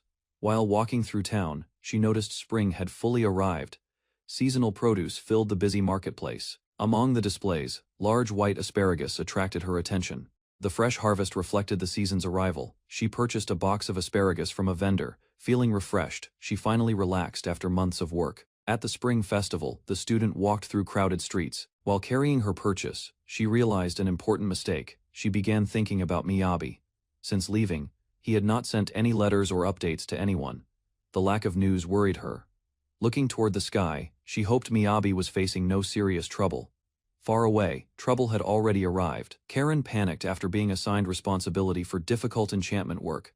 Miyabi remained calm and explained that Karen's enchantment method produced results comparable to his own techniques. Despite Miyabi's confidence, mistakes caused major damage. The group watched their work collapse and feared failure. Instead of giving up, the team encouraged one another. They decided to solve the problem themselves. The repairs continued for an entire month. Exhausted from constant work, the group nearly lost hope. When results remained poor, Karen blamed personal weakness. Others reassured her and refused to place blame. The team reviewed their failures and searched for improvements. Together, they continued rebuilding the enchantment system without Miyabi. Miyabi analyzed months of failed experiments. Every method produced weak results, proving the power source remained fundamentally different. While the exhausted team rested, Elda, the merchant guild master, suddenly arrived with several guild representatives. Elda immediately approached Miyabi. Rather than discussing failures, she offered him a proposal involving the merchant guild. Believing Miyabi's ideas held enormous value, Elda insisted his talents could greatly benefit guild business operations. Elda explained how commerce created prosperity and wealth. Miyabi listened politely but showed little personal interest. Miyabi focused on solving practical problems instead. The others considered Elda unusually persistent during the discussion. Elda admitted her request might seem greedy. She then asked when the unfinished project would finally be completed. The answer disappointed her. Karen explained that the power system was still being rebuilt from scratch. Learning about the delays, Elda realized her plans depended heavily on Miyabi's success and progress. Despite the setbacks, everyone remained determined. The group prepared to continue working until the power system succeeded. Elda departed on horseback. After promising full merchant guild support, the exhausted team watched her leave the site. As Miyabi rested, a strange sound echoed nearby. Everyone immediately became alert and searched for its source. They discovered the project gate was closing. The team hurried toward the construction area before access disappeared. With nowhere suitable to stay, Miyabi and his companions followed a local resident into an old building. Inside, they found a neglected room. The owner explained it could be used after some cleaning. The room once belonged to Geralt during childhood. Years had passed since anyone last lived there. While cleaning, Miyabi learned about someone who had left long ago and never returned to the house. The story revealed a difficult past. Despite concern, the missing person had always been determined and independent. Miyabi understood the situation and accepted it. He quietly reflected on the choices people make in life. After finishing the cleaning, the group prepared the room for rest while continuing their discussions about home. Miyabi received news about a student taking academy exams. He asked that she visit for maintenance afterward. Meanwhile, Liz finally returned to the academy. She was shocked to learn she could not leave immediately. An instructor explained academy procedures. New students had to complete training before gaining full freedom. The academy's curriculum focused on fundamental skills. Liz realized missing classes would create serious problems for her. After hearing the explanation, Liz panicked. She worried that Miyabi would be disappointed by her absence. Determined to return, Liz rejected suggestions to simply send a message. She wanted to explain personally. While reviewing documents, Liz discovered another problem. Her Adventurer Guild license was close to expiration. The timing confused Liz. Because she remained enrolled in the capital, her situation became unexpectedly complicated. A noble friend offered help through family connections and guild influence. Liz desperately sought a solution. Refusing to give up, Liz rushed to request an extension. She hoped to settle everything and reunite with Miyabi soon. Miyabi received troubling news. Liz would remain in the capital longer than expected and could not return yet. After hearing the details, Miyabi learned Liz had entered the Royal Academy and earned a recommendation. The situation seemed complicated. Balancing academy life, adventurer duties, and future plans created many obstacles for Liz. Another problem emerged. Guild regulations made license extensions difficult, and re-registration would reduce Liz's rank significantly. Miyabi became frustrated. Every solution created new complications, making his transportation project seem increasingly important. His companions quickly understood the truth. Miyabi had started building the railway largely to help Liz. Geralt encouraged him. He explained that true craftsmen should pursue goals driven by genuine personal desires. Miyabi finally realized his objective clearly. The railway would help make Liz's dual lifestyle possible. With renewed determination, Miyabi and the workers gathered together and planned how to finish the railway within 9 months. A grand ceremony filled the royal hall as nobles gathered before the throne. The young third prince stood alone quietly. A faint jade glow appeared around the prince. The crowd watched with confusion, wondering what the strange sign meant. Whispers spread among the nobles. They discussed how the third prince possessed crafting talent instead of swordsmanship or magic. In a private chamber, the prince reflected on palace rumors. Doubts about the queen and royal affairs troubled him. Determined to improve himself, the prince trained with a sword. Sweat covered him while guards observed his efforts. After arriving at another royal estate, the prince received a polite welcome. Officials showed concern for his journey. The prince met Trents and other attendants inside the residence. They exchanged formal greetings and discussed recent travel. Despite being invited to rest, the prince requested access to the courtyard. The attendants listened with curiosity. The prince explained his determination to become stronger. Since lacking magic, he focused on improving swordsmanship through effort. Trents noticed the prince's unusual behavior and growing resolve. He wondered whether significant events had occurred recently. Prince Cress remembered how royalty valued swords and magic above all else. Even so, he refused to abandon his path. Holding his sword firmly, Cress reaffirmed his determination. He pursued training not for status, but because he desired it. Suddenly, urgent news interrupted the discussion. Ignoring formalities, Cress hurried toward Weiss, believing the matter required immediate attention. Cress found Weiss near Trents and requested a private meeting. The legendary craftsman listened as concern spread. Before anyone could react, Miyabi appeared unexpectedly. Cress rushed forward with excitement, surprising everyone present inside the residence. Miyabi immediately recognized Cress. Their shocked expressions revealed they already shared a connection unknown to the others. The room fell silent as everyone questioned the reunion. Weiss observed carefully while Miyabi and Cress explained themselves. After introductions, Cress formally presented himself as Fortia's third prince. The others finally understood his noble background. Cress admitted hearing many stories about Miyabi's achievements. Curious and impressed, he wanted confirmation of those accomplishments. Weiss revealed a major transportation project linking distant cities. Miyabi would play a central role in its development.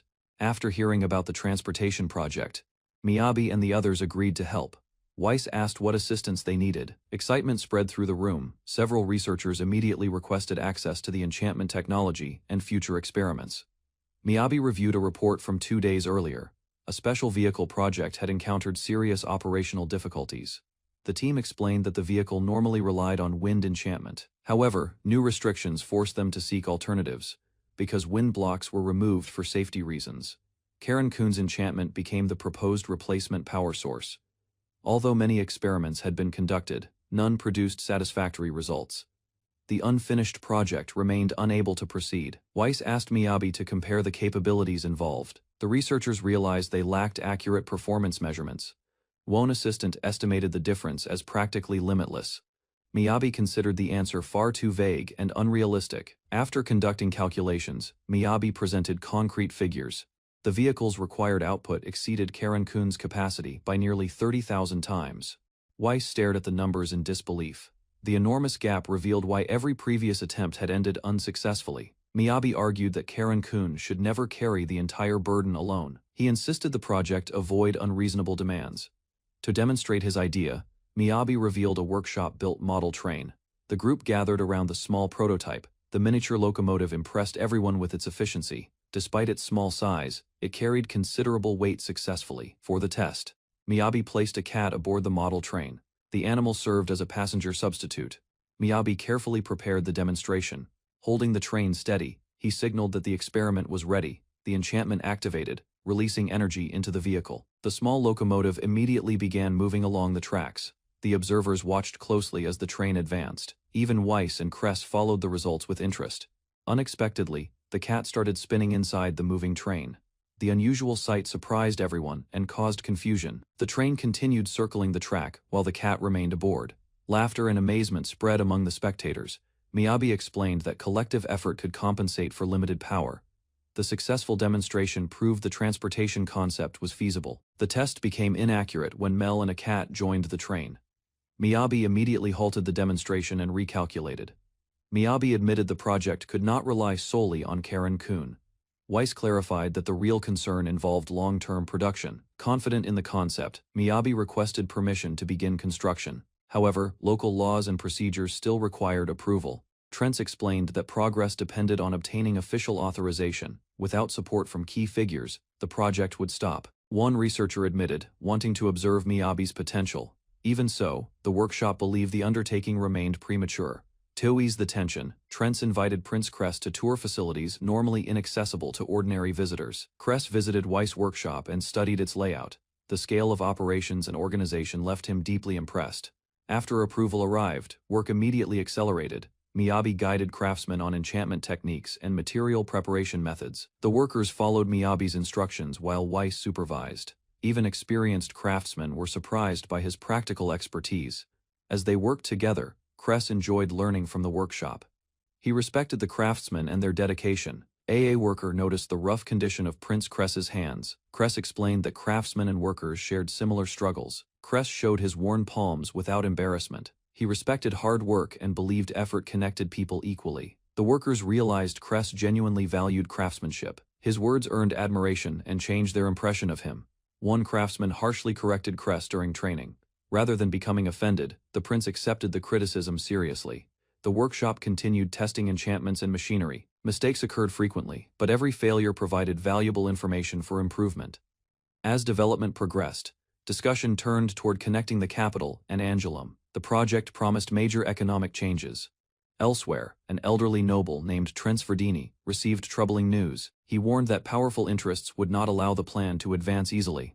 Liz and Mel secretly watched a meeting inside the mansion. They noticed Lord Angelum acting unusually and wondered what changed. Meanwhile, Miyabi focused on teaching enchantment techniques. His hands glowed brightly while Karen carefully followed every instruction given. Karen examined the results closely. She noticed the mana flow was uneven and considered a better method. Miyabi patiently continued the lesson. Karen struggled because stone and wind materials had poor compatibility for enchantment. While moving around the workshop, Karen accidentally bumped into another worker. Fortunately, nobody was hurt during the incident. Later, Miyabi casually called Karen by the wrong name. Karen immediately realized the mistake and became embarrassed. Karen quickly explained the misunderstanding. Everyone learned she was actually a girl, surprising Miyabi and the others. Miyabi apologized for not paying attention sooner. Liz and Mel quietly watched the awkward situation unfold nearby. That evening, Miyabi came up with a new idea. Preparations began across the mansion courtyard for a gathering. The next day, guests arrived and were shocked by the grand party. Miyabi revealed it fulfilled Lord Angelum's request. The party continued peacefully. Miyabi explained that the gathering was a special event prepared to honor the inspection visit. Karen appeared wearing a beautiful dress. Miyabi noticed her entrance while she quietly planned to teach someone a lesson. Karen walked across the courtyard confidently. Miyabi realized he had never seen her dressed like this before. Standing before everyone, Karen corrected the misunderstanding once more. She firmly stated that her real name was Karen. The guests were stunned. Many had assumed Karen was merely a nickname and never questioned it before. The truth spread through the party. Everyone learned Miyabi had mistaken Karen for a boy the entire time. Instead of becoming upset, Karen laughed.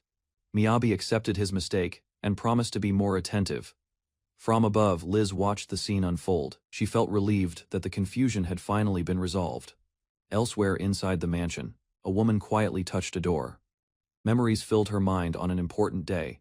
As she prepared to leave the room she had occupied for years, Karen and another girl rushed toward her. Alicia was offered a private room inside the mansion. Shocked by the privilege, she tried to refuse the arrangement. Karen smiled warmly and reassured Alicia. She promised Alicia would stay beside her and help protect her. Later, Alicia stood alone inside her new room. She reflected on the responsibilities waiting for her ahead. Determined to improve herself, Alicia trained diligently. She wanted to serve her lady proudly without shame anymore. While wandering outside during the banquet, Alicia was spotted by Miyabi. He called out before she left. Alicia questioned why Miyabi was away from the celebration. Miyabi admitted the guests would endlessly tease him. The conversation shifted naturally. Alicia noticed Liz was absent and asked about Miyabi's usual adventure companion. Miyabi explained that Liz remained in the royal capital. Alicia quietly accepted the answer and looked thoughtful. Sensing her mood, Miyabi gently asked whether something had happened. Alicia hesitated before responding to the question. Alicia finally revealed the truth. After being dismissed from serving her lady, she struggled with painful uncertainty. Alicia admitted the dismissal was real. Miyabi finally understood her situation and listened carefully to her concerns, trying to comfort her. Miyabi explained their positions were different. Alicia compared herself to Lady Chiffon instead. Alicia suddenly became emotional. She insisted her bond with Chiffon was important and refused to downplay it, remembering difficult moments together. Alicia recalled supporting Chiffon during ceremonies and offering guidance whenever she felt afraid. Overwhelmed by emotions, Alicia fought back tears. She repeatedly reminded herself not to appear weak before others. Alicia dismissed Miyabi's words and told him to leave. Feeling hurt, she quickly walked away alone. Before following her, Miyabi was interrupted by a servant. Someone inside the mansion was requesting his presence. Alicia left with a formal farewell. From a nearby window, another observer quietly watched the exchange, returning toward the banquet. Miyabi encountered familiar faces. They immediately noticed his absence and questioned where he had been. The discussion shifted to another topic. A small crafted item became the center of attention among the group. Miyabi explained the purpose of the crafted device. Maintaining stable wind output was necessary for accurate measurements. The others listened carefully. Miyabi emphasized that consistency mattered more than maximizing performance during the experiment. Using simple examples, Miyabi described production planning. Predictable results made calculations and future work much easier. Some companions remained unconvinced. They preferred practical experience, while Miyabi relied heavily on calculations and preparation. The discussion became playful. Karen noticed everyone seemed calmer than usual and agreed with Miyabi's reasoning. Karen accidentally spoke too casually about a prince. The surrounding nobles immediately reacted to her words. Embarrassed, Karen quickly explained herself. Sid laughed while teasing her, making the atmosphere much lighter. Elsewhere, Alicia sat alone inside her room. Distant voices from other residents reached her ears. Alicia's frustration continued growing. She felt that many people were quietly looking down on her situation. Her fears became stronger, as cruel remarks echoed in her thoughts. Alicia struggled against feelings of rejection and pride. Lost in negative thoughts, Alicia was surprised when someone suddenly called her name and interrupted her worries. Several workshop girls approached warmly. They brought cookies and greeted Alicia with friendly smiles and sincere concern. The girls invited Alicia to join a small tea party. However, Alicia believed they only pitied her. Unable to accept their kindness, Alicia politely declined the invitation and quickly excused herself from the room. The city remained peaceful beneath the night sky. Alicia wandered alone while sorting through her emotions. From a balcony, a visiting prince admired the town. He felt its atmosphere differed greatly from the capital. The prince praised the community's kindness and equality. He believed people here treated each other without barriers. Two attendants listened respectfully. They asked whether the prince truly felt that way about the town. The prince confirmed his opinion. He praised Weiss Workshop and spoke highly of the people living there. Looking over the illuminated city, the prince became curious. He wondered whether Lord Angelum truly understood this town. The prince listened carefully as his attendant approached. Together, they looked toward the brightly illuminated section of the city. His attendant explained the lights belonged to workers maintaining the walls. They labored from morning until night daily. The prince reflected on those workers. Whether serving the capital or Angelum, most of them were craftsmen, concerned for his health. The attendants guided the prince back inside. The cold night air grew stronger. As they walked away from the balcony, the prince glanced back once more, deep in thought. Later that night, the prince lay awake in bed. Thoughts about the town and its people remained. In Nocteria, Baron Georgi Calistine arrived carrying a fashionable perfume, believing it would finally earn recognition among nobles, far away. A noblewoman received news of Georgi's arrival and quietly prepared for the meeting ahead. Inside the mansion, members of the Greenvale family gathered, discussing the outsider seeking attention within noble society. Georgi admired the city beneath the night sky and imagined the respect he would soon receive. As he explored Nocteria, Georgi became fascinated by its grand architecture, prosperity, and reputation as a trade hub. The city's elegant buildings strengthened his confidence, and he expected treatment befitting someone of noble standing. Upon arrival at the estate, Georgi was formally welcomed and escorted inside by a young attendant.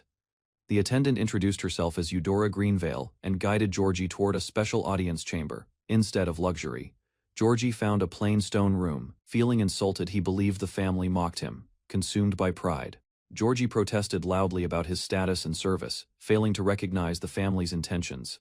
Eudora listened calmly as Georgi complained. His confidence remained high, believing the Greenvale family misunderstood his value. Georgi revealed he carried important information from the northern frontier and insisted it would benefit the Greenvale family. He criticized the current Berdini ruler, claiming corruption had spread and weakened proper order throughout the region. Georgi argued that commoners and adventurers were gaining influence, threatening the traditional authority of noble households. Continuing his warning, he claimed ambitious projects were expanding toward the capital and endangering noble interests. Eudora questioned the relevance, but Georgi described a massive underground railway that could transform transportation completely. He explained the railway could move cargo faster than carriages, creating competition for established workshops and merchants. Georgi feared that easier travel would flood the capital with outsiders, reducing the exclusivity long enjoyed by nobles. Expecting support, Georgi emphasized noble supremacy and waited for Eudora to agree with his concerns. Instead, Eudora remained composed and ended the discussion, preparing to report Georgi's complaints directly to the Duke. The Duke finally appeared and agreed the situation deserved attention. Georgi felt relieved as his warnings gained support. Meanwhile, another noble council discussed developments in Angelum. Reports showed growing influence from the railway project. The council leader insisted difficult decisions were necessary, believing future stability required accepting temporary sacrifices and opposition. Several nobles protested. They argued that monopolized resources and expensive contracts were draining the territory's finances. Despite the criticism, the leader remained firm, declaring that long-term benefits outweighed immediate costs and complaints. His unwavering response frustrated opponents, who warned that lower nobles would eventually resent such controversial policies. After the meeting, Raven was summoned privately to discuss another matter unrelated to economic reforms. Attention shifted to Alicia. Although diligent and talented, she struggled socially and avoided interaction with others. The council leader reassured Raven that Alicia should not be blamed. Talent alone could not solve every problem. He concluded with a lesson. Guidance could be offered, but personal change depended on Alicia's own decision. The discussion ended with acceptance that people could only be guided. Ultimately, every person chose their own path. Raven argued Alicia's mistakes were manageable. He believed protecting their lord remained more important than punishment. Even so, Raven quietly reflected on Alicia's situation, recognizing that concern alone could not solve everything. Elsewhere, Alicia stood beside a well. She understood advice could help, but decisions remained personal. A sudden cry echoed through town, breaking the calm atmosphere and drawing attention toward the streets. Miyabi discovered a massive railway carriage. Shocked, he wondered how such a machine appeared there. His companions explained the carriage was designed for the underground railway, leaving Miyabi completely bewildered. Nearby workers repaired the damaged vehicle. Despite concerns, they focused on restoring functionality before deadlines arrived. The craftsmen decided reducing weight was essential. With limited time remaining, practical solutions became their priority. As repairs continued, the group hurried forward. Meanwhile, others teased Miyabi about private matters unrelated to work. The engineers redesigned the power mechanism, believing the railway would need greater strength to transport heavy materials. Miyabi observed various prototypes. Instead of forcing solutions, the craftsmen carefully tested and improved each design. Watching their efforts, Miyabi realized his ideas were no longer his alone. Others were developing them further. The workshop united around the project, refining every detail through teamwork, experience, and countless adjustments. A young craftswoman looked toward Miyabi with hope, believing his knowledge could help solve remaining problems. Miyabi agreed to assist. Soon the workshop became lively as everyone competed to improve enchantments and designs. As evening arrived, Miyabi reflected on the dedication around him. Everyone contributed according to their abilities. Even so, Miyabi wondered whether his efforts were truly enough to support the project's success. The others explained that Miyabi had already shared the mechanism design, allowing the workshop to continue independently. Later, Miyabi quietly studied documents while receiving praise. The progress of the railway steadily moved forward. In the library, Miyabi received documents from Eleanor about underground monsters that could threaten the railway project. Miyabi reviewed the papers with Mel, making sure every report was complete before moving forward carefully. Liz arrived and questioned Miyabi's sudden disappearance. Concerned, she wondered what had kept him so busy. Miyabi avoided details about the project. Liz respected his decision and chose not to press further. Before leaving, Liz reminded Miyabi to stay safe. Her concern encouraged him as preparations continued. Miyabi and Mel reached the construction site, where workers from Weiss Workshop welcomed their arrival enthusiastically. The team introduced themselves as specialists assigned to support the tunnel excavation and railway construction efforts. Miyabi greeted local workers politely. Though young, he worked hard to earn their trust and respect. Soon Alicia appeared unexpectedly, assigned as a messenger by the Duke's household. She joined the operation. The workers welcomed Alicia. Miyabi was surprised to see her there, but accepted the new arrangement. A father's massive hand rested upon a ceremonial sword as two young cavaliers knelt before him, learning that loyalty defined their family's honor, not raw strength or power. Years passed and that lesson lingered, though the young girl who once received flowers wondered quietly what true pride her father had meant, unsure she ever understood. She realized her devotion to protecting someone she admired, like a storybook princess, had become her own version of pride, believing firmly this path was never wrong. Miyabi introduced himself cheerfully as the new site supervisor for the tunnel connecting Angelum's side, eager to begin, despite his youthful appearance, surprising everyone gathered around him. Workers murmured doubts about trusting a mere child with such an enormous excavation project, questioning aloud whether someone so young could truly manage construction safely.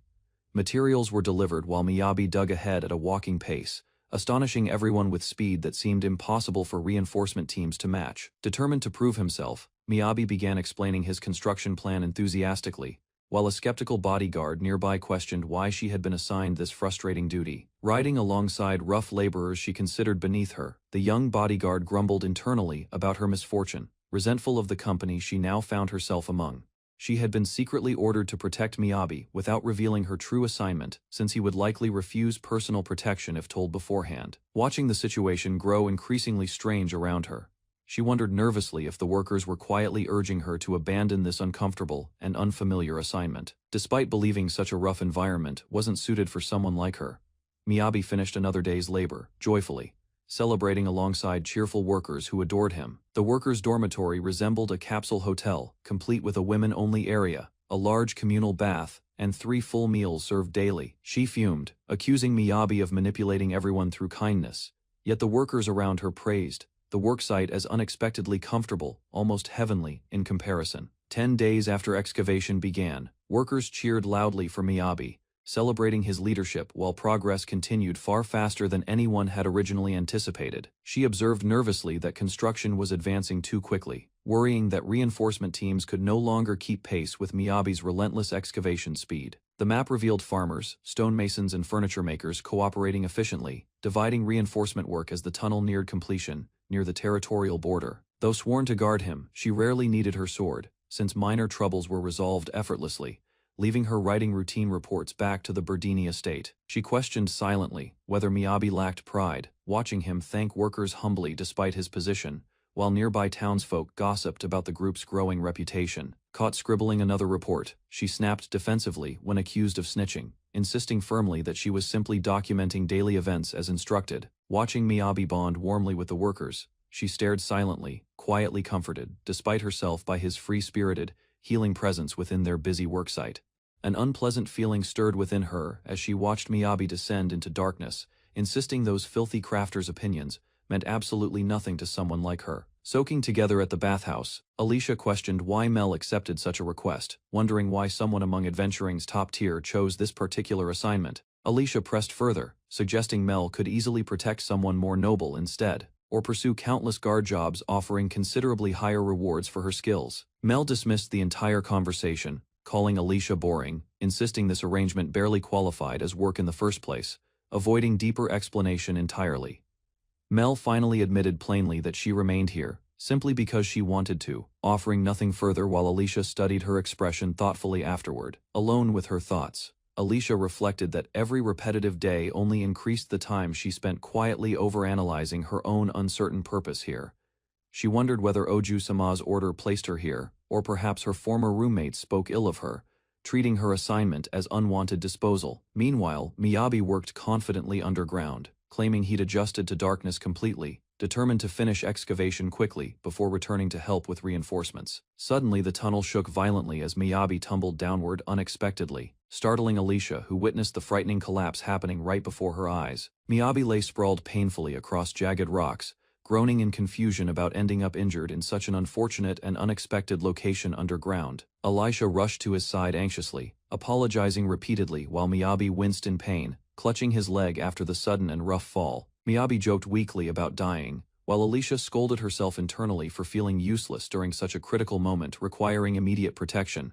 She recalled her original mission clearly, protecting Miyabi properly despite constantly telling herself this assignment barely counted as genuine work before. Standing over his injured body afterward, Alicia quietly wondered who truly deserved the label of useless within their current desperate situation. A healer nearby confirmed Miyabi's leg suffered a clean break, instructing him to rest quietly for an entire week afterward. Grateful a healer's town happened nearby, Miyabi thanked everyone warmly, while Alicia watched silently, still troubled by her earlier failure. Miyabi ate fruit, offered gently, admitting he'd let his guard down, while Alicia confirmed he must remain in town until healed. Alicia berated herself harshly afterward, insisting failing to protect Miyabi left absolutely no room for excuses or justification whatsoever. She asked Alicia-san for a favor, believing her existence held no value unless she executed her mission perfectly without fail. Miyabi asked her to keep him updated during recovery, though he suggested a closer companion might suit that request better. Instead, Alicia declared firmly that merely existing together in this moment already qualified them both as genuine companions, regardless of official titles or assignments. Confused by her sudden statement, Miyabi questioned whether being lumped together posed any problem, while Alicia insisted her noble cavalier status remained separate entirely. Alone afterward, Alicia whispered quietly that being called a companion strangely failed to bring her the happiness she expected feeling. Confused by her own reaction, she wondered silently why her chest tightened uncomfortably, despite insisting such words meant nothing to her. The elderly healer scolded rowdy children invading Miyabi's hospital room, reminding everyone loudly that this space was never intended as their playground. The children cheered happily for Mel and Miyabi, though the healer grumbled about their troublemaking before finally waving goodbye and departing. The healer warned Miyabi jokingly about broken bones causing hassle, urging him not to lead innocent village children down a troublesome path. Miyabi explained the children simply followed Mel naturally, joking about her apparent talent for accidentally gathering youngsters wherever she traveled around town. Miyabi wondered aloud whether letting the maid return alone had truly been wise, noting she'd seemed somewhat distant from everyone at the site. He hoped sincerely that things would work out fine. Acknowledging plans don't always proceed smoothly, though she seemed to understand that truth. Riding briskly toward the construction site, Alicia reflected that her red choker charm had always given her quiet courage during difficult moments. Workers panicked upon discovering their supervisor's absence and a broken bone, leaving Alicia puzzled why one man's absence caused such spreading anxiety. She recalled Miyabi's earlier words about companionship, quickly, clearing her mind afterward, determined to focus solely on her urgent responsibilities. Alicia resolved firmly that making up for her failure to protect Miyabi now took absolute priority over any personal feelings. Demanding courage from herself, she pushed through anxious workers who insisted one person's injury wouldn't alter the construction plan. Concerned workers whispered about the reported injury, anxiously asking each other where Miyabi currently was and whether he needed visiting. She informed everyone that Miyabi's condition wasn't life-threatening, sharply asking whether today's assigned work had actually been completed yet. Miyabi requested Alicia handle dormitory meals temporarily, insisting workers proceed without worrying and reassuring everyone that he remained perfectly fine. Since reinforcement teams operated independently, she decided to personally oversee dormitory support while ensuring construction continued without unnecessary interruption. Miyabi mentioned one squad tended to fall behind slightly, expressing his wish to stay informed despite recovering from his injury. Elisha announced firmly that she would serve as acting supervisor, while workers murmured doubts about organizations losing coordination without proper leadership. Rough workers mocked her sudden authority, questioning arrogantly whether she even understood their actual daily responsibilities around the busy site. Declaring herself an emissary of the Berdini family, Alicia demanded respect while forcefully rejecting the workers' disrespectful physical contact entirely. Furious workers dismissed maids as unremarkable, prompting Alicia to proudly declare her Cavalier family's proud 5-generation lineage of noble service. The workers mockingly repeated, "family," insisting she remained nothing more than a lowly maid despite her proud claims of noble lineage. Alicia recalled childhood memories sparring against her brother while father emphasized his disappointment, though she felt secretly relieved being born a girl. She once dreamed of becoming a bride, supporting her husband like her mother, denying anything strange about wanting such simple happiness. She remembered pitying another servant girl working away from home, once believing herself blessed compared to someone forced into such labor. Her father insisted serving the Duke's family required becoming a servant, since women couldn't become knights, despite possessing equal capability. She resented bitterly being born a woman, despite belonging to the Cavalier family and possessing genuine skill wielding a sword herself. She reasoned that since her family merely earned baronial status through military achievement, she couldn't casually associate with the Duke's daughter. Receiving a red choker for her 13th birthday, Alicia felt special, believing this gift confirmed her rightful place beside her lady. Years later, standing quietly amid pouring rain, Alicia reflected somberly on everything she'd endured throughout her complicated and conflicted life. She admitted quietly that she hadn't handled recent conflicts well, blaming workers for refusing to listen to her instructions properly. Alone and isolated, she finally admitted making mistakes, realizing painfully that Miyabi had started from her exact same difficult position. Miyabi insisted injured people should rest, yet reached toward her anyway, believing sometimes actions communicated feelings words simply couldn't express. He questioned why he'd feel angry toward someone already suffering emotionally, denying any resentment toward her earlier hurtful words. Miyabi reassured her that she'd surely tried her best, though her heart still felt like it was silently screaming. She admitted finally understanding why people naturally gathered around Miyabi, questioning tearfully why he remained so genuinely kind toward everyone. She confessed fearing insults because she herself would have mocked others similarly, surprised instead by their unexpectedly gentle treatment toward her. She insisted she didn't want kindness, demanding treatment matching her talent, though secretly wishing to reconcile with everyone she'd wronged, crying openly. She admitted her ugliness inside, wishing desperately she'd been born kind like Miyabi, instead of prideful and cruel. She snapped defensively, insisting she possessed her own pride, admitting reluctantly that she truly hated this flawed part of herself. Miyabi gently reassured her that she wasn't beyond changing, comforting her patiently, despite her protests against being touched or pitied. Miyabi encouraged her that actions define who someone becomes, suggesting she try genuinely, even if starting through mere motions felt insincere. Standing before everyone, Alicia apologized deeply for words that trampled feelings, admitting her fear of delays had overshadowed proper consideration entirely. She internally resisted bowing toward commoners she considered low-born, yet outwardly begged everyone sincerely to lend their continued strength forward. Workers accepted her awkward apology cautiously, warning her about proper phrasing, while admitting they'd also overreacted somewhat during the earlier argument. 1 week later, Alicia simply warned Miyabi not to bring shame upon their lord, her tone noticeably softer than before. Miyabi apologized loudly for worrying everyone, thanking Alicia directly afterward, though she brushed off his gratitude with quiet hesitation. He awkwardly apologized about her injured leg, realizing guarding him had truly been her assigned responsibility all along. Miyabi teased that she'd moved beyond merely going through motions, while nobleman Chiffon observed their exchange with quiet interest. Reflecting alone outdoors, Alicia admitted Chiffon's earlier assessment about her had proven surprisingly accurate and difficult to ignore. Miyabi asked directly whether she planned to quit being a maid, though nothing had actually been officially decided yet. She admitted her actions had caused more than physical injury, believing she'd hurt many people while hiding behind personal justice. Ashamed, she confessed feeling unable to face her mistress again, believing she'd severely tarnished her master's reputation and authority. Miyabi countered gently that despite her self-righteousness, her feelings toward Chiffon had genuinely never seemed like a lie.